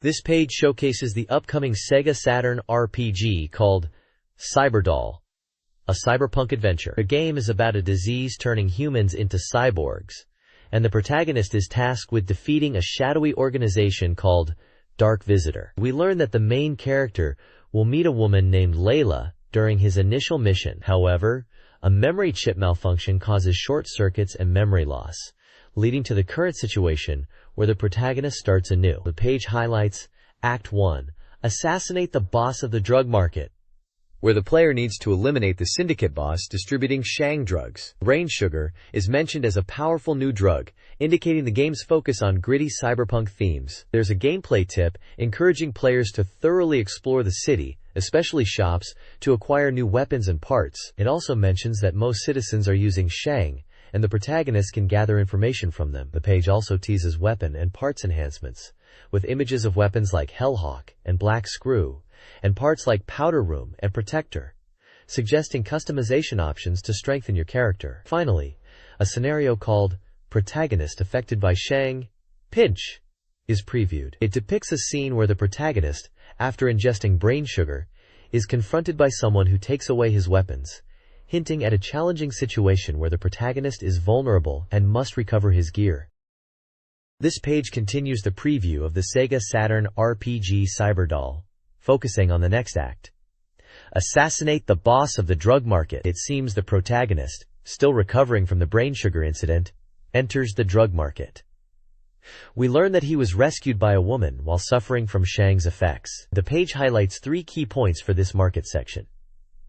Firstly, it points out that the protagonist was saved by a woman after being affected by Shang. Secondly, it advises players to obtain the Beretta 157RR pistol, suggesting it's an important weapon to acquire at this stage. Lastly, it warns players to be cautious of vampire bombs, indicating a new type of threat. The page also details the upcoming boss fight against Long Tang, the boss of the drug market. It mentions Long Tang is a tough enemy who can take a lot of damage, and the battle might require multiple attempts. There's also a section on powering up before a rematch with Long Tang, suggesting players should utilize parts exchange and item purchases to prepare. It emphasizes strategic combat, recommending players observe enemy attack patterns and exploit openings. The review suggests that directly confronting Long Tang at this stage might be too difficult, advising players to focus on weakening him gradually and using powerful weapons effectively. This page showcases the game Death Throttle, describing it as a drive through the downtown area. The game is set in Kamosity, once a vibrant hovercar city, now a dystopian and dangerous place. You play as a taxi driver named Drake, navigating this perilous city. The article emphasizes the importance of weaponry in Death Throttle, highlighting several weapon types available for your hovercar. These include the 2,233mm food gun, described as a standard headlight-mounted machine gun you can easily obtain for a reasonable price. There's also the 20mm railgun, a more powerful weapon mounted on the roof, good for taking out enemies in front. For more destructive options, they mention the campfire, napalm gel, which shoots burning gel, and the guided missile rack for homing missiles. Finally, for close combat, there's the circular electric saw. Each weapon has a price point mentioned in dollars, though. The article advises players to be cautious while driving, as danger lurks around every corner. It also points out the importance of visiting service centers to repair your hovercar and upgrade your weapons. Apparently, these service centers are located in dangerous parts of the city, marked by blue neon signs. The review suggests the game is action-packed, with a focus on vehicular combat in a gritty, urban environment. The screenshots show gameplay with a heads-up display and intense driving action. Death Throttle's Kamosity offers diverse, dangerous locales. Downtown, the city's initial area, features the TV station, ideal for sabotage. Backstreets offer driving opportunities but harbor hidden threats. The shopping center, south of the highway, is lucrative but rife with challenges. The downtown/shopping district is a bustling, perilous zone. The highway, the city's central artery, is a chaotic battleground. The game emphasizes memorizing these areas for effective navigation. The core appeal according to Test Throttle, lies in the game's destructive freedom, taxi driving in a chaotic world, and observing citizen reactions. This page is all about Puzzle Bobble 2X for the Sega Saturn, highlighting it as a coming soon soft. It emphasizes the game's core appeal as a shooting puzzle game, where you can enjoy puzzle action with shooting game feel. It mentions that this version combines both Puzzle Bobble 2 and Puzzle Bobble X into one package. A key feature is the Saturn Original Edit mode that lets you create your own puzzles. The page introduces Bublun and Boblun, the cute dinosaur characters from the game. The basic rules of Puzzle Bobble are explained. Connect 3 or more bubbles of the same color to clear them. It's described as a simple yet deep action puzzle game that requires speed and accuracy. There are 4 key gameplay tips provided to become a better player. Firstly, aim for accurate shots by making small adjustments with the L and R buttons. Secondly, use the walls skillfully by bouncing shots off the sidewalls, much like billiards. Thirdly, drop bubbles in groups to clear many bubbles at once. Finally, never give up till the end, advising players to keep trying even when facing difficult situations. The page also includes info stating the game is 100% complete from the manufacturer's perspective, and it mentions a release date of July 19th with a price of 5,800 yen. It also notes it's a puzzle action game for 12 players.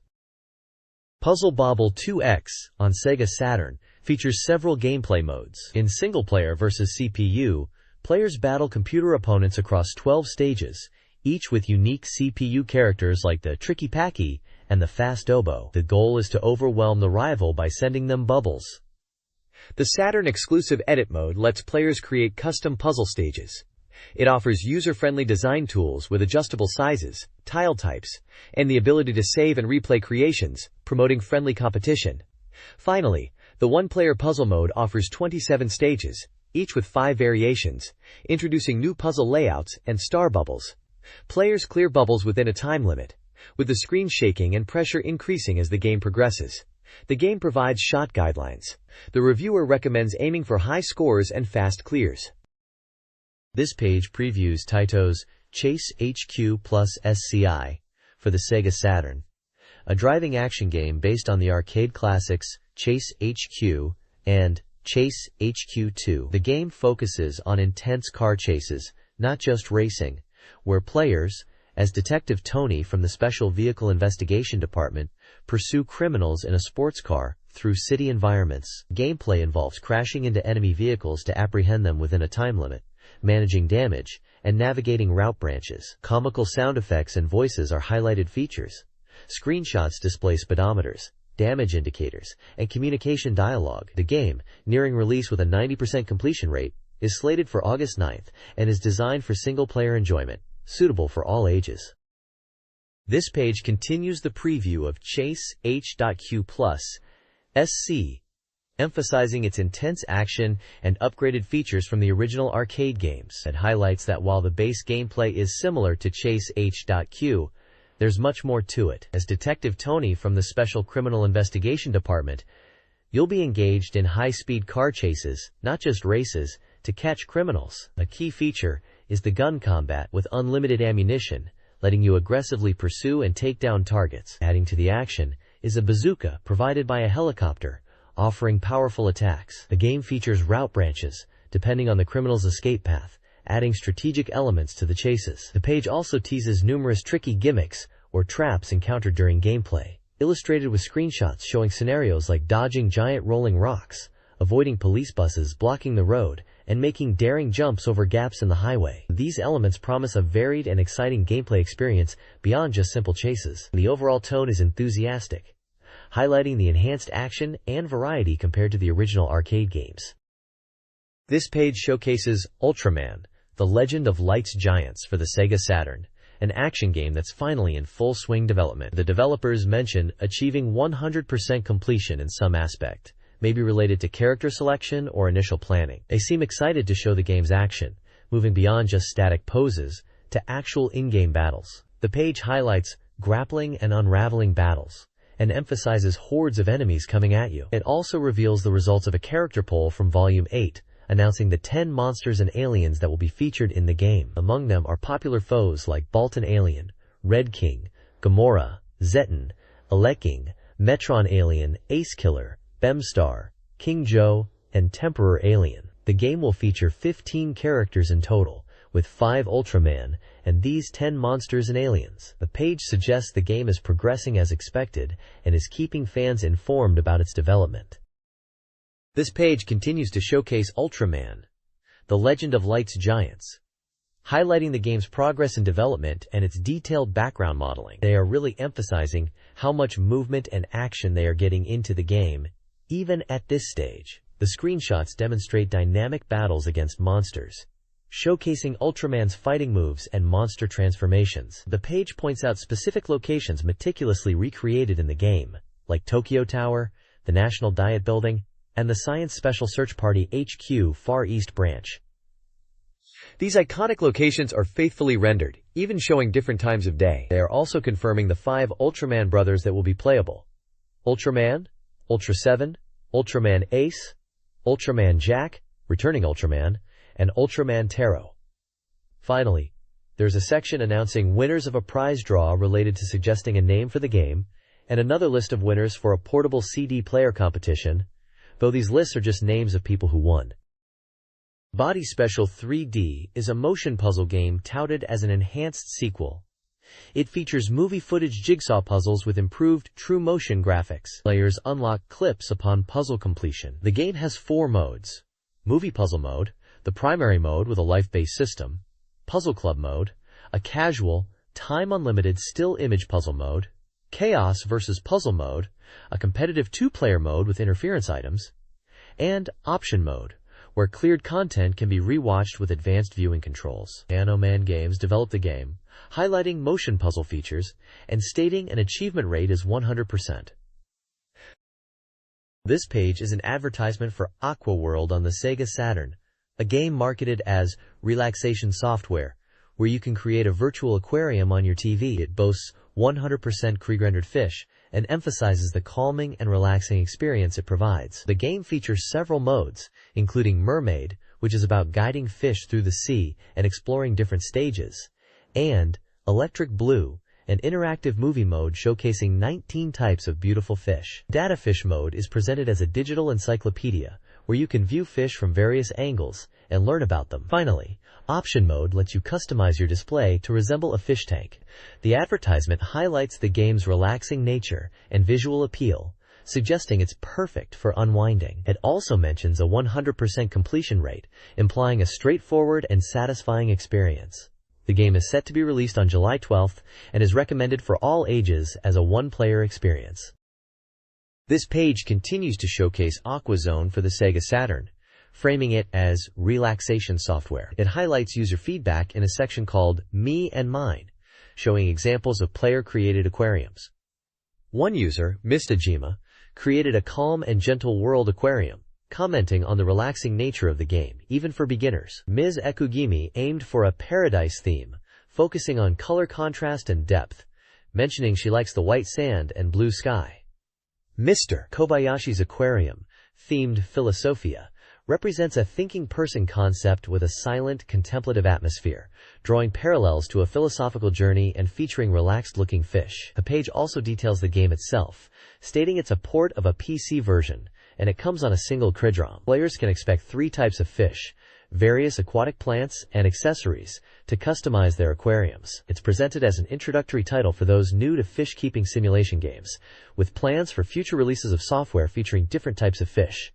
It re-emphasizes the game's 100% complete status and its release date of July 12th, priced at 5,800 yen, published by 9003 Inc., and categorized as a tropical fish-rearing simulation, suitable for all ages as a one-player experience. The question, "Do electric fish dream?" is posed, further emphasizing the relaxing and almost philosophical nature of this virtual aquarium experience. This guide for the AquaZone game details how to create and maintain virtual aquariums. Players start by setting up their aquarium with plants and accessories. Then add up to 10 fish. Daily care is crucial, as the game simulates fish growth and reproduction based on the Saturn's clock. The game features a shop with various fish like Red Phantom Tetra and a popular aquarium plaza, showcasing user-created aquariums. Examples include Moai Fish, a colorful, tranquil world; Eternal Stillness, emphasizing natural harmony; Moon, with a neon design for stress relief; and Gorgeous Wasteland, a captivating, desolate landscape. Aquazone is also featured in the TBS drama Propose Under the Summer Sun.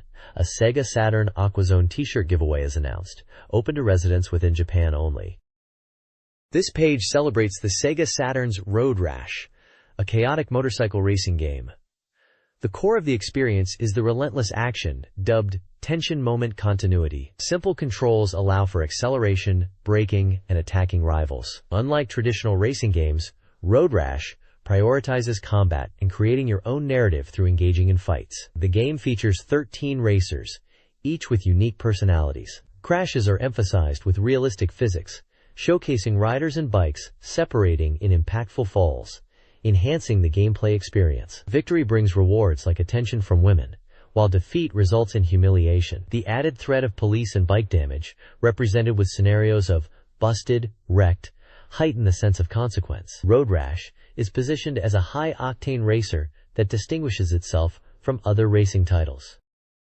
The SEGA Saturn version of Road Rash offers intense, chaotic racing centered around tension moment continuity. This action-focused racer emphasizes combat and creating a personal narrative on the road, with simple controls for speed and attacks. Players choose from 13 racers and experience realistic crashes, rewards for winning, and humiliation for losing. Police presence adds to the tension, with significant consequences for collisions. Road Rash appeals to those who crave speed and chaotic races, where fighting is essential and crashes are spectacular. The game's appeal transcends simple violence, offering a virtual reality world.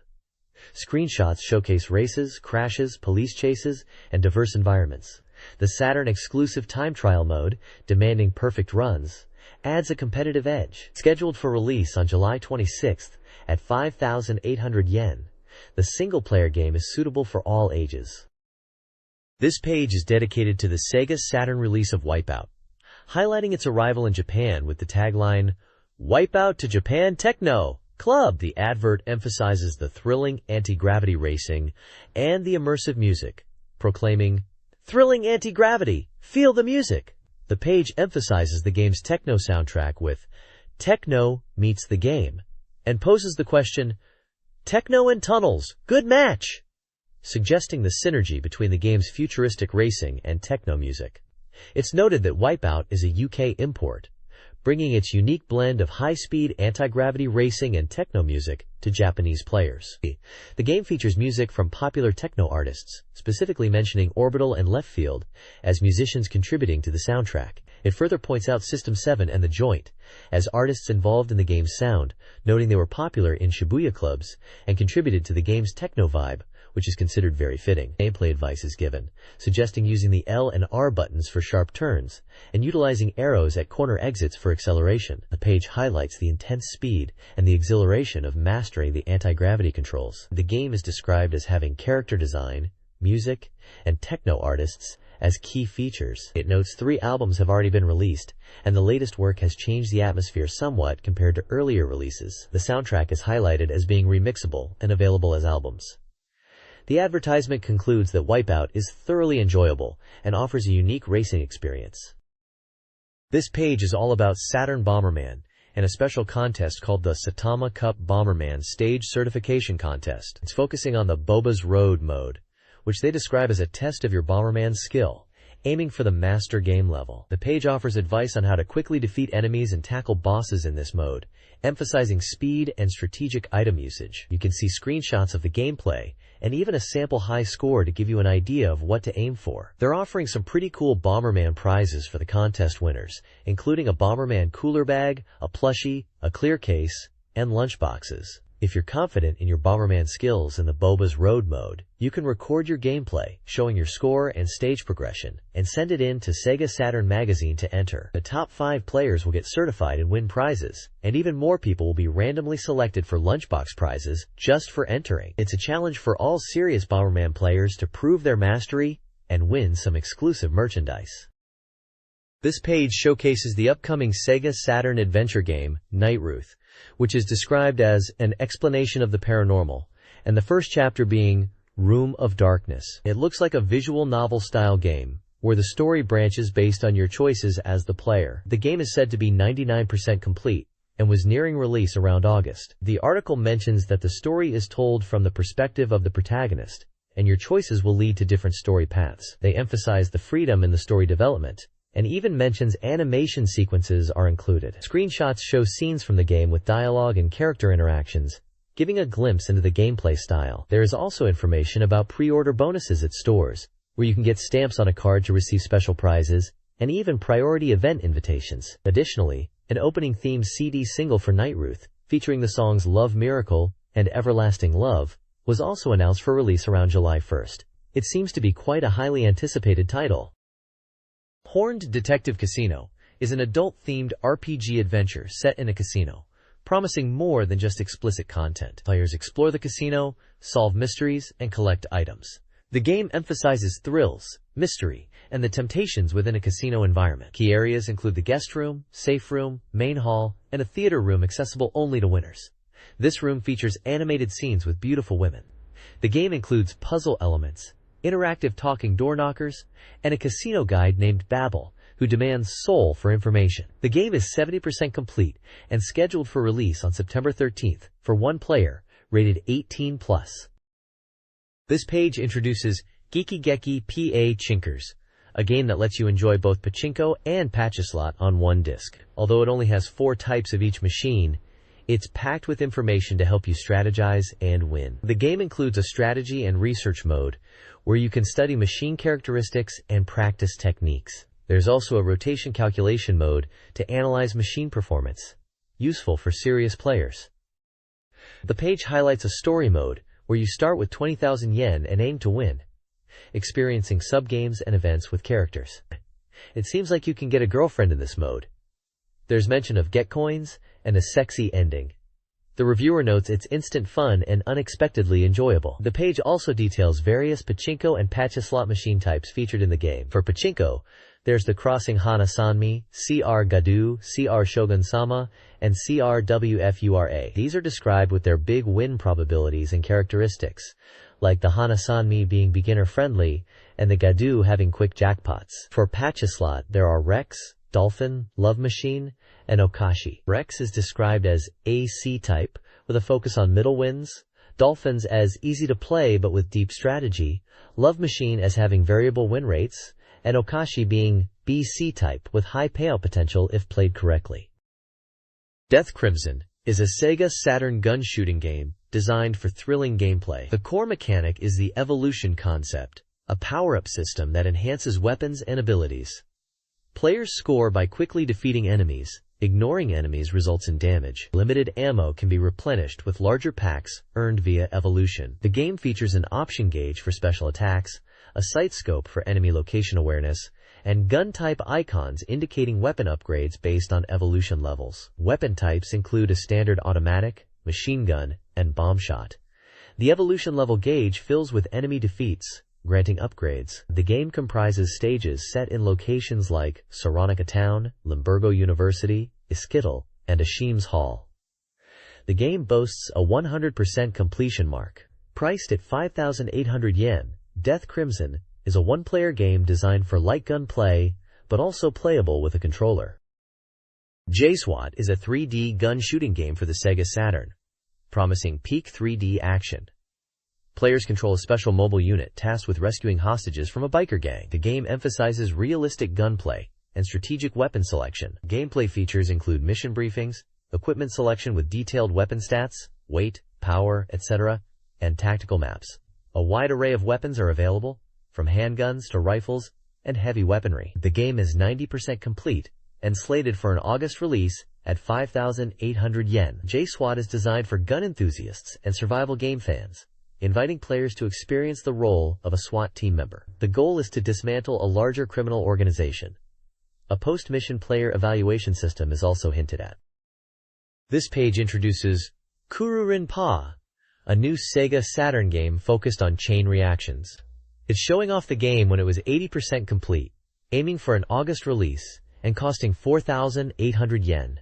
The reviewer in the corner is commenting on how memorable the game title is, and how the gameplay is simple, yet has impact. The main focus of the page is showcasing the 10 playable characters and their unique items.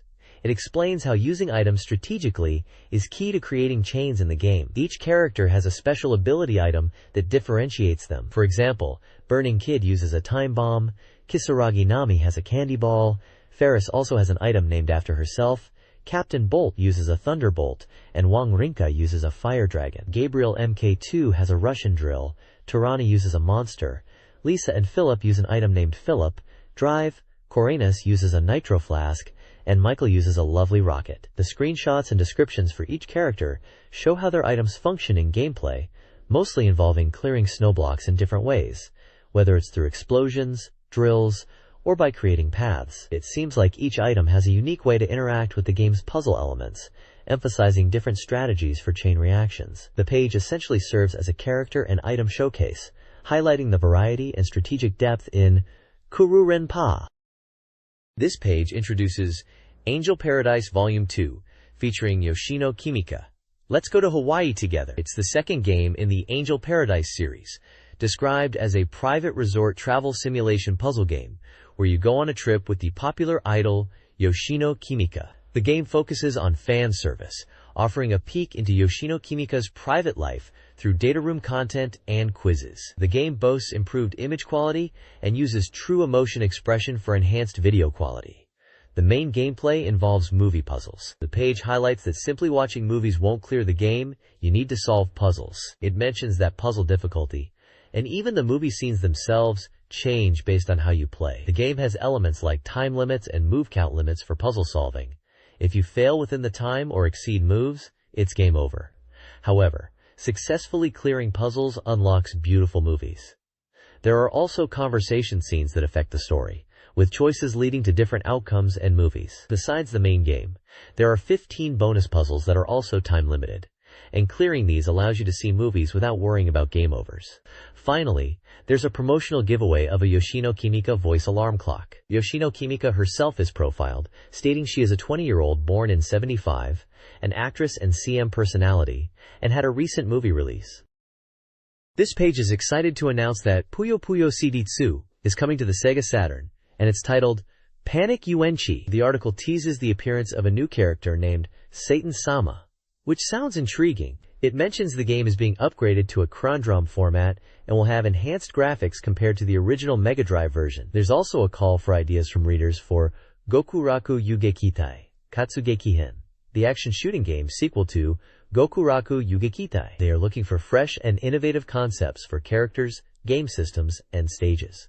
The development team is keen to incorporate reader suggestions into the game. In interviews, Endo-san, the director, and Honda-san discuss their thoughts on the Gokuraku Yugekitai series. Honda-san emphasizes improvements in graphics for the sequel, aiming for something new and exciting, particularly in 3D CG. They both mention that the first game was on Mega CD, and this sequel is planned for K-Drom as well. Finally, they're promoting a K-Drom book that includes strategies and setting materials for Gokuraku Yugekitai Katsugekihen, set to release in August. This K-Drom will feature original game graphics, unreleased character materials, and more, making it a valuable item for fans. Readers who submit excellent ideas will even receive this K-Drom as a prize. The next page is an advertisement for the SEGA Saturn Software Complete Guide. It highlights that the guide will thoroughly cover SEGA Saturn games released so far. The page mentions that it's packed with helpful strategy information for Panzer, likely Panzer Dragoon Zwei, Fatal Fury 3, and a game listed as Birth S or Satan S, which might be a typo and could refer to Sere Gari or another game. It also mentions Geka Mugentan Toriko, and indicates page numbers for each of these game guides within the magazine. The page features a large image of a woman in a nightgown, likely there to draw attention to the guide. This guide details the first half of the SEGA Saturn game Geka Mugentan Toriko, focusing on the Mist Town area. It provides a numbered map with 12 key locations, including Hannah's house, inn, Rose's house, flower shop, the dead painter's house, and Morse's house, doctor. The guide also covers the stable, Fred, Ant, Herbs, the forest, sap, well key; Jade's house, lantern; Anthony's house, book, tree box key; the non-functional windmill hut, flower; Gray's house, windmill hut key; the cemetery; and Mac's house, oil. Each location description introduces characters and hints about items crucial for progression, offering a strategic roadmap to navigate the initial stages of the adventure. This page continues the guide for SEGA Saturn Toriko and focuses on obtaining 4 essential items needed to investigate a well in the Mist Town. The guide highlights that conversations are key to progressing in the game. To enter the well, you'll need to gather 4 items: woven cloth, a lantern, the well bottom key, and tree sap. The guide then details how to find each of these. The lantern is easily obtainable from Jade's house.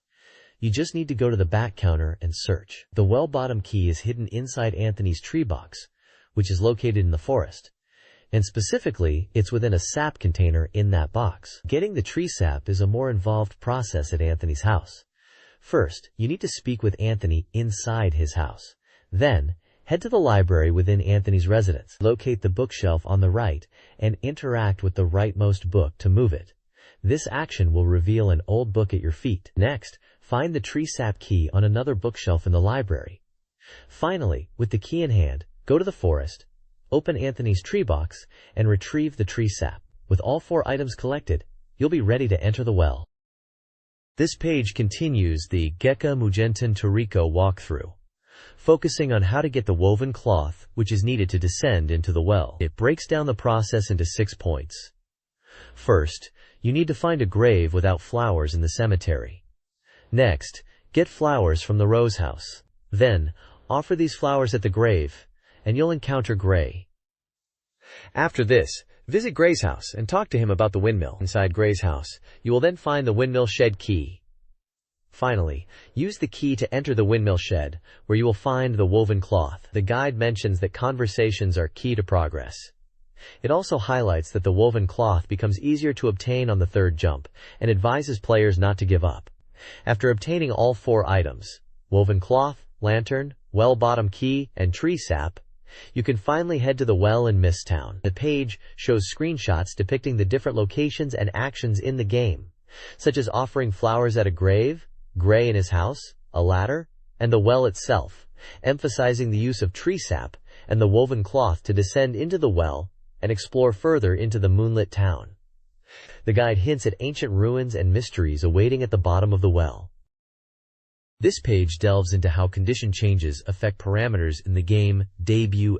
It explains that your character's condition impacts their stats, showcasing this through a detailed table. This table outlines various conditions, such as being unhappy, happy, or angry, and illustrates how these states influence parameters like HP, stamina, confidence, and many others, using up and down arrows to indicate increases or decreases. It also touches upon the participation rate, showing how conditions affect your character's willingness to take part in lessons, denoted by symbols like circles and crosses. The page further breaks down the lesson participation rates based on these symbols, clarifying what each symbol represents in terms of lesson engagement, from eagerly participating to not participating at all. Finally, it promotes a debut perfect guidebook, slated for release around July, promising even more in-depth information about the game. This debut guide focuses on first-year gameplay strategies. It details events and the key parameters for success. Department store idol shows prioritize charm to boost popularity, enthusiasm, and confidence, while local business shows use sensibility. CM filming requires choosing positive messages to increase confidence. The idol swimming meet focuses on physical strength gained through training, and the idol surprise camera event tests acting skill and meta level, with success also increasing popularity stats. Finally, winning the idol newcomer award relies on overall performance, including department store wins. The guide highlights the importance of strategic parameter development through various activities during the first year of the game. Year 2 of your idol's journey features several key events. The Idol Breakthrough Report requires common sense to succeed, boosting popularity. The Idol Poem Match Battle also relies on common sense. CM filming continues, with positive messages increasing confidence, and introduces B-grade CMS. The idol relay race favors physical strength, with wins boosting popularity and confidence, while losses decrease them. TV dramas test acting skill, and can surprisingly increase popularity when working with rivals. The ultimate goal is the idol grand prize announcement, dependent on popularity and common sense. Winning earns an original song. This guide outlines high-scoring strategies in Guru. Mark of the Wolves, providing target scores and gameplay tips for various characters. Terry Bogard aims for 1,300,000 points using jump attacks and continuous techniques.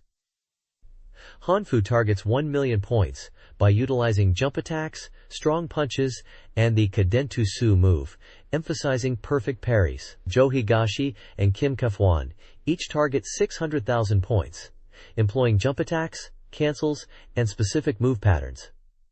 Geese Howard also targets 600,000, focusing on jump attacks and continuous techniques, potentially achieving scores easily with Deadly Rave.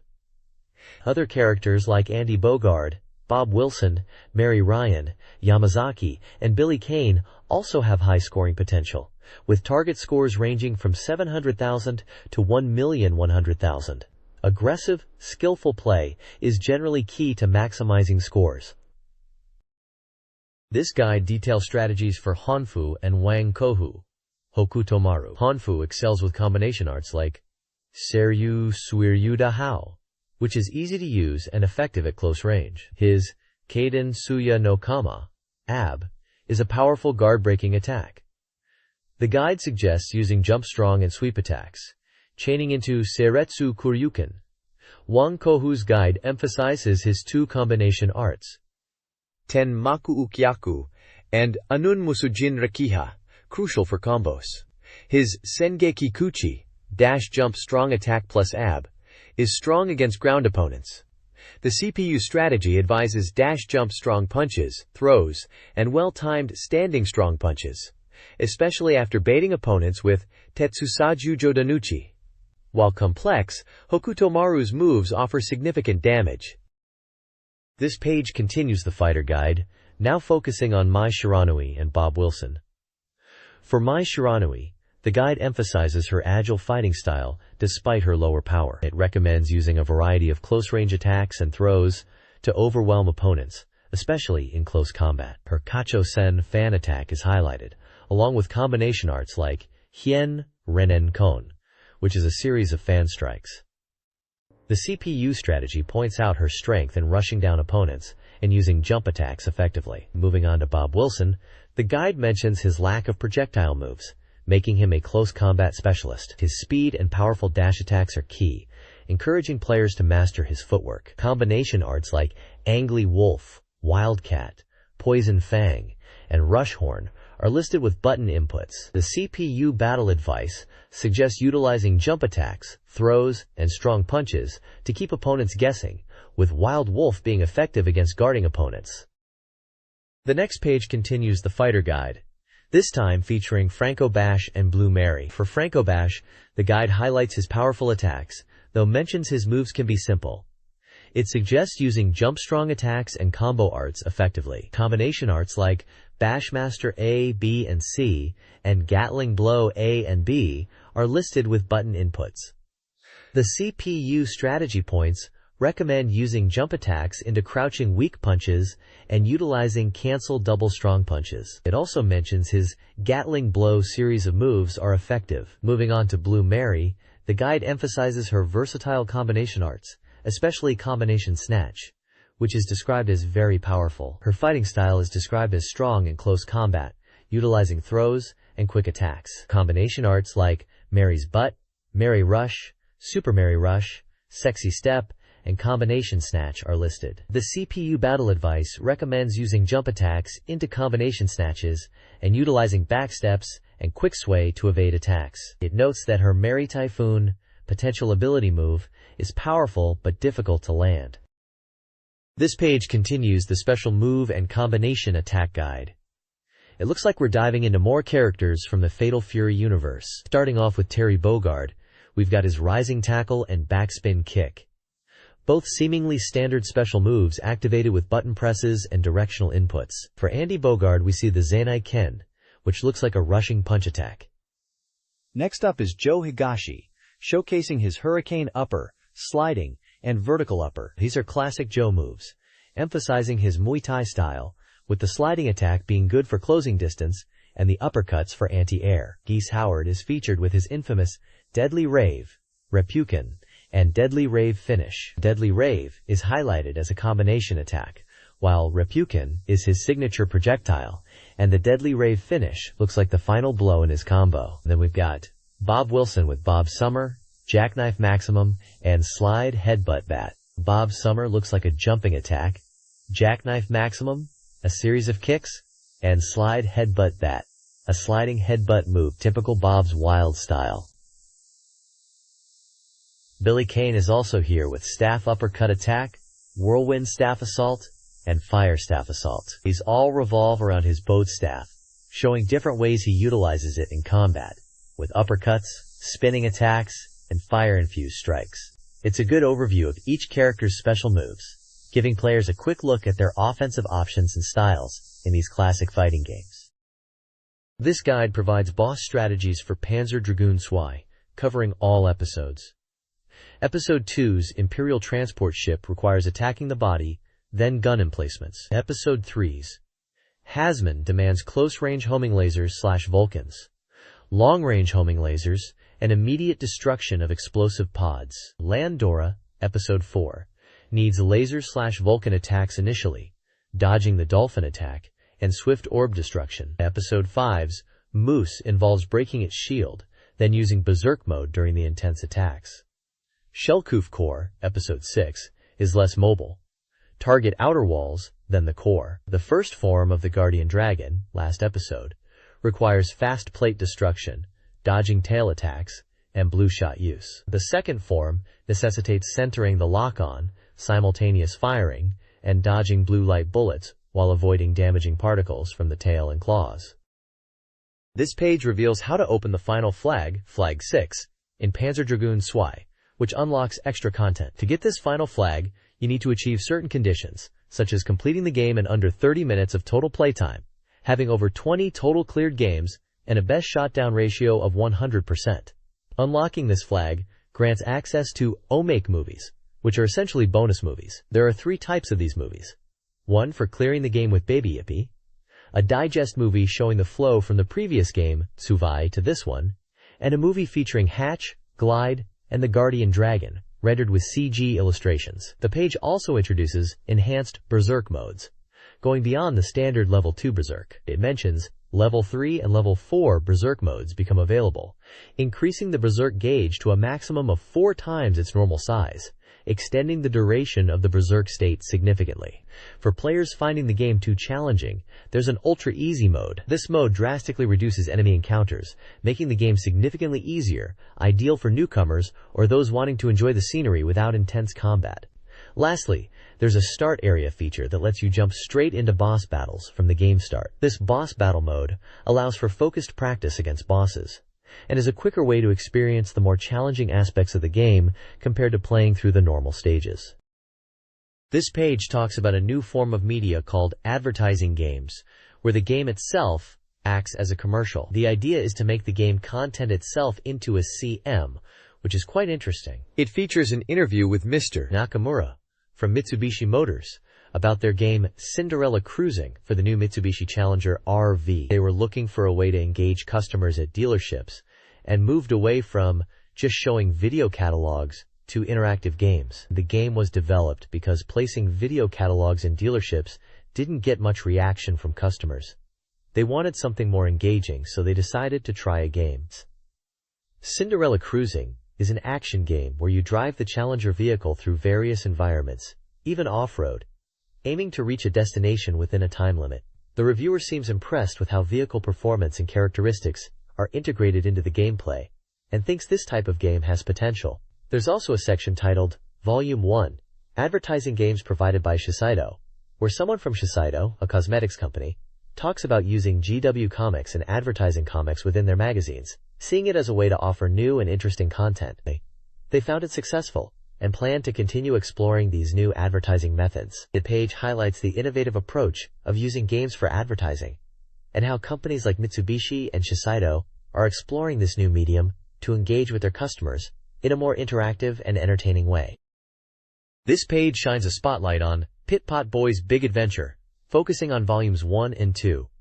It's like a behind-the-scenes look with an interview featuring Mr. Hirai from the GE development department who handled the visuals. We also get a peek at the story ideas from Mr. Urasawa Yoshio, Pit Pot Boy.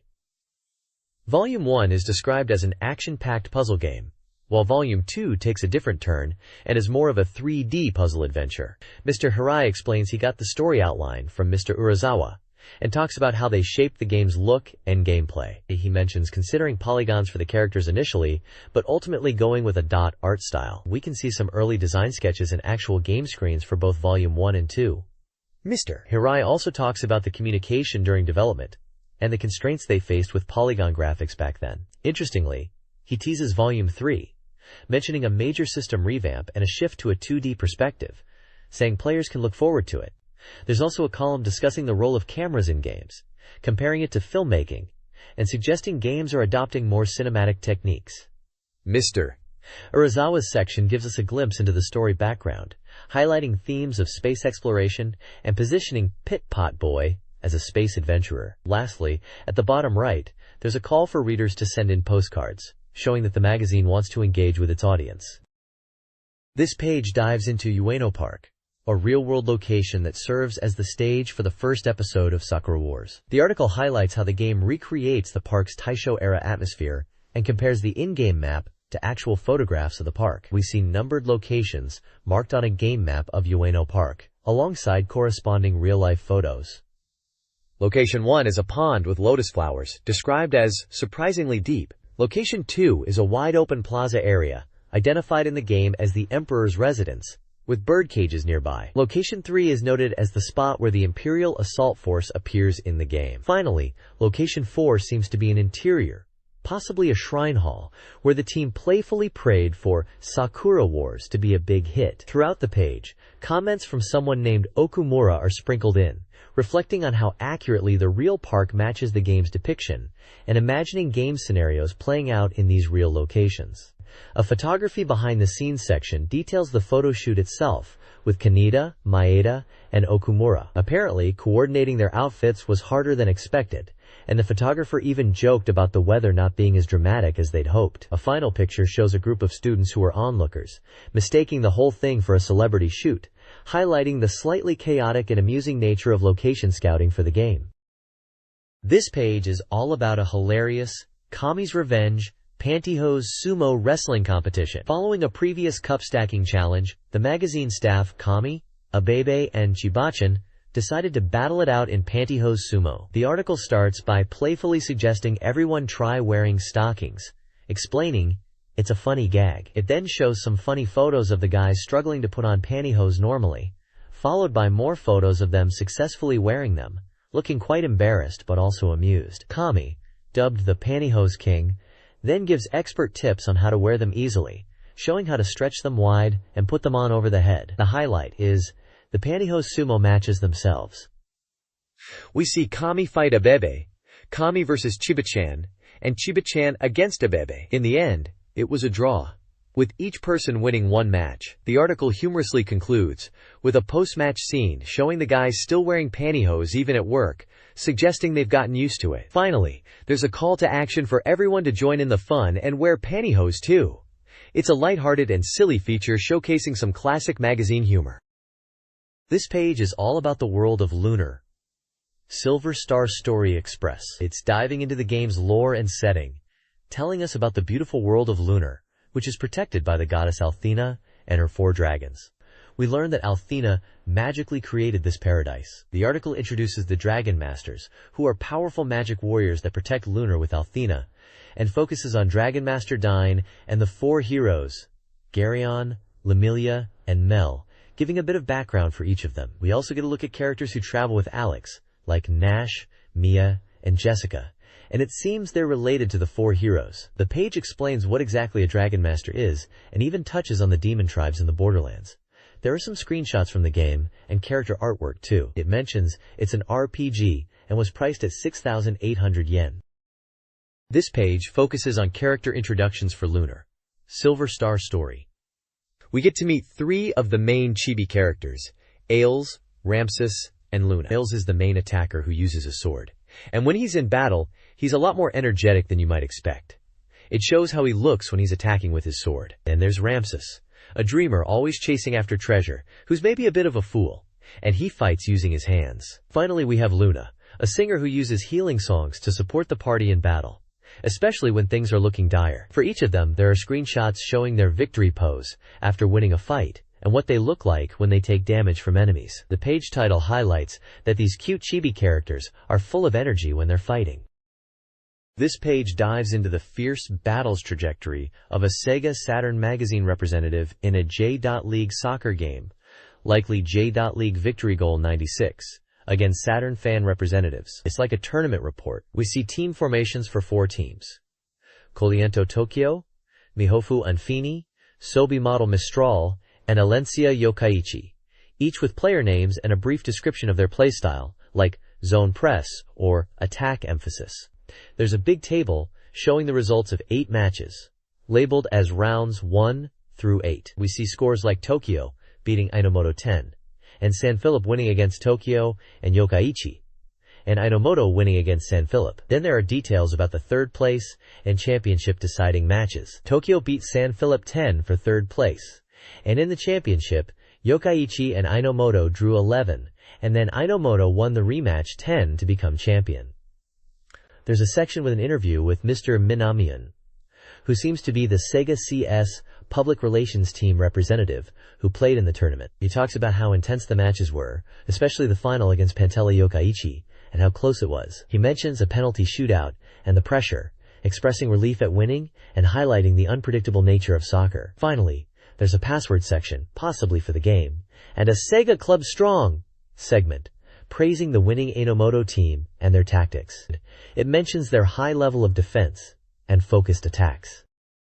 The SEGA Cup tournament saw a disappointing, bitter retreat for the SEGA staff team. The article analyzes their defeat, attributing it to a lack of decisive finishing and a failure to capitalize on scoring opportunities. The SEGA team, composed of representatives from SEGA Saturn Magazine, SEGA Saturn fans, and the SEGA CS development team, competed in the tournament on June 25th. Images show game screenshots and the team watching the tournament. They reached the finals in a regional qualifier, losing by a single point. Mr. Uhashi, a developer of J-League Pro Soccer Club Otsukuru, provides a post-tournament review, emphasizing the importance of player interaction within the game and reflecting on the tough competition. This page is a Super Scoop interview with Yu Suzuki, the head of AM2 Research and Development, and it's all about Virtua Fighter 3 and a shocking new feature. It's going to have 4 buttons. The headline screams, VF3 is 4 buttons, which is a big deal because previous games only use 3. Suzuki explains that Virtua Fighter 3 is about 60 to 70% complete, and they've been doing sampling tests. The big news is the 4th button, called the E button, which is for escape. He says it's a defensive button. In Virtua Fighter 1 and 2, defense was mostly about guarding, but in VF3, the escape button adds a new dimension. He emphasizes it's not just about running away, but a strategic defensive move, making the gameplay more aggressive. Suzuki mentions that they are focusing on improving graphics and camera work for Virtua Fighter 3, aiming for more dynamic action. The interviewer, Mr. Tsukamoto, asks about the command changes and development progress, suggesting they are also interested in how this new button and other changes will impact the gameplay balance and strategy. Overall, the tone is very excited about this evolution of Virtua Fighter. Players are adapting to the new 4-button control scheme in Virtua Fighter 3. Reactions vary, with some, like Ikebukuro Sera, finding it difficult to integrate the new E button into their established playstyles.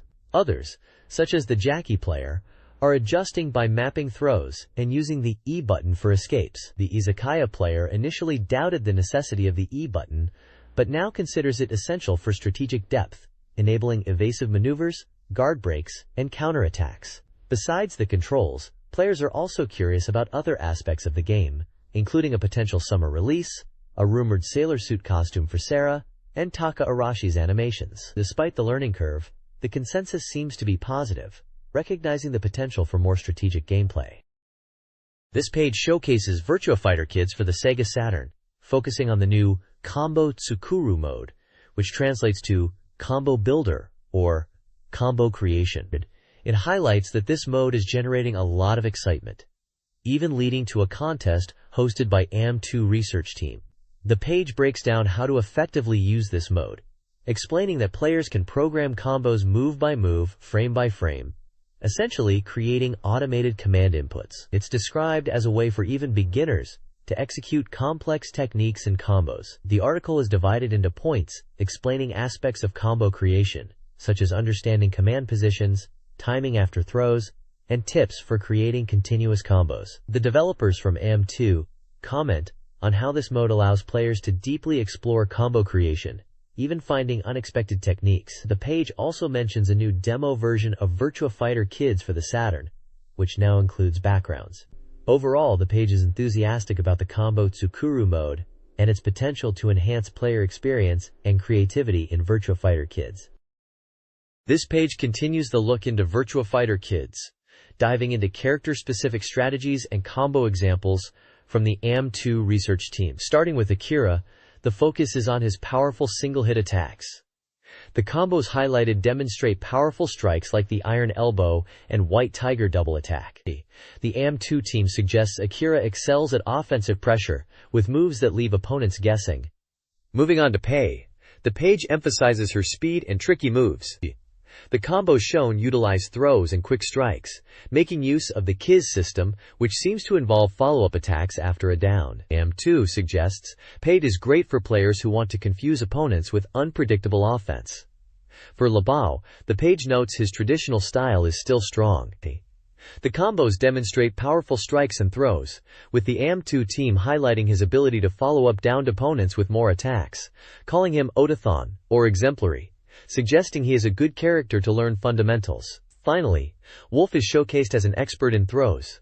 The combos focus on throws and knee attacks, highlighting his powerful grappling moves. AM2 comments that Wolf's throws are key to his game, and suggests practicing counters in training mode to maximize his effectiveness. Overall, this page provides practical combo examples and strategic insights from the developers at AM2, demonstrating how to utilize each character's strengths within Virtua Fighter Kids. This page continues exploring Virtua Fighter Kids' character strategies, starting with Jeffrey Burley, who is described as a powerhouse focusing on throws and strikes. His combos are built around knee attacks and punches, with the AM2 team recommending incorporating PK cancels for advanced techniques like the elbow upper. Next up is Cage, whose gameplay revolves around capitalizing on downed opponents with follow-up attacks and aerial combos. The page highlights combos using his floating shadow kick and emphasizes his ability to punish opponents after they fall. AM2 suggests using sidestep cancels and punches to extend his offensive pressure. Moving to Sarah, she excels at combination attacks, with easy-to-execute combos like the somersault kick and PPK variations being her forte. Her finishing moves are designed to launch opponents into the air, allowing for double-step follow-ups. AM2 notes that hip attacks are fundamental to her gameplay, with a strong emphasis on continuous techniques. Finally, Jackie is presented as a character who utilizes summer assaults for decisive attacks. He combines lightning kicks and elbow spin kicks into his combos, aiming for devastating blows. The page showcases combos using knee attacks leading into somersaults, jumping knee stamps, and elbow spin kicks, culminating in his signature summer move. AM2 advises mastering orthodox continuous techniques like hip hits into hammer kicks to maximize Jackie's offensive capabilities. This page details strategies for Virtua Fighter Kids characters Shun and Lion. Shun is known for his unpredictable style, especially the Moondrop kick, which sets up powerful combos enhanced by the Juggernaut drink. Mastering the Moondrop kick is key to playing him effectively. Lion is highlighted for his popularity and unique aerial combos, characteristic of VF2 style gameplay. His combo game is described as special. The page also announces a VF Kids combo contest. Players are encouraged to submit amazing combos using the in-game Combo Tsukuru mode. AM2 staff, including Mr. Osaki, will judge the submissions. Combos must be 20 steps or less and can be submitted via various formats. Prizes include a premium jacket for winners. Finally, the Combo Tukuru feature is introduced, a tool allowing players to create, test, and refine combos within the game. The next page kicks off a Sega Ages interview feature, this time focusing on Space Harrier. The developers from back in the day, Hiro-sensei and Bin Mifune, are here to talk about the game as it gets a Sega Saturn release. They start by highlighting Space Harrier's massive impact back in 1985, following Hangin' as Sega's next big arcade hit. They specifically discuss the groundbreaking moving seat cabinet, explaining how it used oil pressure to simulate movement and enhance immersion. The conversation covers the character design, noting the mix of organic and mechanical enemies, and the memorable music created by Manager Suzuki. They touch on the Saturn version, part of the Sega Ages series, and how it aims to recreate the original arcade experience on home consoles. There are also some interesting anecdotes about the development process, and a small ad for Beat magazine featuring Yu Suzuki. This interview with the Space Harrier development team, featuring Hiro and Suzuki, discusses the game's creation. Suzuki prioritized the Space Harrier theme, focusing on vibrant visuals and detailed enemy design. A new song by Hiro is included in the Saturn version, fulfilling his past desire to arrange the music himself. Arranged Outrun and Afterburner themes are also planned. The interview also covers technical aspects, like the floor scrolling achieved through research and hardware functions. Different console versions, including Mark II, Master System, Mega Drive, and PC Engine, ported by Spivari, are listed with screenshots. The team aimed for beginner-friendly gameplay with simple controls and homing shots. A final diagnosis side panel playfully critiques the sound quality, acknowledging its enjoyable nature despite potential scoring limitations. This page dives into the secrets of unlocking Supersonic in Sonic the Fighters. It's a hyperscoop, revealing the ultimate playable character who is golden and invincible. To become Supersonic, you have to play in CPU battle as Sonic, and reach Metal Sonic on the final stage without losing a single round. If you manage this feat, in the second round of the fight, you'll transform into Hypersonic, and then into Supersonic. The page acts as a special guide for achieving this supersonic transformation, specifically in CPU battles. It provides tips for each stage and opponent you'll face on your way to Metal Sonic. These stages include battles against Knuckles, Amy, Bark, Espio, Tails, Fang, Bean, and even Sonic himself, before the final showdown with Metal Sonic and a bonus stage against Drive Eggman. Each stage has a screenshot from the game and a short strategy, like focusing on practicing techniques against Knuckles, using preemptive strikes against Amy, being careful of reversals against Bark, being cautious of PPP attacks against Espio, using evasion against Tails, utilizing corkscrew attacks against Fang, waiting for openings against Bean, breaking through Sonic's barrier, and finally, defeating Metal Sonic with a supersonic transformation. The bonus stage is simply about defeating Drive Eggman after transforming into Supersonic. This page from AM2 Research Institute Information Bureau is making a big reveal about Virtua Surf and the Fukuzawa Honey Realization Project. It seems like readers have been asking about Virtua Surf, and AM2 is responding to fan inquiries. There's talk about location tests, Pepsi advertisements featuring fighting vipers, and unique project plans for Virtua Surf divers. The page also has a reader question section discussing various topics like game bugs in Satama Ga and Virtua Cop 2, the development team behind Saturn versions of Virtua Cop games, and concerns about bug fixes, and even fashion choices within AM2. Moving on, there's a section about this month's poster featuring a Lover 2 design, which is from the Virtua Fighter series. It's mentioned that these posters are quite popular. Then, there's an AM2 special presents section where they're giving away prizes to readers. These include VF Kids Teleka phone cards, VF Kids stamps, and VF Kids Javati original versions. Looks like they are giving away 5 of each Teleka and Javati, and 20 stamps. Finally, there's a call for submissions to win a special t-shirt, plus alpha access, with AM2 seeking reader feedback and ideas. It seems they are looking for opinions, and want fans to get involved in the development process, possibly for future projects. This page from Sega AM1 and 3 Research Department is all about Last Bronx Tokyo Bangaichi. They're calling it the latest scoop and urging gamers to rush to their local arcade to check it out. They've got some cool check sections here, revealing secrets of the game. First up, it seems you can actually choose your win pose, apparently by holding down either the punch, kick, or guard button when you win, you can select different victory animations. They encourage you to try it out to see all the variations. Next, they're diving into throwing techniques, revealing that low throws exist in the game. They explain how normal throws are done standing, but now you can throw crouching opponents too, using command throws. They've even got screenshots showing the difference between a standard throw and a command throw. Finally, there's a section called New Discovery about Hasha. It talks about how, in Hasha throws, the damage is relatively small, but it's a good technique for controlling range. It also mentions that it's difficult to combo into a Hasha throw, making it more of a skillful technique for advanced players. And check this out, they've got a scoop claiming to have obtained a mysterious illustration. They're teasing a character, wondering if it's a ninth playable character or maybe even a boss. They're promising to reveal more about this mystery character in the next issue.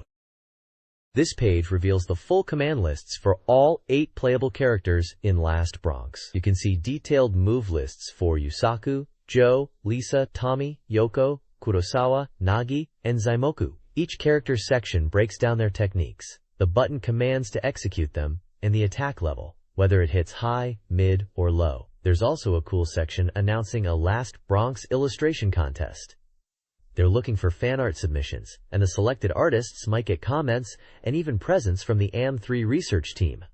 Finally, there's a check section, highlighting limited edition Last Bronx original t-shirts that are available in UFO catchers in arcades. It seems like a special arcade campaign to grab these exclusive shirts.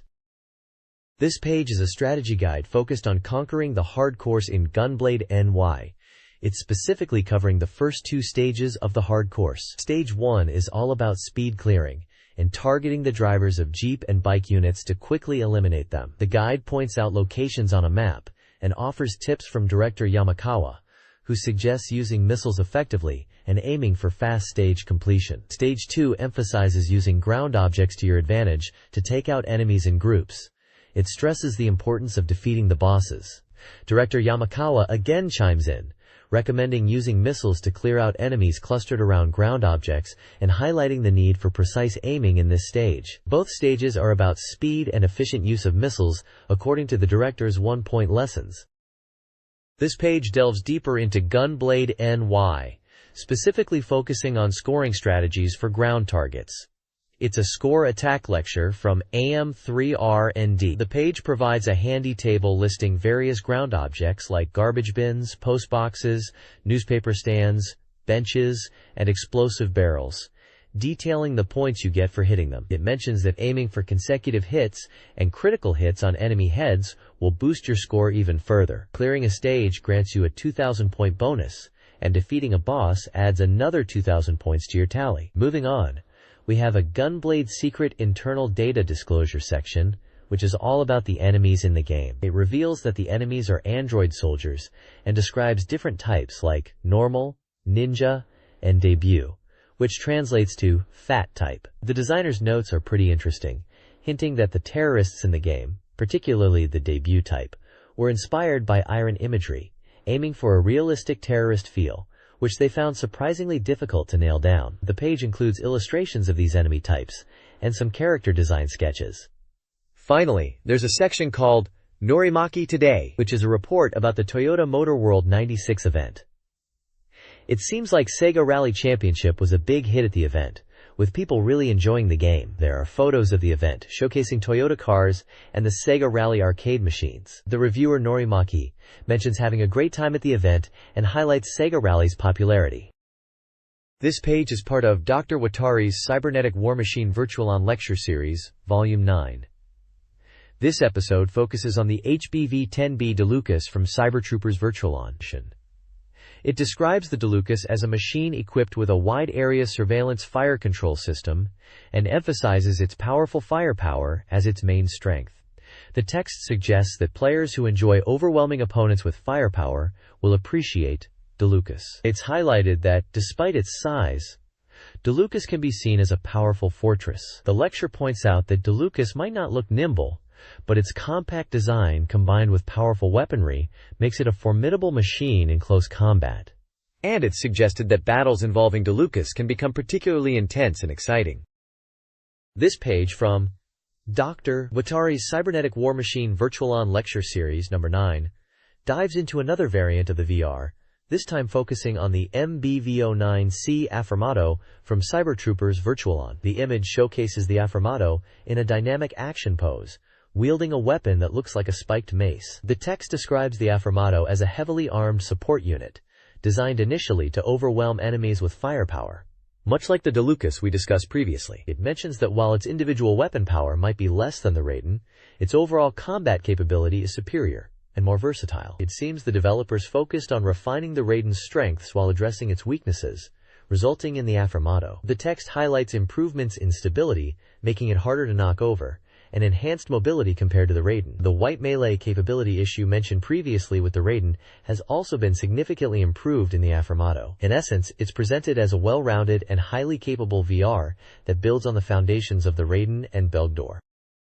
This page is another deep dive into the mechanics of Cybertroopers Virtualon, specifically focusing on the HBV-10B Dilucus variant. It's presented like a detailed specification sheet, breaking down the Dilucus into sections on mobility, armament, and armor, complete with tables of numerical data for hardcore stat enthusiasts. In the mobility section, they're looking at how the Dilucus moves in various situations, both negative and positive, across different dash types. The armament section covers the two main weapons, the Crow Gun and the Remote Controllable Hammer, or RC Hammer. For each weapon, they list a bunch of parameters for different attack modes, like AN, AT, AC, and so on. It's all very technical, detailing things like Q speed, J mu, S time, and more. There's even a formula thrown in for shot time and velocity, showing just how deep they went into the game's mechanics. The armor section similarly breaks down the protection offered to different parts of the Dilucus using numerical values. Alongside all the data, there are diagrams illustrating the firing mechanics, showing neutral mode and side dash mode firing patterns, and explaining the basic trajectory concepts. At the bottom, there's a guy pondering the specs, suggesting that what's being revealed here is just the tip of the iceberg, and that the real depth of Virtualon lies in its complex, numerically backed performance. It's hinting that mastering the game is about understanding and exploiting these intricate details. This page unveils the results of the Armed Coloring Contest for Cybertroopers Virtualon.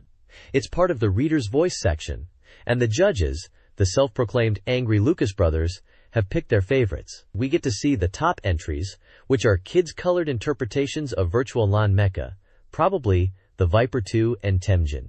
The winning entry is by 5-year-old Ruka Aizawa, and they've gone for a very vibrant, flowery design on the mecha, really pushing the creativity. The runner-up is Nanako Kawauchi, who's 17, and their piece is a more traditionally colored but still very cool depiction. The Lucas brothers seem to appreciate both styles, commenting on the different approaches to coloring and the fun spirit of the entries. Looking ahead, the next issue promises a grand reveal of Virtualon Works, which sounds like it could be a deep dive into the game's development or maybe some kind of in-universe lore. Sounds interesting for Virtualon fans. Dynamite Deca, Die Hard Arcade, is a polygon-based action game where players, as either Bruno, Dellinger, or Cindy, Holiday, fight to rescue the president's daughter from terrorists in a skyscraper. The game features dynamic action with realistic viewpoints and movie-like scenes. Players navigate 5 stages: breaking into the building, fighting in an elevator and warehouse, battling in the lobby, rooftop combat during a storm, and the final showdown. Each stage presents waves of enemies and challenging boss fights. The page offers move lists for normal and grab attacks, with some moves unique to 2-player mode. The review ends with anticipation for the final boss, promoting exhilarating action and encouraging cooperative play. This review covers 2 SEGA Saturn games, Greatest 996 and SEGA Ages Space Harrier. Greatest 996 received mixed reviews. The Lady Users Group found it lacking polish but enjoyed the player data and amusing techniques, giving it a 7/10. The Game Mania Group appreciated the evolving presentation and strategic CPU, also awarding a 7/10. Guest game writers lauded the improved speed and realism, considering it a top-tier baseball game with an 8/10. SEGA Ages Space Harrier, a remake, was generally well received. The Lady Users Group found it surprisingly good and retained the original feel, giving it a 9/10. Game. Game Mania Group praised its faithful recreation of the arcade experience and fast-paced gameplay, scoring it a 7/10. Guest game writers were happy to revisit their arcade memories, considering it a solid and valuable retro remake, rating it an 8. This page features reviews for 3 SEGA Saturn games: Tokimeki Memorial, Forever With You, Puzzle Bobble 2X, and Saturn Bomberman. Starting with Tokimeki Memorial, the Lady Users Group found it enjoyable despite some minor issues. They appreciated the gameplay and story elements, giving it a solid 9 out of 10, highlighting the high quality of the game overall, especially from a female perspective. Next is Puzzle Bobble 2X, reviewed by the Game Mania Group. They noted its faithful arcade port feel and the addition of the 2X mode as improvements. They praised its addictive nature and depth, awarding it a 9 out of 10 and emphasizing it as a must-play puzzle game. Finally, the guest writers reviewed Saturn Bomberman. They were enthusiastic about the multiplayer experience, especially the 10-player mode, and appreciated the refined gameplay and chaos of Bomberman. They gave it a 7 out of 10, acknowledging it as a definitive party game for the Saturn. Besides game reviews, there are also sections discussing general game topics. High Rollers talks about simple but engaging system-based games and animation quality. Migratory Locusts and Migratory Speed is important, discusses the importance of speed in puzzle games, like Puzzle Bobble. Lastly, Girls' Toy Puzzle Game appears, touches on puzzle games aimed at female players, suggesting they are easy to pick up and enjoy casually. This page presents game reviews from various groups. Cebu Island 96, a mahjong game, received a 4/10 due to complex rules despite improved graphics. Virtua Fighter Kids was highly praised, 9/10, by the Kawaii Dakejanai group for its cute characters and deep gameplay. Cyberdoll earned a 7/10 from the Content is Everything group. They enjoyed the story and setting, but found the RPG battle system confusing. Story content and setting got a 9 and 7 respectively. The Household Use Group reviewed a VF-like game, giving it an 8/10 for its Virtua Fighter style. Additional columns discuss difficulty settings, high rollers, games aimed at girls, guest writers, 4/10, RPG elements like character customization, setting is great, 7/10 overall, 5/10 for battle aspects, and story presentation, content is everything, 9/10. This page reviews 4 games, offering varied perspectives. Big Hurt Baseball receives mixed reviews, praised for customization and gameplay, but criticized for slow pacing and clunky controls, with scores ranging from 4 to 6. WrestleMania. The arcade game is generally well received, lauded for its over-the-top action and capturing the WWF atmosphere, scoring between 5 and 7. Tokimeki Memorial DD Rainbow-colored stories gets lower marks, with reviewers citing outdated graphics, slow pacing, and limited player agency, scoring between 4 and 7. Each game is assessed across different columns, highlighting both strengths and weaknesses. This page features reviews for 2 games and 2 accessories. Geeky Geki Pachinko Cars is reviewed from various angles, with female users finding the story mode engaging, but ultimately disliking the pachinko gameplay itself, giving it a 5 out of 10. High roller reviewers were confused about the appeal of pachinko on TV, scoring it a 3. Guest writers appreciated the variety of pachinko machines, but felt the gameplay was lackluster, giving it a 4. Last Resort column noted it was a port of a 3D and PS game, with some nice graphics but felt somewhat outdated, also scoring it a 4. The average score for Geiki Geki Pachinko Cars is 4.0 out of 10. Road Rash for the Saturn is also reviewed. The reviewer enjoyed the bike racing and rival battles, but found the gameplay a bit simple and noted some graphical clipping issues, still awarding it a 6 out of 10. The average score for Road Rash is 5.0 out of 10, with an 80% completion rating based on user samples. 2 accessories are also showcased, and both receive perfect 100% completion ratings. The first is the new Virtua Stick Pro, new model, a high-quality arcade stick from SEGA, praised for its professional grade and similar feel to SEGA Astro City cabinets. And the second is the Spawn Joy Card from Hudson, a gamepad designed by Bomberman's creators, noted for its comfortable grip, responsive buttons, and including a slow-motion function. Both are recommended as excellent choices for Saturn gamers. This page reveals some secret cheat codes and modes for 4 different Saturn games. For Mortal Kombat 2, there's a Switches mode activated by a button sequence at the title screen, which unlocks various options like one-hit kills, the toasty shout, constant acid stage, easier smoke and jade appearances, noob saibot in 2-player mode, infinite health, and a CPU versus CPU watch mode. Next, for Idol Janshi Tsuchipai 2, you can play as Tsuchiyuki in story mode by holding the EL button and inputting a code at the title screen. Kingdom Grand Prix, a shooting game, features a shooting mode select. For those wanting pure shooting action, you can change the game mode from race to shooting mode via a command input at the options screen. Finally, for Darius 2, there are a collection of commands to make the challenging game easier. These commands, entered at the game start screen, activate things like very easy or abnormal difficulty, increase shot power, more credits, and zone select. These commands are confirmed by sound when entered correctly. This page reveals even more cheat codes and secrets for a bunch of Saturn games. Starting with Idol Janshi Tsuchipai 2, there's a code to see all the endings, activated by pressing a sequence of buttons at the title screen. Sticking with Tsuchipai 2, there's another code to unlock full character select in Mingyu's room, entered during the opening demo. Still on Tsuchipai 2, if you want all the item types in the Mahjong game, there's a button combo to press when skills or sounds occur, and yet another for Tsuchipai 2. This one lets you re-deal hands in the bonus Curdy's free battle mode.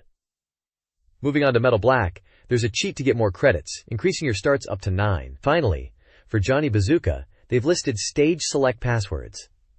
Walker for the hotel stage, Overtime for the restaurant, Villa for the hospital, and End Boss for the penthouse stage. At the bottom of the page, there's a call for cheat code submissions from readers for various Sega consoles like Saturn, Super 32X, Mega Drive, Mega CD, and Game Gear, with prizes offered for the best ones. This page features an interview with Kinoshita Yu and Suzuki Yu, focusing on the Pradal disc Volume 1 starring Kinoshita Yu. This disc is described as a unique, private idol digital photo collection for the Saturn, going beyond typical photo books to capture idols in their daily life and more personal settings. Priced at 3,000 yen, this CryDROM is packed with 400 to 500 images, offering much more content than a standard photo album, alongside profile information. The page highlights that besides just photos, the Pradal disc includes interactive elements. There's a tile puzzle game showcasing images of Kinoshita Yu, and a minigame called Look This Way, HOI, where you can play against Yu-chan. The disc is set to release on July 26th for 3,000 yen, and the packaging itself will also include photos. Kinoshita Yu's measurements are also mentioned, giving a complete picture of this idol-focused Saturn release. This page continues the interview with Kinoshita Yu and Suzuki Yu, focusing on her Pradal disc. Kinoshita Yu humbly expresses surprise at being called a game creator and talks about her experience with Virtua Fighter, admitting she's not very good at it due to her lack of athleticism, but she enjoys playing. She mentions enjoying puzzle games like Tetris and Puyo Puyo, and often plays against her family. The conversation moves to her Pradal disc, with Suzuki Yu asking about her motivation. Kinoshita Yu says she was asked by staff to create something amazing. They discuss potential future projects, including a portrait collection themed around cars, as she likes cars, especially foreign models like Ferraris, and mentions enjoying car races and driving fast. She envisions incorporating beautiful women with red and yellow cars, creating a visually stunning collection. The bottom part of the page introduces Digital Portrait Portrayal, and mentions 2 upcoming Pradal disc volumes. Volume 2 features Uchiyama Miki, releasing August 30th for 3,000 yen. It is described as a private idol activity continuation from All Night Fuji R, featuring high-quality movies and stills, and includes the Look This Way, HOI minigame. Volume 3 highlights Oshima Akemi, releasing September 27th for 3,000 yen. She is referred to as the Lady of Nissencup, Noodle Meso, and known for her graveyard work, with potential content including Race Queen and cosplay themes. This page shines a spotlight on the Gamadelic Data East sound team, the musical minds behind some well-known games. They started with just 3 people, but have grown to a team of 7. They've been making music for games like Crude Buster, Side Pocket, and, most notably, Magical Drop 2. It's interesting because they're not just a band in the traditional sense. They are actually employees of Data East creating game soundtracks as part of their job, and Gamadelic is their band name. They mention getting feedback from fans, even funny requests like wanting them to play King Jones songs at live gigs. The page also highlights Magical Drop 2 in a side panel, mentioning the soundtrack release, the game's popularity, and the character songs, especially for the character ring. They talk about enjoying their work and the fan interaction, although balancing band activities with their regular jobs can be a challenge. This page is all about reader giveaways from SEGA Saturn Magazine. Up for grabs are a bunch of cool prizes. First, 20 lucky people can win any SEGA Saturn game that was out by June 28, 1996. So there's a massive selection to choose from. There are also 5 posters for Cyber Troopers Virtualon being given away, showcasing the iconic robot action game. For music fans, there are 3 autographed clids from Hiroshi Watanabe, titled Kinbatsu Bato Ichigo, which sounds like a really unique item. 3 lucky winners can also snag the game Sword of Vermilion, a classic RPG. If you're a Mega Man fan, 5 posters for Mega Man X3 are also up for grabs, featuring the Blue Bomber in action. There's something for Mahjong enthusiasts too, with 5 novelty prizes related to Super Real Mahjong P5. Lastly, for anime and manga fans, 3 sets of picture postcards from Young Gangan magazine are being given away. The information section hints at exciting news coming soon about Virtua Fighter 3 and Sega Saturn's online capabilities. They mention new titles are going to be revealed at the Tokyo Game Show and to look forward to big summer game releases. Finally, it notes that the next issue of SEGA Saturn Magazine, the August 9th issue, will be released on July 26th. A humorous news article describes strange demonic cries heard in the sky, later revealed as aerial training by the Onikyo Party's Human Kite Club. The article sarcastically links their disruptive actions to their commitment to world peace. Alongside the news, a manga strip titled Tarumaru-kun Final Round features a ninja character using magic against monster-like creatures. A job advertisement seeks experienced programmers and CG designers for video game and graphics development, requiring high school graduates or higher. Finally, an advertisement for Shiro Kagaya-do teeth whitening powder humorously contrasts teeth whitening with older practices, promoting it as a modern lifestyle choice. This page reports on a supposed strange midsummer incident, a massive outbreak of a new species of poisonous spider, seemingly related to the game Shinobi X, or Shinobi Legions. The article jokes about it being a real-life event, mentioning swarms of spiders appearing in the mountains outside Edo, Tokyo, causing panic and difficulty in extermination, mirroring events within the game. The game screenshot shows the protagonist battling a giant spider-like creature. Another section highlights an upcoming free public performance related to the game Kabuki Clash, or Shinsetsu Yume Makura, Kenka Gayashu Yume Miru Shibito. It's described as an enchanting acrobatic troupe, drawing crowds despite the heatwave. The performance is promoted as a stage show featuring characters from the game, with impressive visuals, beauty, and swordplay, promising a spectacle that will captivate audiences. The article notes the game's positive early reception and high expectations. The logo for Psychic Curse Assassin Terumaru is also prominently displayed, along with the Time Warner interactive branding. This page seems to be an advertisement spread focused on the baseball game Greatest 996 for the Sega Saturn. The page features a bright and sunny baseball field backdrop with a woman dressed in baseball vendor attire, holding a tray full of copies of the game, almost as if she's selling it at a stadium concession stand. The advert highlights Greatest 996 as the newest baseball game, emphasizing its realism with detailed recreations of 11 real-life baseball stadiums and over 320 players across 12 teams. It mentions features like weather effects, team editing, and a keyword system. The release date is noted as July 19th, with a price of 5,800 yen. Alongside Greatest 996, there's also an advertisement for Decathlete, showcasing screenshots of track and field events, promoting it as a simple and deep sports game. The bottom right corner features a Sega Saturn console advert, boasting 3 million units sold domestically, and highlighting the price of 20,000 yen. Overall, the page is a colorful and energetic promotion of Sega Saturn sports titles.